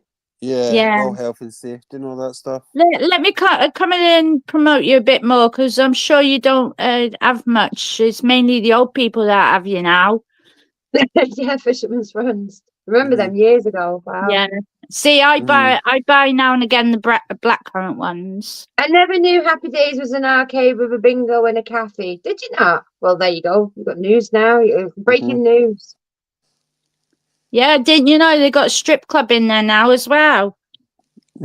Have they? And a kennel. There's enough brothels on Coxton Street that ain't coming down that end. Yeah, they got. Yeah. Higgett was shocked at the price of the breakfast. Higgett's always shocked at prices. Did you not see where he was eating in America? No, but that breakfast was massive. It was actually worth it. They got large breakfast, and it was like they have 15 minutes to eat it. But you seen it? The breakfast was like a platter. It was huge. Yeah. Yeah. I should have actually put on the prices that my bills was in America. That'd have made Chris really cry. Yeah. Chris would be in tears on the floor going, what did you pay that for? It was bad enough I told him about the hotel price. He went on the phone. When it $40, was it $40? No, $120 when it for steak. $145 was it not? I don't know. Remember. Yeah. I sure it was $145 for steak. I know. I hope they killed that. I hope they killed the cow in front of you, so you know it's warm. Do you know what that poor girl Jackie said when I told her? She said you should have got it just to see what it was like. Yeah, because I'm loaded like you. That's all right. Go down to is it Salt Bays in London? Where Salt Bays, he does the salt down his elbow. He does stay in there for about 300, 500 quid. Really? Yeah. Oh, wow. Yeah. Well, It's like, I'm going to say this now, and I'm really, really sorry to people from Edinburgh, but Joe's tight. Oh, they're Right? tight. Oh, they are from Joe Edinburgh. is really tight because he's from East Edinburgh. Coast. He's from the East Coast, and East Coast are known for being tight. It's fact. Sorry. see, Edinburgh's lovely as well. But Oh, it's nice, Joe's but they're tight. really tight. Joe's really like tighter than a Welshman. Yeah. Yeah, I'm West Coast. Tighter than a Welshman. Always like him messaging me. Is he watching me? I'm not tight. Like, that was him messaging me.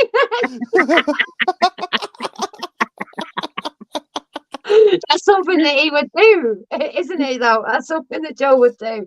But You know what it is? He's climbing all those stairs up to the mile. Every time the bill came, Joe was like, and I went, "Are you paying it, are you?" And he was like, "No, it's between us."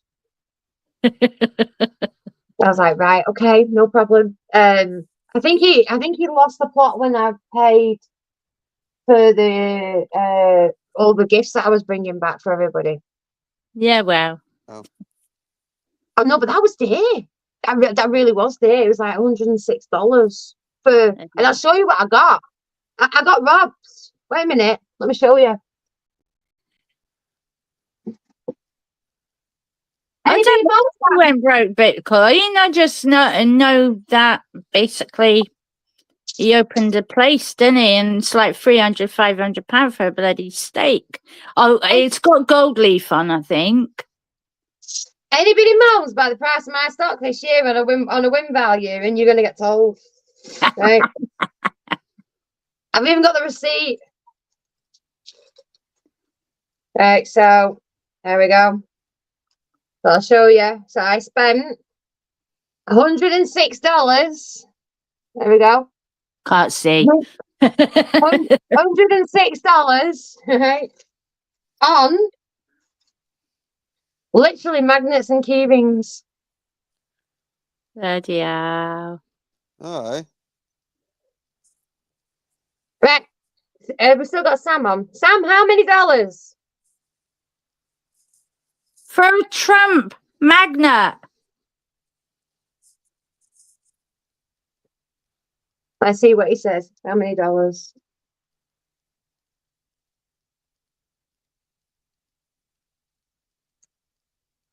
It's got it from an Amazon wish list. No, I bloody well didn't.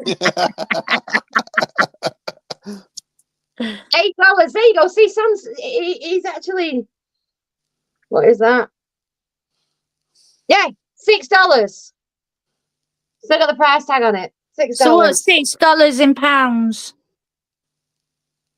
Depends what the tariff is, doesn't it? It depends what the exchange I rate don't know. is. See, it's like because I've always put dollars roughly about 75%. Literally, I'm telling you, it was all magnets like that, right? And badges like that. Mm-hmm. And key rings that have got nothing to them, like that. And I spent $106. How many did you get? I got a few. Oh, look at this. This is ace. I'm going to have this on my keys with pride. Look. Look. It's all Trump. It's all Trump. Yeah. A bit of it's Trump. But yeah, and I brought, and yeah, by the way, guys, when you see Higgett go live next, just say, you haven't thanked Lindsay for your Trump badge or your Trump key ring. And she spent $106. I mean, Bingo Wednesday comes in. What did he bring you back? These are for Trump. He didn't bring me anything back. He brought me Becky back. I fisted. He brought me Becky back. Yeah, he didn't bring me anything back. But I got him a Trump key ring, because obviously I know he loves Trump. And I got him a Trump inauguration badge. That was nice of me, wasn't it? You know, I was thinking of it. Yeah. Yeah.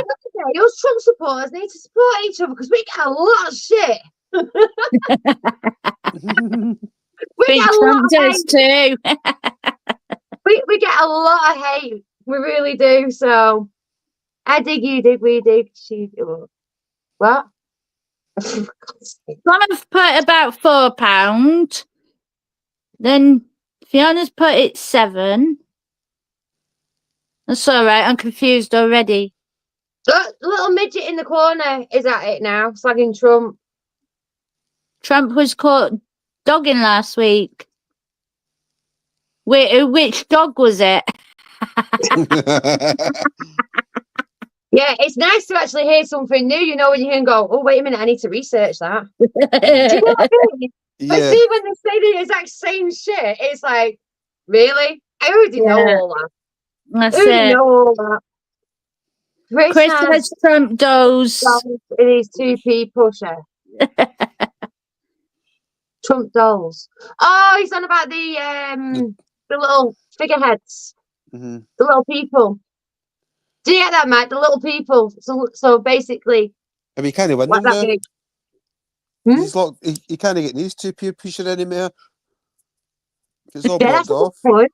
Is it all? Is that how far he took it back? It's see where the big puller is. I've not looked. Yeah, see where the big puller is. Mm. It's basically from behind there. Yeah, yeah. So see where he replaced the floor a couple of years ago. So has he took the pool table? The pool table's all blocked off. You can't get Yeah, to it.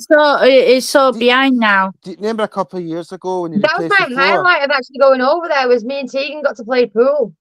Well, It's now a work becoming a table. stock room now, apparently. Right.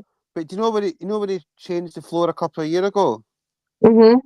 Basically, that's the only area he's got now, plus a wee bit behind it. The rest of it's all cordoned off. Right. He built a Oh wall. wow. Yeah, he's Oh. focusing more on the burger bar, wasn't it? He's meant to be putting a big wooden thing on top of the pool table and using it for stock. I'm wondering when he's going to get his handle on his big puller. Dean's just said the same thing. I won't be a minute. I'm just going to nip to the toilet. It's- It's like 4 hours. The person who was meant to be sorting it is currently on a little boat right now, somewhere in Bali. It better not be a little boat. Because when was it? Last year he said he was getting it, wasn't it? Because it had it when it got moved through, and then it got fixed, and then after it got fixed, Ooh. it broke. The handle broke. Yeah. I know. And then he was going to get it fixed, wasn't it? And that was last year. But he never got it fixed. So Sam says they're not making any more pennies, so make sure you keep them. Yeah, I seen that actually. End up being rich to have pennies. But yeah, the handle is still over in Happy Days. I think it's been there for quite a while. Waiting on Pete. That's the worst thing. Chris does all his work. Mm-hmm. And it's like a simple thing, like the big puller. So the big puller is currently a wee button that you press. Yeah. Oh, God. Ow. I'm definitely aching. Just a bit, Rob.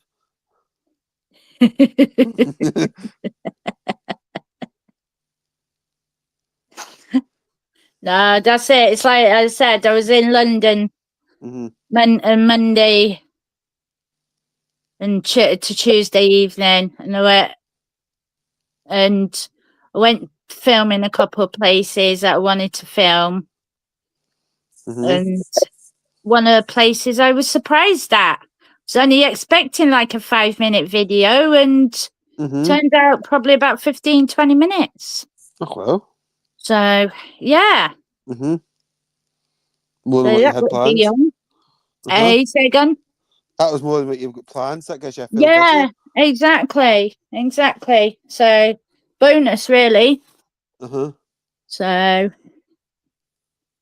if you see Mike sitting there smiling really big, it doesn't mean he's crazy. It just means he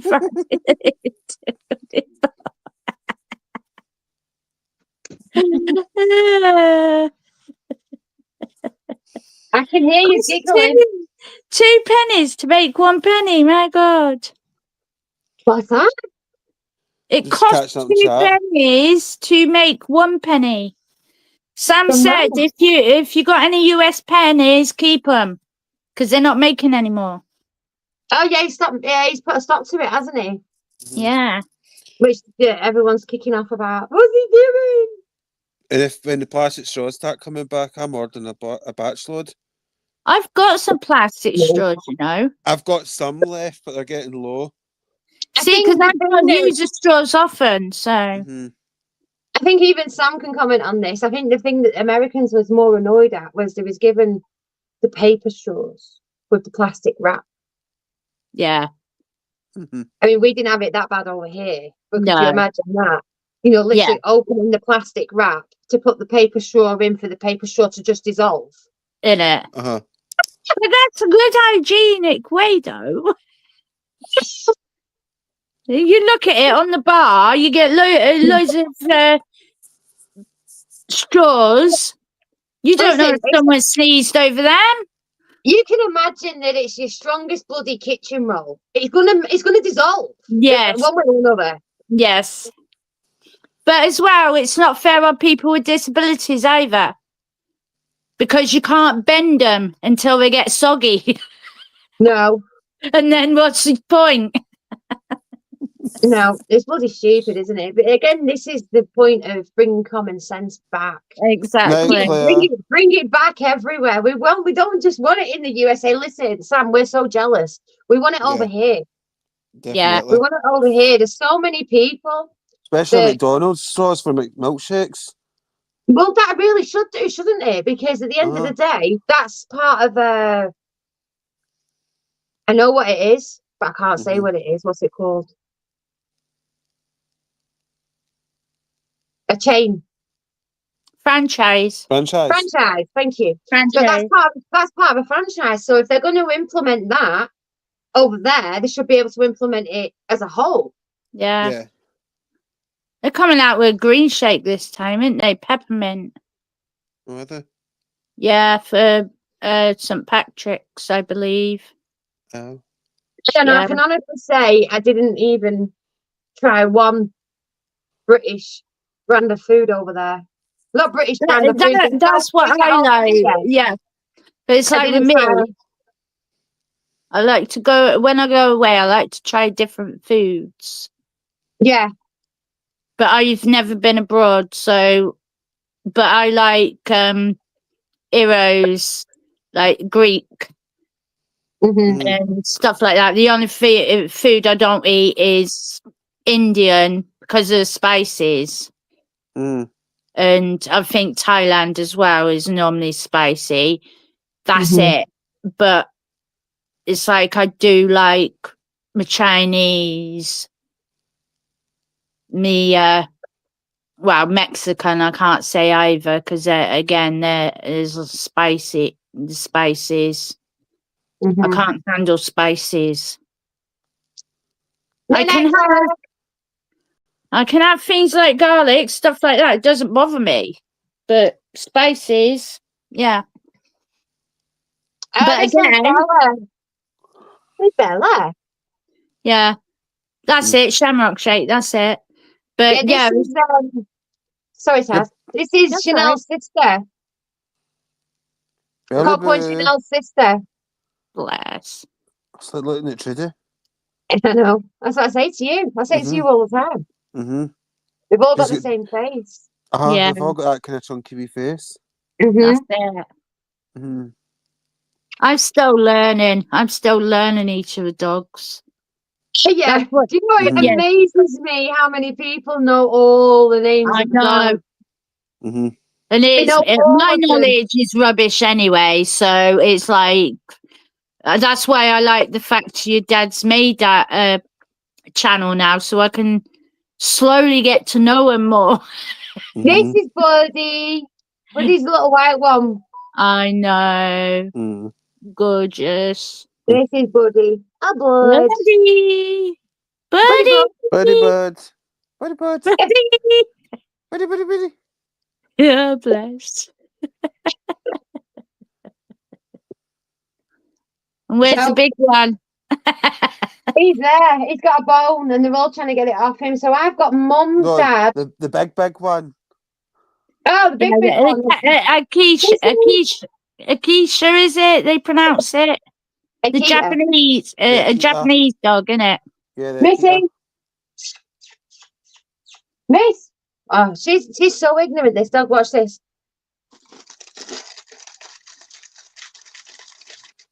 Hi, Miss. You're right. Come on. Missy. Miss. Missy.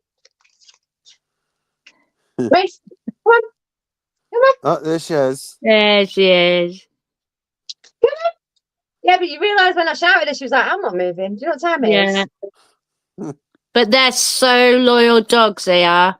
Oh, she's gorgeous. I watched Hatches a Dogtail, and that's the breed. It's on that, and that's the only film that's made me cry twice. Both times I've watched it, it's the only film that I've sobbed at. You've not hit the menopause then, because I cry all the time. I've hit my menopause. Already go through it. But I'm an emotional wreck. This was quite a few years ago I watched. I dread to want to watch it again because, like I said, it always makes me sob. No, I always cry all the time. I was thinking of getting two chihuahuas and calling them Mischief and Mayhem.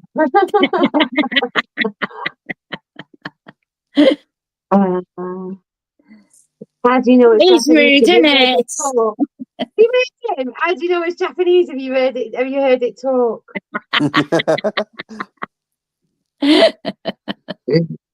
Thanks, Rob. Come on, girls, don't talk about menopause. Stuart's in the middle. Oh, SJ, Marley and Me, stop.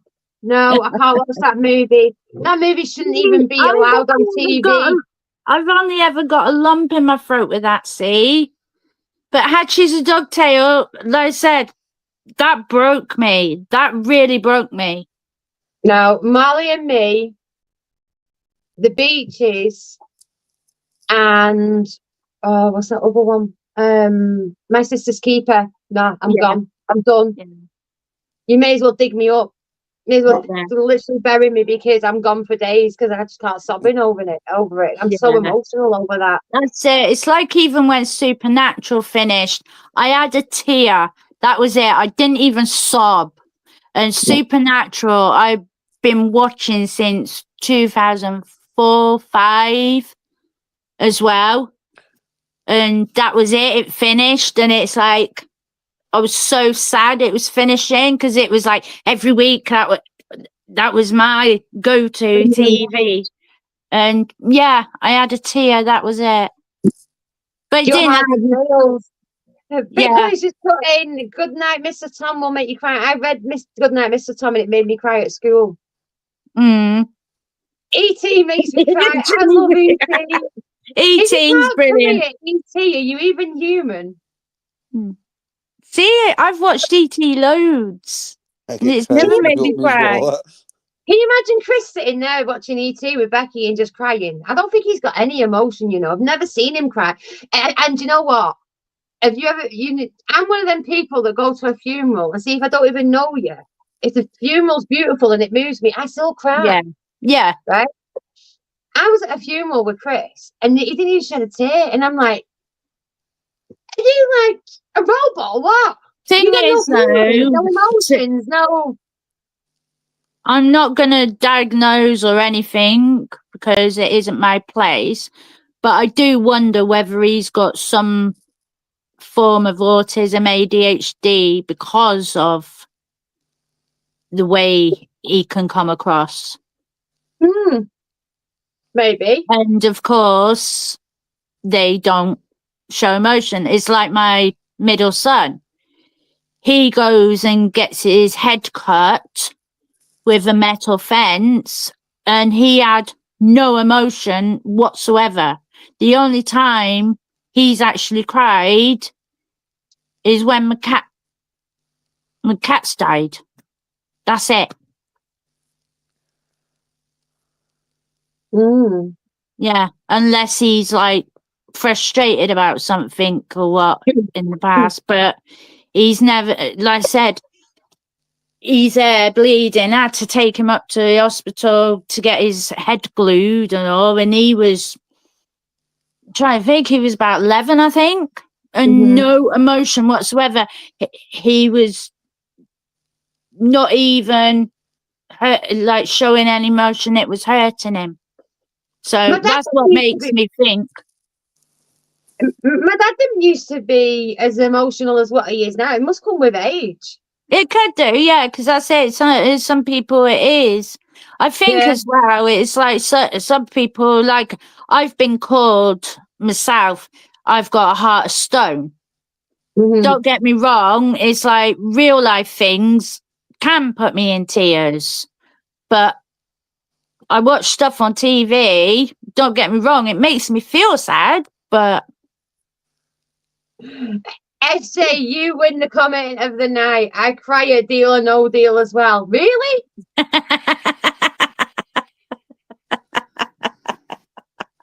can anyone cry at Deal or No Deal? I tell you one that did make me cry. Do you remember that? What was it called? The Golden Balls. Oh, the one you used to kind of steal. They could steal the game at the end. Oh yeah, ruthless. How ruthless were they? Yeah. How ruthless were they that stole all the money instead of splitting it? Yeah. Wow. What a That divide just that goes caused. to show the greed, doesn't it? What a divide that caused. Yeah. That just goes to show how greedy the person is. Oh yeah, songs can make you cry. I cry at a lot of songs, especially ones that bring back memories. Yeah. Yeah. It's like Jasper Carrot. I haven't heard of him for years. So basically, what you're trying to tell everyone tonight, you're this hard woman on the bingo shouting claim at the back, but really, as soon as the camera's off, you're in a corner crying about something. Yeah, Is that basically what you're telling everyone? Yeah. Up peeing and literally my bag bursting or something. Yeah, that's me. All in one. Yeah, I'm just an emotional, pissy wissy, shouty bitchy mess. That shouts claim at the back. Yeah. and climbs the shelf like a monkey. Where do you think she puts her glasses on? It's not the lights. I see nothing about these. I'm like, what was I say? What did I say? That's it. It's not the lights. That's it. No. But no. Oh, my other glasses. Yeah, I'm hiding behind them, crying. Yeah. Oh. No, that's it. It's like, so what's everybody's favourite song? I haven't got one. Do you know why? And this is where I get my dad's dark sense of humour, because every fucker uses them at funerals. Yeah. Have you not noticed that? You know when you've got like a favourite song of the year? Yeah. You'll go to a funeral and it'll be playing. Because that was that person's favourite song. I actually picked a really good one for Mum for her funeral, because everybody chooses like My Heart Will Go On and stuff like that. Now, I chose a Celine Dion one, but it was I can't think of the title of it now. Goodbye is the hardest word to say. Is that the name of the song? Yeah. No, Goodbye is the saddest. Is it? Bear with me. I can't think. I can hear the song now, but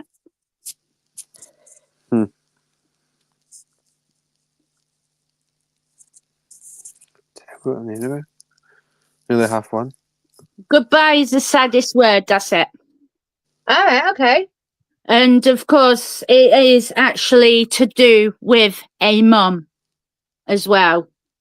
Because it's like like I said, everybody it's like it got picked for my nan's funeral. My heart will go on.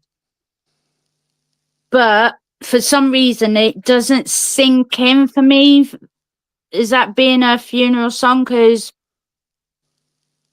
I just think it doesn't have that meaning for my nan, if you know what I mean. Mm. Which is strange, really. I agree, Dean. That is a really emotional song. One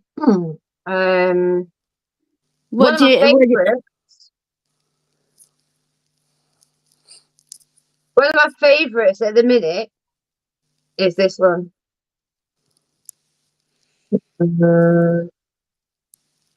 This is how much I care about monetization. I was going to say, this is the monetizing out the window. That's it. I don't care.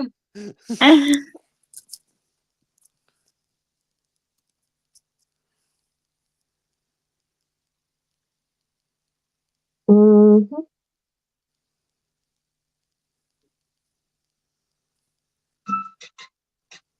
That's an advert. Copyright, I don't care. You try to say you don't pay for premium. Keep talking over it. Quick.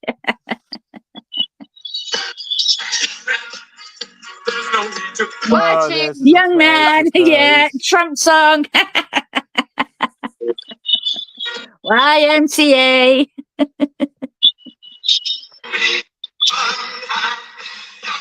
I mean, even that, right? Okay. So can you do the Trump dance as well? Do the Trump dance? Yeah, I was doing that in when the Trump trolley was there. I was great. Yeah. It was absolutely brilliant.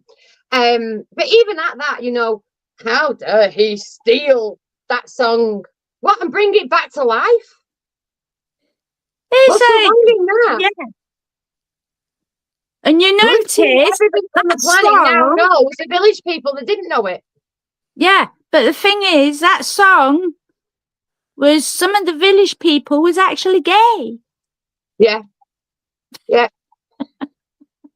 Crazy, isn't it? That's how anti-gay is.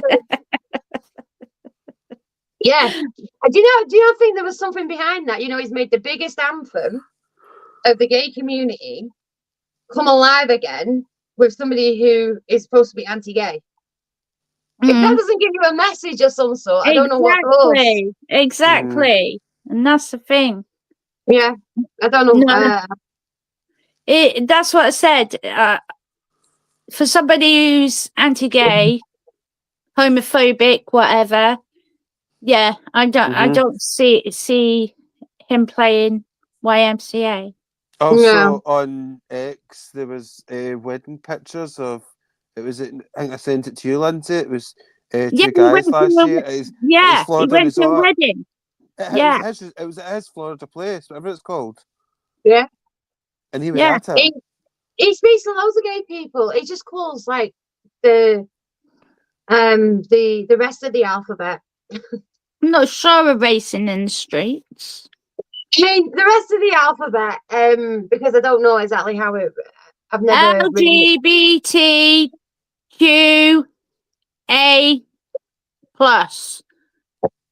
I don't know if they actually asexual. Asexual. What's it mean? Right. You're gonna Google it now, aren't you? Because I can't even think what asexual is, but I'll tell you what a romantic is. No, I'm a romantic. What are you on about? Wait a minute, you tell me I've got a letter. I've got a letter in this alphabet. Right, don't tell me the messing with my romantic. How would you perceive a romantic? A romantic is somebody who goes out of the way with loving gestures and constant surprises and, you know, likes the roses, you know, a bit like Kardashians, you know, to the extent. You know, we might, just put it this way, we might offend here. Me? No, I might offend here. Basically, we might offend at this moment. Mm-hmm. But Morning, Grumpy. basically, aromantic in the LGBTQA plus community. Stuart's just Googled it. Eh? Stuart's just Googled it. Yeah, is basically where you do not have romantic feelings for that person. Is that not just like platonic then? my version of it would be friends with benefits. I thought that was called Tinder. I'm confused. I thought that was called Tinder. I don't know. I've never used Tinder. I've not had to use Tinder for my friends with benefits. Well, I don't have any friends with benefits. Those years are well gone. I just have a person that snores next to me all night long that I just want to suffocate with a pillow. I'm at that stage of the relationship. Yeah. No, I haven't had friends with benefits for a long, long time, but it's like... I'm romantic with my wife. I tell her I love her every day. Do you want to give Grumpy the LGBTQ... Oh, I can't even remember what it is. A+. A+. Take on a romantic. Right. A romantic in LGBTQ A+ T is basically someone you don't have you being with but don't have romantic feelings for. So Tinder.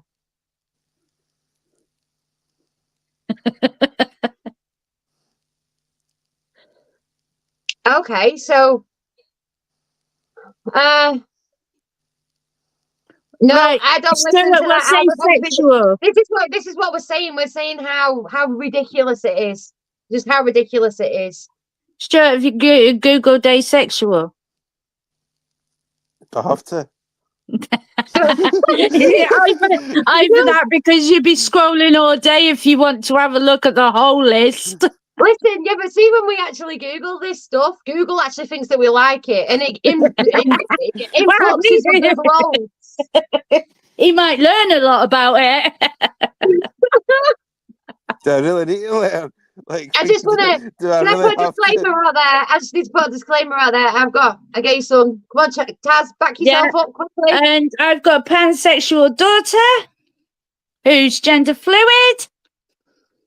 I'm fucking confused. What is gender fluid? What basically, does that mean? They go one way or another. She's just greedy. And do you know what? That is the right way to put it. I'm greedy. Yeah. But it's the right way to put it. You know, that's not offensive to anyone. Actually, do you want her view on it? Yeah. Come here.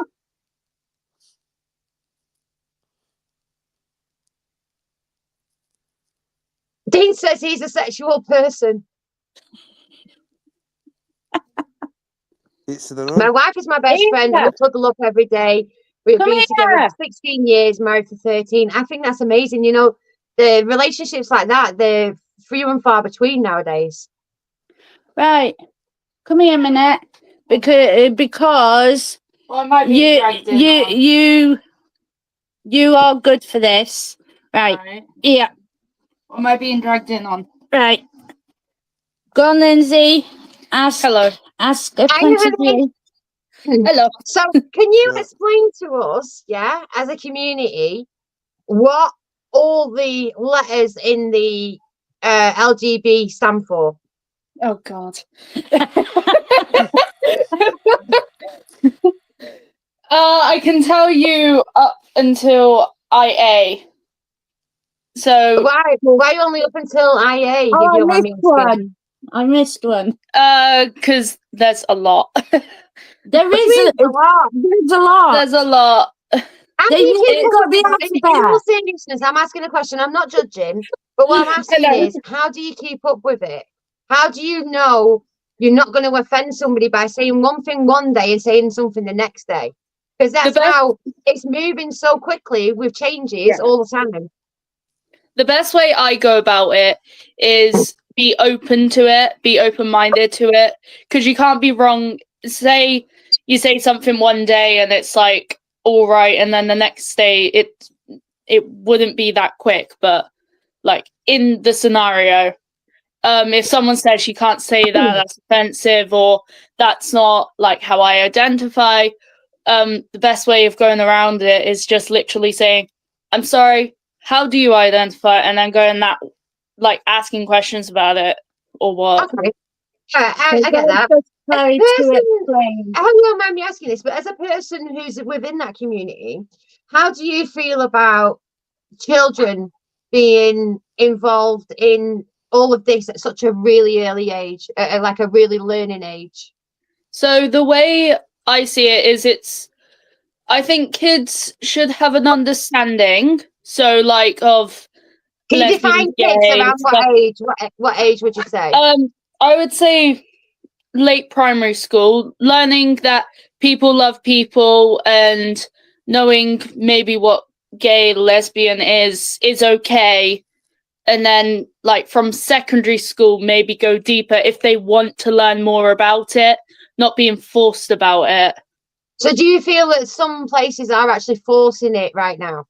Do you think there's a lot forced within the community on, say, for instance, us? And, you know, there's a right standoff point at the minute between how much the LGBTQ, I don't know the rest of it, and I'm meaning to offend, but I don't know the rest of it, are pushing out there in schools, you know, all over the world, even on cultures that don't accept the normal LGB. You know, the Muslim countries and things like that, you know, there is this force, and it kind of seems like it's a bit of an ideology that you have to follow this. Do you understand where I'm coming from with that without trying to offend? And it's I know what you mean. I don't agree with this, and this. And what I'm asking is there anybody in your community that actually turns around and says, I don't agree with this, but I'm just going along with it? You know, you feel like you're kind of being forced in some ways. Yeah, there's definitely some people in the community that are like, oh, everyone needs to know about this, that, and the other. And it's like, no, there needs to be an understanding, like at least to some degree. Like, it shouldn't be pushed on people. If they don't want to learn about it, that's fine. It's their own sort of thing. It's respecting that it is there. It exists in the world. And if you don't believe it's right or whatever, that's your opinion. It's respecting how a person is, and basic love is love, simple as. That's the basic. We're taught that in the Bible as well. You know, I'm not a Bible basher or anything like that, but we're taught that, you know, to respect people, to love people, to treat them with respect. But what I'm finding is that there's a minor part of your community that doesn't accept that. They want to attack people that have got different views. You know, they're not open to discussion. Like, you're sat here now and you're discussing with us, you know, and that's very rare. That's very rare. And, you know, when I've asked you questions, like, is there some parts of it that you can actually say are forced? Is there some parts of it that you can say, I disagree with? You know, are you allowed to say that? Or is it, because a lot of people see it as it's being forced very much like a cult right now. Yeah, I see where a lot of people are coming from with that. Like, I'm not into schools or anything like that, but I have heard they're trying to teach kids from like year 5 that like the whole trans and stuff like that, and it's like they don't need to necessarily know about that.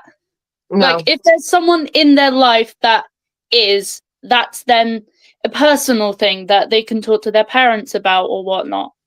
But it coming into school isn't really, it shouldn't be forced onto every kid to learn about, because some kids, they won't experience it, some will, and it's just as simple as understanding it to some degree, not learning everything.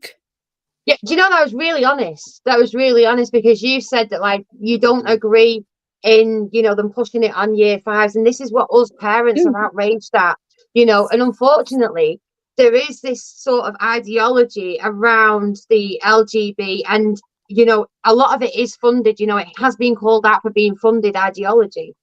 And that's why it's being forced and pushed on so much. It's like we're getting headlines all the time. Like we had a headline the other day of a teacher who identifies as being a cat that thinks it's okay to go around and lick children. Well, I'm sorry, but if you think it's okay to go around and lick children, you're a pedophile. Yeah, no, that I don't agree with that. That's something that's been tried to be pushed into the community that isn't a part of the community. Yeah, and there's also another part of the community that are trying to push mapping. Yeah, which is a minor. Just for anybody who doesn't realise what that is, a map is classed as a minor attractive person, which is a pedophile. Yeah, it's a fancy word for a pedophile. So these are the sort of things that are outraging people, you know, and the fact of the trans involved in women's sports and things like that. You know, this is the things that, you know, that's not fair to an Olympic team. Because obviously a man's body is massively different to a woman's body. You know, so there's a lot of things that are coming out now, and the LGB for me aren't coming off very well. They're not coming off very well because they're pushing all these ideologies that people don't want to know. People don't want to go down them roads. You know, they don't even like hearing about grooming gangs, you know, Asian grooming gangs, and the community is pushing a lot of ideology that making parents in general feel uncomfortable. But yet, when we speak about it, when we talk about it, we're not allowed to voice our opinions without being called names. You know, we're homophobic, we're this, we're that. No, we're actually just parents that are concerned. You know, there was one of my friends, this is a true story, and this only happened last week, and she was absolutely outraged. So as you go through stages in life as a child, you want to be Barbie, you want to be a superhero, you want to be this, you want to be that, you want to be a boy, you want to be a girl, okay? So this little girl was 5 years old, and she was actually in school, and she was being taught something. I don't know what she was being taught. I don't want to put any false information out there because I have no idea what she was being taught. But she ended up coming home and saying to her mum, "I'm a boy." And she said, "No, you're not, darling. You're a beautiful little girl." And she went, "No, I'm a boy." So she says, "Who told you this?" And she says, "Well, my teacher says I'm a boy, so I'm a boy." So she went in the next day and she spoke to the teacher and she said, "Please tell me why you are not correcting this situation. You tell me what gender my child is." And she said, I can't tell you what gender." She says, "And if the child says it's a boy, I have to agree that it's a boy. Do you think that's right?" Not necessarily in that concept. I've obviously there's stories of younger kids knowing that they're in the wrong body and stuff, but when it's like suddenly they've turned around being like, "Oh, I'm a boy," that you're like, you've, as the teacher and as the parent, you've got to make sure that the kid understands what they're saying as well when it comes to stuff like that. Like, because of course them saying, "Oh, their gender is different," because I see gender and sex as two different things. Their sex is what they were from birth, and then gender is what they identify as. So when it's that, it's a bit more complicated. But when you're talking more of a kid like that, I would say sitting them down, talking to them, being like, "Why do you feel like that?" Not because of what the teacher said, but see if if the teacher has said something that might be like kind of crossing the wires over, if you know what I mean. Yeah, and I think that's the problem. I think there's a lot of teachers that are involved in this ideology that are forcing this in within the classrooms. And I think that's the genuine problem at the minute, is that they are implementing it in teaching methods, and they're also implementing it so that it's literally the kids are listening to everything that the teacher says. And I think that all that should be left at the school gates. Yeah, you know, the kids are there to learn. The kids are there to learn history, learn about their ABCs and learn to be kids. They don't need to be having all this thrown down their throats at such a young age of 5. You know, you don't want to know. You don't know what you want to be at 5. I didn't know what I wanted to be at 21. I'll be honest. I still don't know what I want to be. I'm 22. There you go. Exactly. Liz, So I'm going to jump off into the chat then. I'm going to come off because my battery's getting low and I'm getting quite tired. So all I'm right, going no to go into the problem. chat. All I'll right, no speak to you problem. soon. But I Thank appreciate you. your honesty on that. Bye. I appreciate your honesty on that because it is a bit of a taboo, you know, and a lot of people wouldn't be as brave as you on a platform speaking that way and saying, no, there's things that I do agree with and things that I don't agree with. Well, as someone as part of the community, I want it to be seen in the best light possible. And I know we have problems with like different things being pushed out and the ideologies and stuff. It's just, like I said, basically understanding that love is love, basic respect for each other. That's all you need. That is literally it. If you can respect that, you're fine. I agree. With a lot And of do you things. think that if for whatever reason, because obviously it's now being pushed to the maximum levels with this map, okay? It's now being pushed to the maximum levels where it's causing anger, it's causing outrage, and it's causing homophobia. People are getting against the community. Yeah, because of all the ideologies that's being pushed. Yeah. So do you think that going back in history, you know, the original LGB was accepted? There was no issues with it, no problems with it. All they wanted was a same-sex marriage and to be treated like individuals. So basically all they wanted, from me speaking to my gay friends and my lesbian friends, was all they wanted was to be acknowledged in society as living as a couple. Okay? Because what was happening was they was being accused of benefit fraud and things like that because they was living together. Yeah, and they were living together as a couple, but they wasn't allowed to define themselves as living as a couple on paper. So they were fighting for them kind of rights. And then obviously the same-sex marriages, and then obviously the adoption and things like that, with obviously a lot of background checks to check that the kids are going to be safe in the care. And I agree with that. Yeah. But it's the same with same-sex ones. Yeah, anything after that, I'm not going to be as rude as some people, but anything after that, it's insane. Some of it. It really is. There's a lot of different labels on things, and you can't say this because you're offending this one, and I can't keep up with how fast it's changing all the time. So for somebody who's straight, you know, in a relationship with a man, how are we meant to understand it if some of you don't? Yeah, you can't really without asking questions, but then you don't want to ask questions because you don't want to seem like you're prying. But then when we ask questions, some get offended. There you go. Yeah. So we can't win, really. No, which is like I said, I understand that when like certain people in like the community are like, oh, you can't ask me that, that's offensive, that's homophobic, like it's like, no, you're trying to as in the community, yes, it's not necessarily our job to educate people, but being rude to them, saying you can't ask me that, that's rude, that's offensive, isn't going to help. If we don't want to educate, then what's the point? Because other people ask me the questions. Yeah, I'm not going to know absolutely everything or anything like that, but having a basic understanding of LGBT, just full stop, is fine. As long as you understand and respect that. Like I said. It's like there's another topic that I'd like to quickly just go over with you and just have your opinion on that.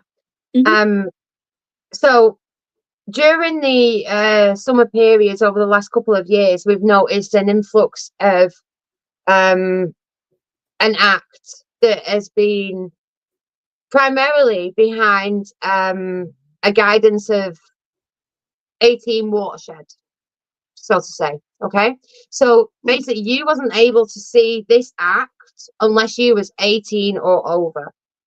Okay, and the act that I'm talking about is a drag act. Okay. Yeah. Okay, so we've got clubs in Blackpool that promote drag acts, but you have to be over 18 to get into that building. Okay, so we've had instances over the summer where we've had drag queens doing story time with children. Mm-hmm. I don't understand it. I don't understand why anybody would want to have a drag queen giving story time to children. It seems very creepy to me. I might just be being cynical over it, but why does because obviously, well, let's break down what a drag queen is. It's a man dressed as a woman. Okay. And I know that over in the States, they also had drag strip shows for children, which was pushed by the LGBT community. Oh, yeah, it exists. It really does exist. I've seen it. Nah. I've seen videos of one where you've literally got a drag queen who's doing all stripper moves on a stage in front of children at story time. Yeah, that's not right. It's not, is it? And, you know, even though you're in the community, you can say, whoa, no. That's not for me. I don't agree with that. And you'll do for me, because a lot of them that's involved in the community, they won't even acknowledge that it's bad. And this is what's causing the outrage. Yeah, no, I don't have a problem with drag queens in general, because a lot of them are the sweetest things ever, and they are performers. They are performing on a stage. It's not like an 18 plus thing majority of the time. But when they're doing like strip shows and stuff, no, that's not right. It's not, is it? It's not. No. And this is the problem, you know. You know, I've been to many drag shows, right? And it's over 18 for me to get into a drag show, because I actually went to, I love drag shows. I went to take my daughter to a drag show. I had to wait till she was 18. And I respected that fact. But then I find out that drag queens are now doing story time and going into school, and it's a little bit weird. It is a little bit weird, because, you know, that wouldn't be accepted anywhere else. And if it was accepted anywhere else, why do people of an adult age, which is 16 plus, have to still be 18 to get in to enjoy that sort of act? And when you speak to a lot of people from the LGBT community, they say, well, it's just the same as pantomime. I don't think it is, because pantomime, they're on a stage, the kids are nowhere near them. The kids are actually in close proximity. It's very worrying. And then you realise that there is such thing as a map. It's very worrying from a parent standpoint. I can see why you'd be worried about something like that. But drag queens on a whole, I find, like I said, are very lovely people, and they are literally just playing a character. So it's like someone on stage or what. So it is kind of like the pantomime, you know, when they come into the audience and stuff. So to me, drag queens aren't necessarily that sort of problem, but I'm guessing it's the type of show that they are putting on, which is why then it's like 18 plus sort of thing, which I can understand them from a parent's point. Why do I have to wait to see a show until I'm 18? Like, but I could take my 5-year-old to go see them read a book to them. I can understand where that sort of confusion can come from. And don't get me wrong, I live in Blackpool, you know, and at the end of the day, you know, we're one of the biggest gay communities, right? So I'm not saying anything wrong with drag queens. I've known loads of drag queens, okay? Yeah. But what I'm saying is the drag queens that I know still wouldn't go and do story time with little kids. They want to be on a stage in front of girls at an over 18s event where they can curse and this and that. Do you understand what I'm saying? The fact that that's now being put in classrooms and in libraries is concerning. Because I know that I can count on on both of my hands how many drag queens that I personally know that would say, nope, I'm not doing that. I don't even like kids. Get them away from me. Do you understand? Yeah. So it makes me concerned of what kind of drag queen wants to be doing story time. Yeah. I do understand that. But I'm homophobic for saying that. I'm not allowed to say that I'm against the community for saying that. No, I'm not. I'm straight You're speaking. And I'm concerned. saying what I actually think. Yeah, you're concerned. Well, your concern comes from being a parent and knowing what sort of shows and some of the drag queens behind those shows, like what their standpoint is from it. Which like I said, I completely understand and get. I mean, if you've ever asked any drag queens, would they do story time with kids? I mean, most drag queens don't like kids, let's face it. I mean, I know a lot of drag queens, the reason that they're drag queens is so that they can have the freedom and the flamboyance to do whatever they want and not be tied down to a family. Yeah. Did I get that correct? In a way. In a way, yeah. Yeah. Me, myself, I haven't personally talked to anyone that's done or does drag professionally, so I wouldn't be able to necessarily say, oh, I know a few drag queens that wouldn't and all that, so I'm not going to say I do when I don't. I mean there is some really scary drag queens out there, you know. There is some really scary ones out there, but again, there is some really ones that you're like, how the hell did he get them legs? You know, he's knocking me sick on that stage with them legs, you know. And you can actually have a right good giggle and everything with drag queens, and I'm not saying it's all of them. I'm saying it's the ones that now want to do this. You know, I know plenty that still want to be on a stage in Funny Girls. They don't want to do this. Yeah.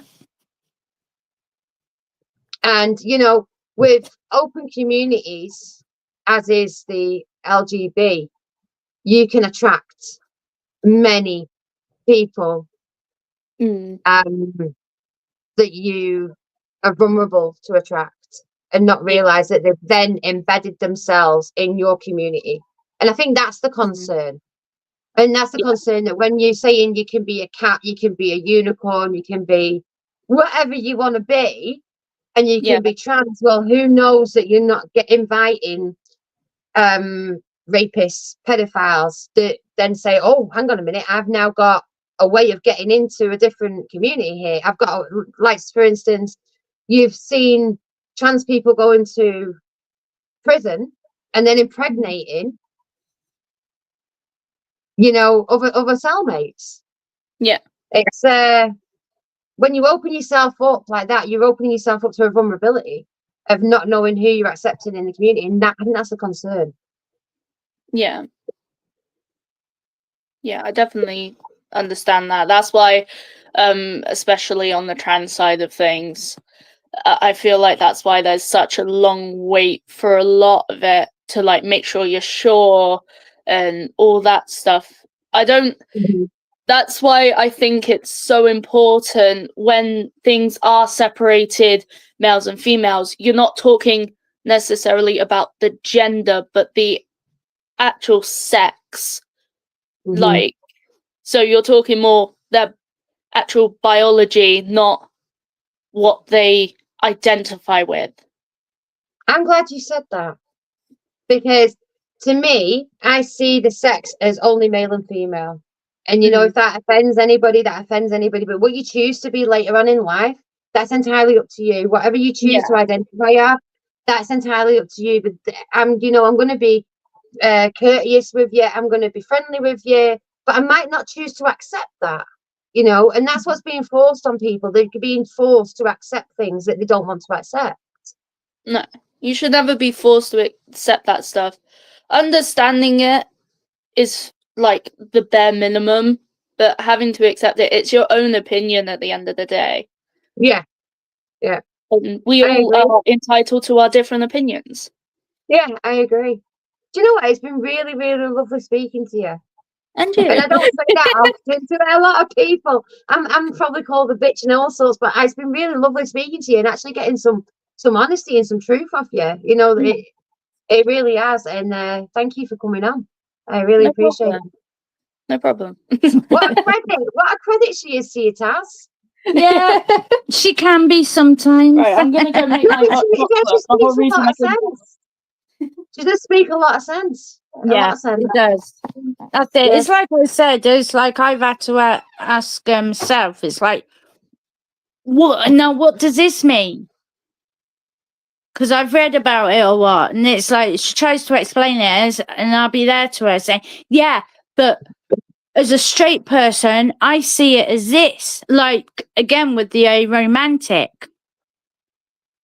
To me, that is basically what we would call friends with benefits because you're not romantically attached to them. Yeah. Whether very it's sexual or not, it could be just a companion. Yeah. Yeah, it's very strange. So that's It is, it. it's very, and I was open and honest with her, you know, and I didn't want to come across as judging or anything No. like that. And I think I put my points across to her quite well, actually. I don't think it felt intimidating for her or No. anything like that, you know. No, But that's when it. you do speak to not all, I'm not saying all, but when you do speak to some, they don't even want to question it. No, that's it. But no, You know, I think that's the thing because I know there is quite a few people. I've even spoke to trans as well, and basically they have even said they're sick of the labels. It's like I said with a trans. This is my argument. Why are they called a trans when they want to be identified as either a male or female?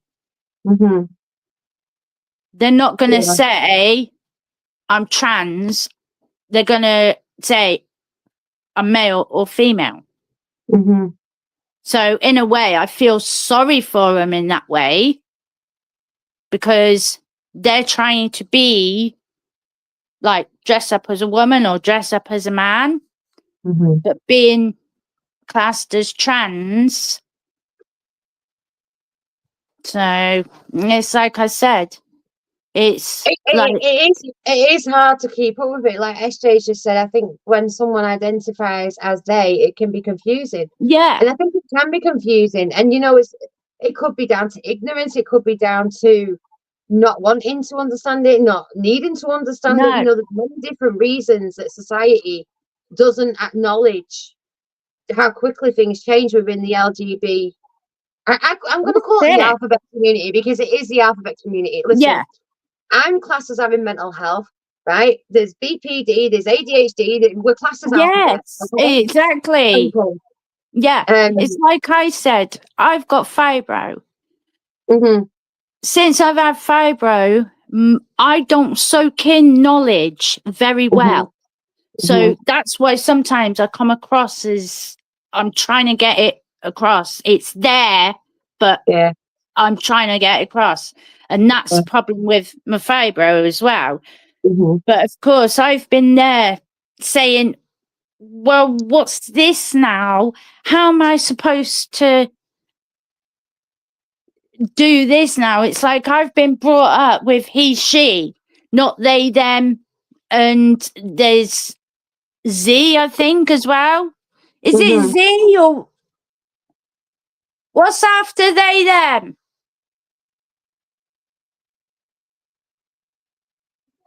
Yeah. There's they, them, and Ziza.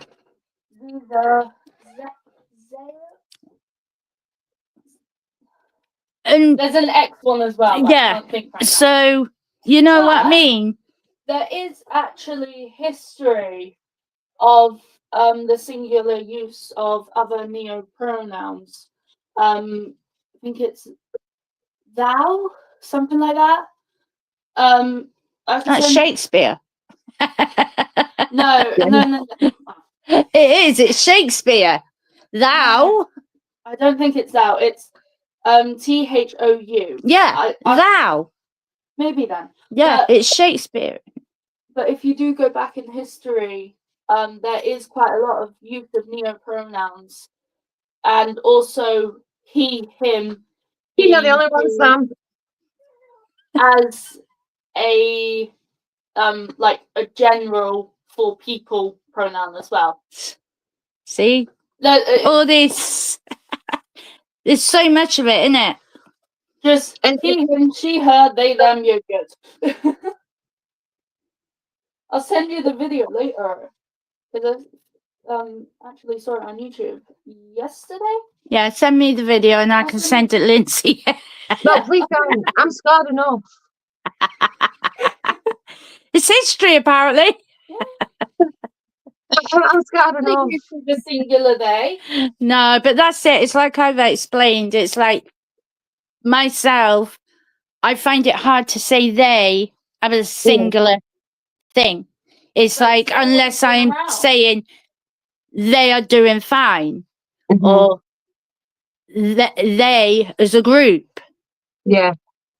Not they as a singular person, as to them, basically. I class he, she. Because I've been brought up with he, she. Yeah. So, it's all confusing. It really is. It is. But then you don't want to offend, you know. And No. it's really hard not to offend because anything you do say is offensive. Yeah. But that's it. When you've been brought up with, like I said, you class them as either a female she, a male he.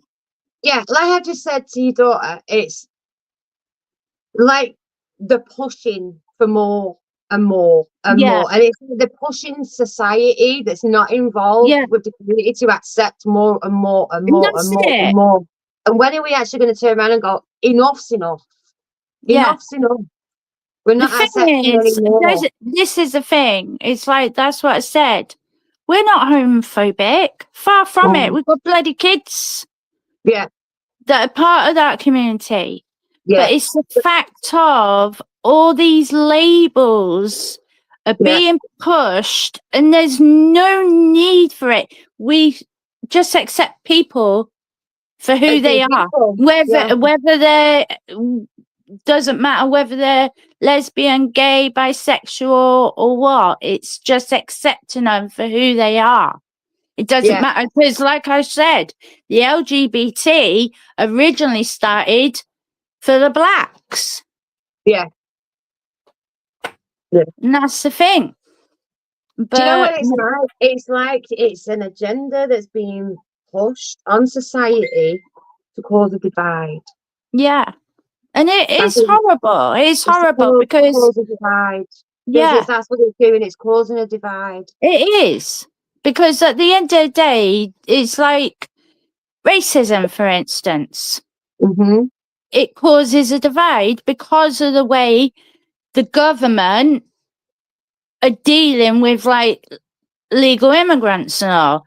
But when it comes down to our British people, that again is causing the divide of racism when, again, there's a lot of us that ain't racist, but we just get a little bit annoyed of how our own get treated compared to the ones that have just turned up in this country. Yeah, this is the thing. And, you know, like SJ's and Tin's just made it, and Dean's just made a good point. You know, it's starting to happen. Lindsay, people are starting to stand up to this rhetoric being forced upon them. Yeah. And you know what? And rightly so. But I don't wish for anybody in that community to be hurt. No. But I do think that the main leaders, they need to be the ones that are being prosecuted. They're the ones that are pushing all of this. Yeah. And it's like, why? Why does there have to be so many labels? The worst thing is, it seems to be a lot of labels are just seems nonsense. That's the worst thing. And it is horrible because at the end of the day, like, again, it's that divide, isn't it?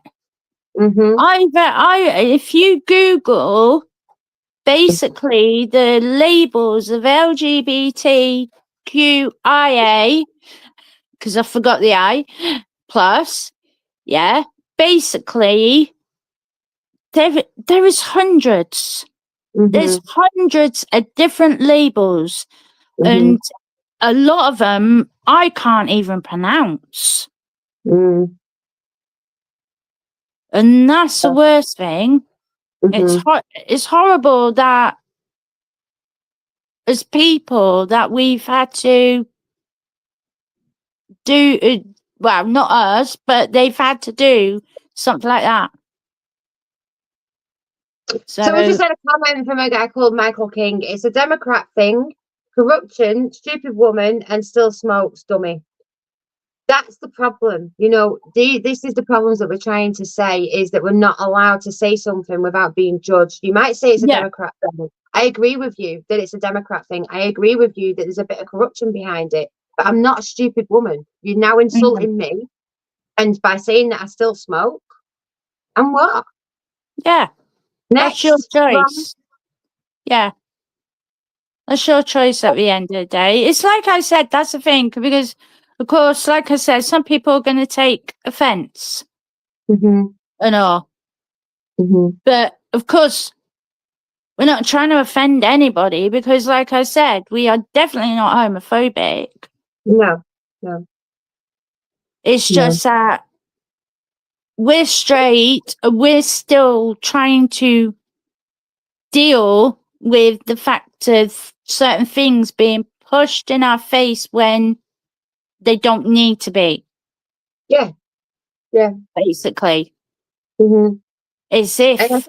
I think the original LGB community, you know, those that do speak out, I think they would agree. Yeah. It is such a shame because, like I said, I've got LGBT friends. I've got really good friends in that community.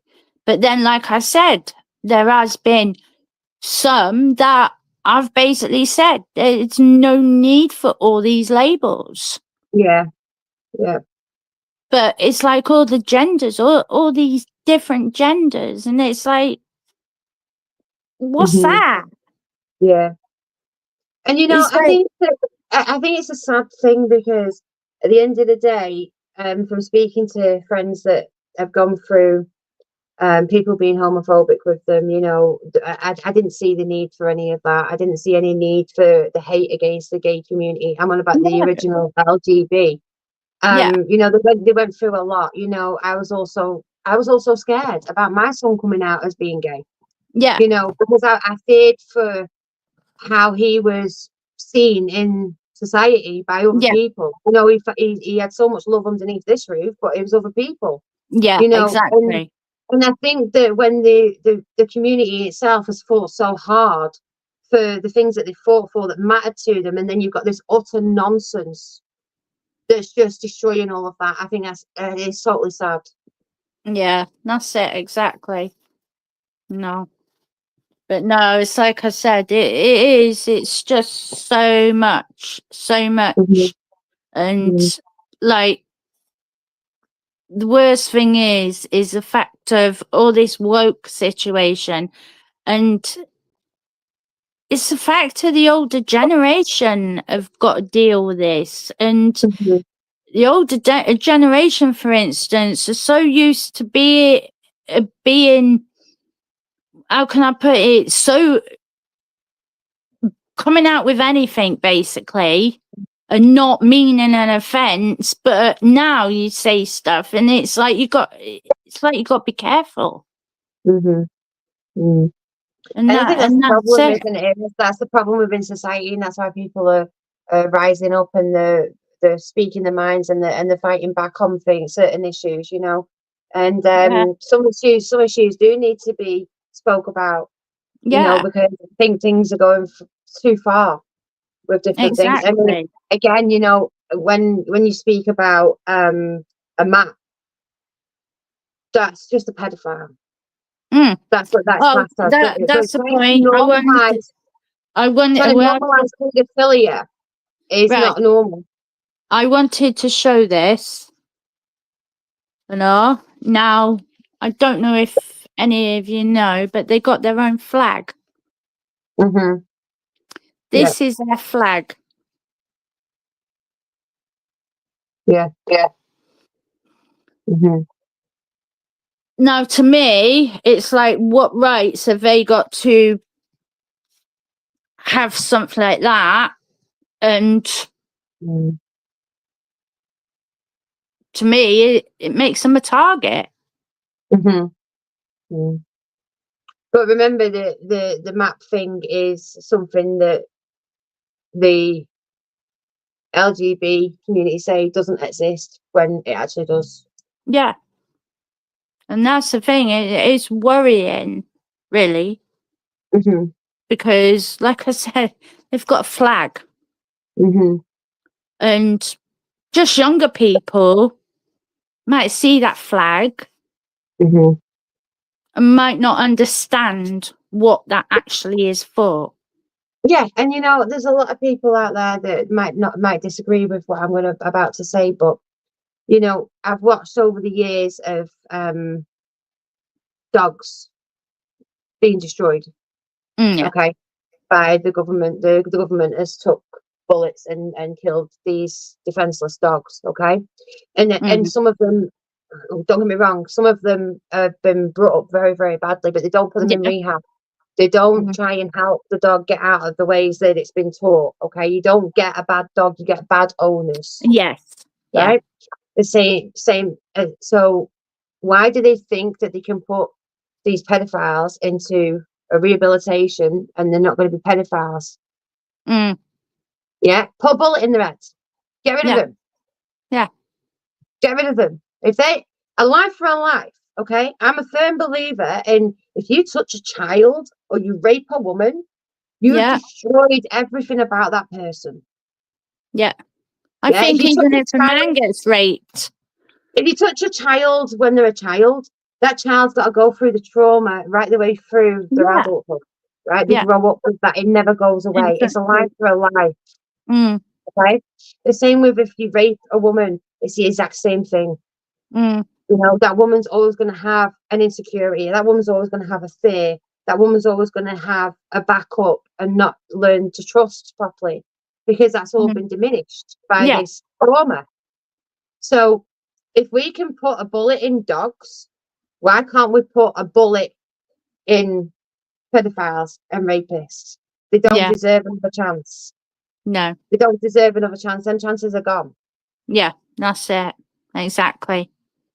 And that's the thing, I think that's the problem is like, because a lot of them are out within a few years as well. And I'm sorry to say, it's like, that's not enough time for them to suffer. Yeah. They get 4 years, they're out in 2. I agree. But they can take a bullet and put it in a dog, for doing what it's done. But don't choose to put a dog in a rehabilitation where it's got a trainer and things like that, to get it out of all of this. Exactly. They don't rehabilitate the dogs. They just go destroy them like they're nothing. And they're still lives. Yeah. They still have lives. But the thing is, that's what you're right. It is not the dog; it's the owner. I've met. It's like staffies, for instance. There's some lovely staffies and all. But then, like I said, depending on the owner, it's like you're gonna get some really aggressive ones. Even the little, like Dean's little thing. Like, I'm sure that could be vicious as well if it was treated badly. Yeah. Let's see. It's like me, right? I had a postman put his hand. I had a postman put his hand right through my letterbox. Okay, and at this time I had my Japanese Akita, but I also had a Rottweiler. Okay, I didn't know the laws surrounding my beautiful dogs that wouldn't harm anybody. My Rottweiler used to literally jump on my knee and kiss and Yeah. cuddle me, and Yeah. she'd kiss and cuddle anybody. But if Yeah. you put your hand in the letterbox, yeah, she's gonna go Yeah. for you because you're coming Yeah. into a property and no one's there to It's protect a her. defense. It's a defense. It's protection. So I had a police officer knock at my door, right, telling me that, do you know that you should have a sign in your window? Pardon? For what? And he says, because you've got 2 of the most dangerous dogs. They're on the Most Dangerous Dogs Act. And I said, do you want to come and meet my dogs? And he was terrified. He says, no, I don't want to meet your dogs. He said, but you need to have a sign in your window saying that you've got 2 of the most dangerous dogs. And I was like, what? What? Isn't it? Unbelievable. It It's is. It unbelievable. is. But That's yeah, it.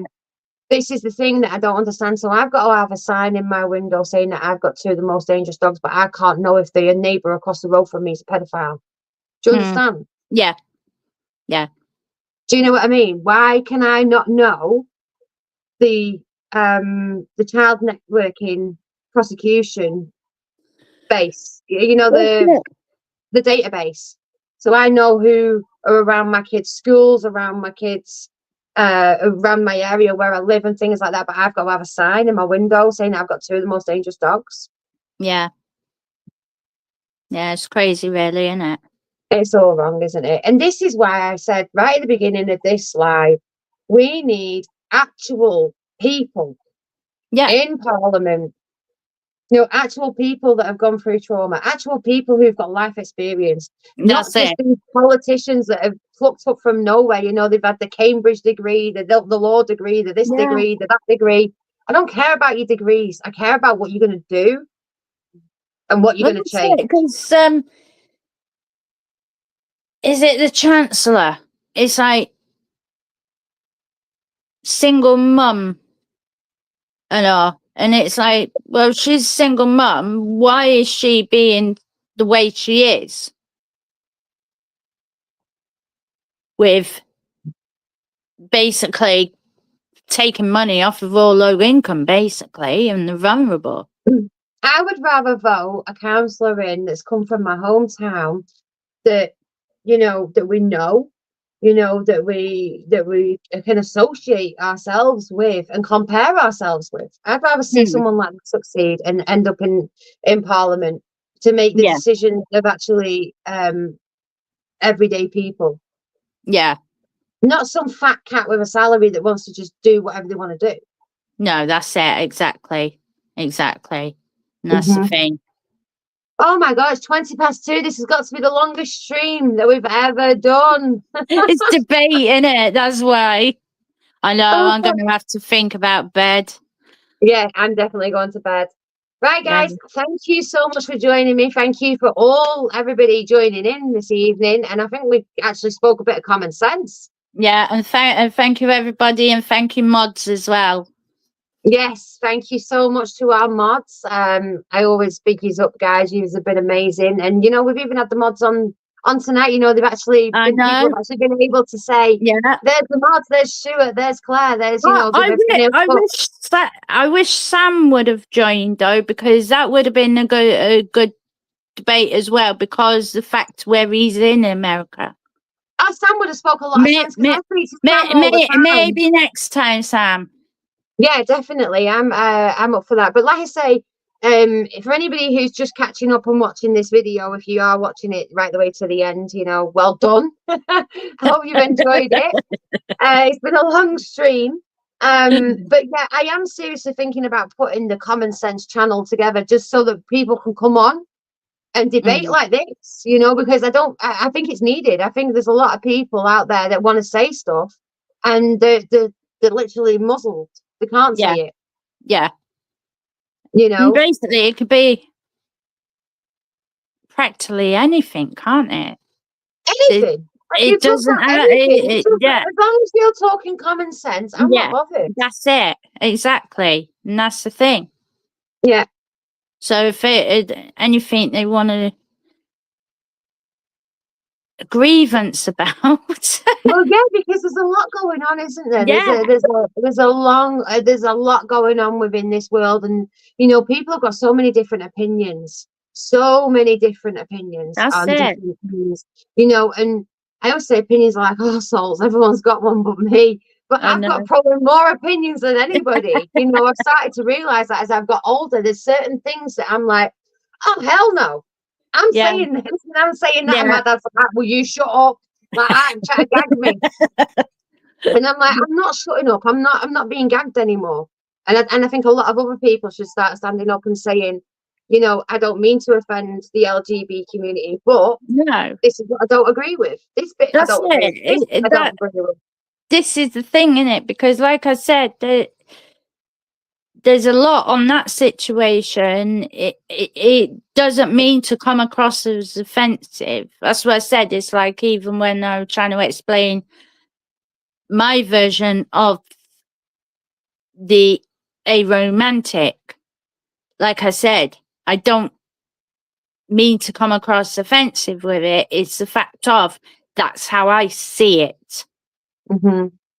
And because at the end of the day, that's how I do see it. I see it as purposely, I would see a romantic to be a romantic person, not friends with benefits or a companion.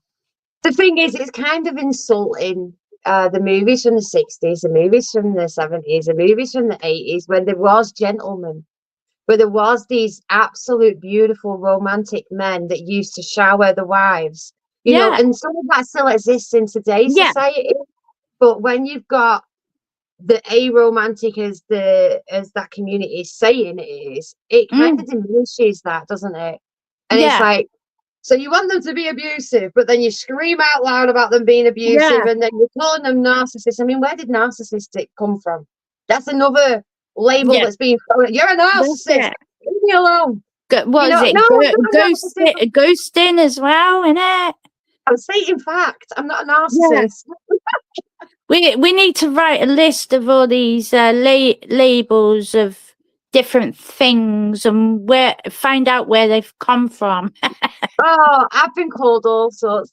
Oh, thank you, Bitcoin. It's not about being brave. It's about being and just being yourself and thinking outside the box.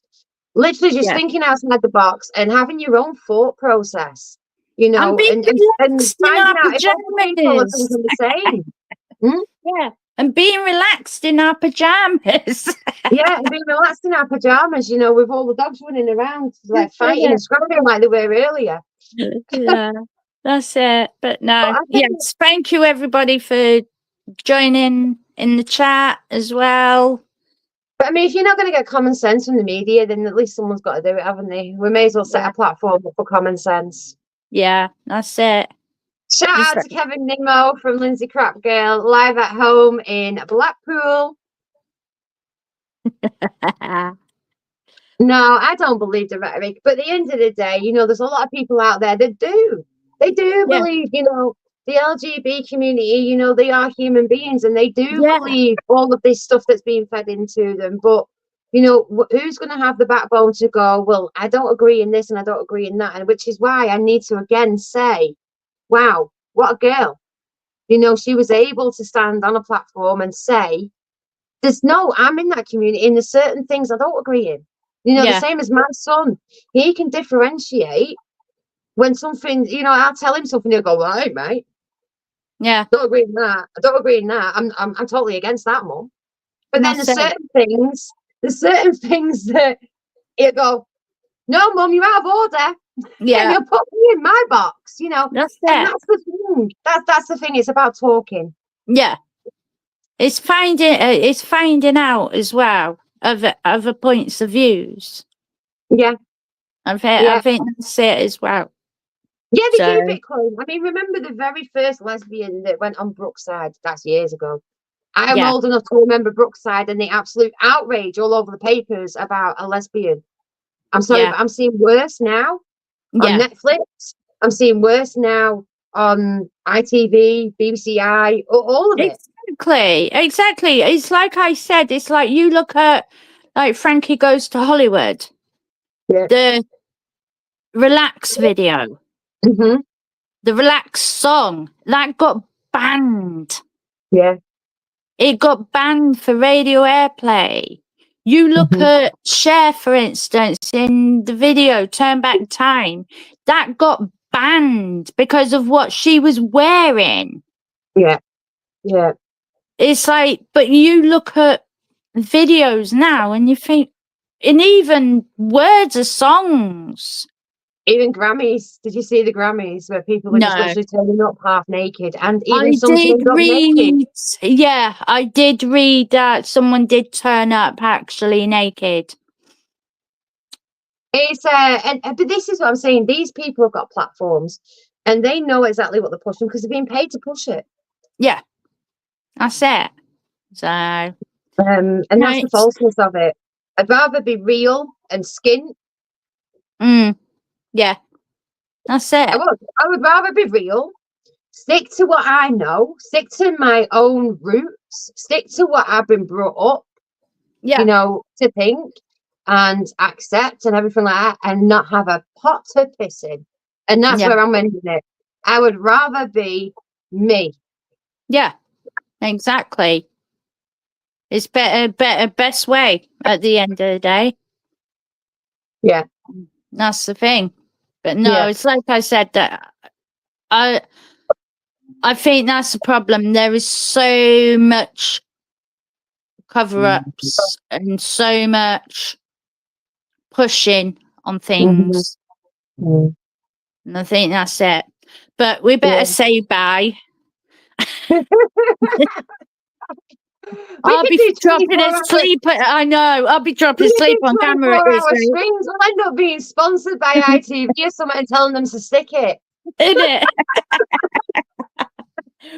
we got better news coverage. Yeah, I'm better than loose women. No, I'm only joking. I'm not that. I'm really humble, me. Yeah. No, but at the end of the day, I'd rather speak my truth, stick to my roots, and not have a pot to piss in. Yeah, As and that's the it. British say it, we ain't got a pot to piss in. You know. Yeah. And at the end of the day, that is so true. It's so Yeah. true. So I'd rather, you know, there's a saying in Hollywood, and it's selling your soul to the devil. Well, a lot of people do. A lot of people, Yeah. and I'm not about the conspiracy theory selling your soul to the devil, but when you go against your own thoughts and your own beliefs, you're selling your soul. Yeah. Stick to being you, stick to everything that you are and everything that you believe, because when you switch that narrative, that's when people start calling you out and going, fake news. Yeah. Like how I did that. Do you like how I did that? In it. And that's it. But yeah, good night, everyone. Good night, everybody. Thank you for joining us. Bye. It's been lovely catching up. Yeah. Why is it I'm the only YouTuber that comes on here and stays on for hours on end? I know. It always happens. I could on some of my lives I am as well. It's like New Year's Eve, I think I was on for about 4 hours, something like that. Yeah. But Yeah, it's like even me and my mum, we sit on here for hours on end just chatting Yeah. about utter crap. But you know what? Yeah. It's good to talk about utter crap. Sometimes it is. It's like I said, that's the thing. It's just general stuff, isn't it? Yeah. So, and sometimes people like that. Well, Yeah. I think they do. It's got to They be better than keep watching on. paint dry, hasn't it? At least we hit on some like really sticky topics. Yeah, The I've Crap been Girls nearly channel will 6 be no hours. more. The Crap Girls channel will be no more tomorrow. It'll be gone. Boom. The Crap Girls don't exist. It might actually come true after this. Yeah. It's been nearly 6 hours, and quite a few of them are still on from the beginning. So we're I know, doing so well. we're doing all right, aren't we? Yeah. The lightweights have gone to bed. Yeah. So, but yeah, Right, nice guys, speaking to you, Lindsay. Thank I you know for it's been allowing me lovely. to Thank you join. for joining me. Yeah, thank you. And And again, that girl of yours is a credit to you. She really is. Yeah, that's because she's been brought up by a single mum. See, Mm-hmm. Yeah. that's the difference. Mhm. See, don't Yeah. need two You should be parents. really, really proud. I know you're always blowing smoke up my kids' backsides, but she's Yeah. one to treasure. She really is. Yeah, well, we've all got good kids. That's We it. are. You know what? We really are. You know, they're really respectful. You know, they see things. They're not stupid. They've been brought up with Yeah, outspoken parents. that's it, exactly. Mhm. And it's Yeah. like, even with my kids, like I said, I had no hassle with them school ways, Mhm. and it was more of a fact of, yeah, they little buggers at home, Mhm. but that's typical sibling rivalry at the time. Mhm. But no, it's like I said, but at the end of the day, each one of mine works as well. Yeah. And Yeah. I haven't worked for, must be a good 12 years now. Mhm. And that's how I see it. I've been lucky. They haven't seen me as, well, Mhm. mum don't work and all, because I've always taught them it's good to go to work. Yeah. Yeah. That's the difference. So I suppose, and again, Mhm. that's another topic, isn't it? Yeah. And we'll cover that another night, I'm sure. Isn't it? Right. I don't know how to do this. Do I just press leave? I think I just end the stream. I have no idea. Claire's left me. I don't know. Maybe show you Claire's at literally- 8 o'clock in the literally helped me set morning. it all up. Claire's left me. She's bolted. Yeah, we'll be there at 8 o'clock in the morning. Come on, I Claire. know. Just leave it on and go to sleep. Innit? Right, Going anyway, back guys. up to Good you. night. Love Okay, you all bye. so much. Speak to you later. Bye. Bye.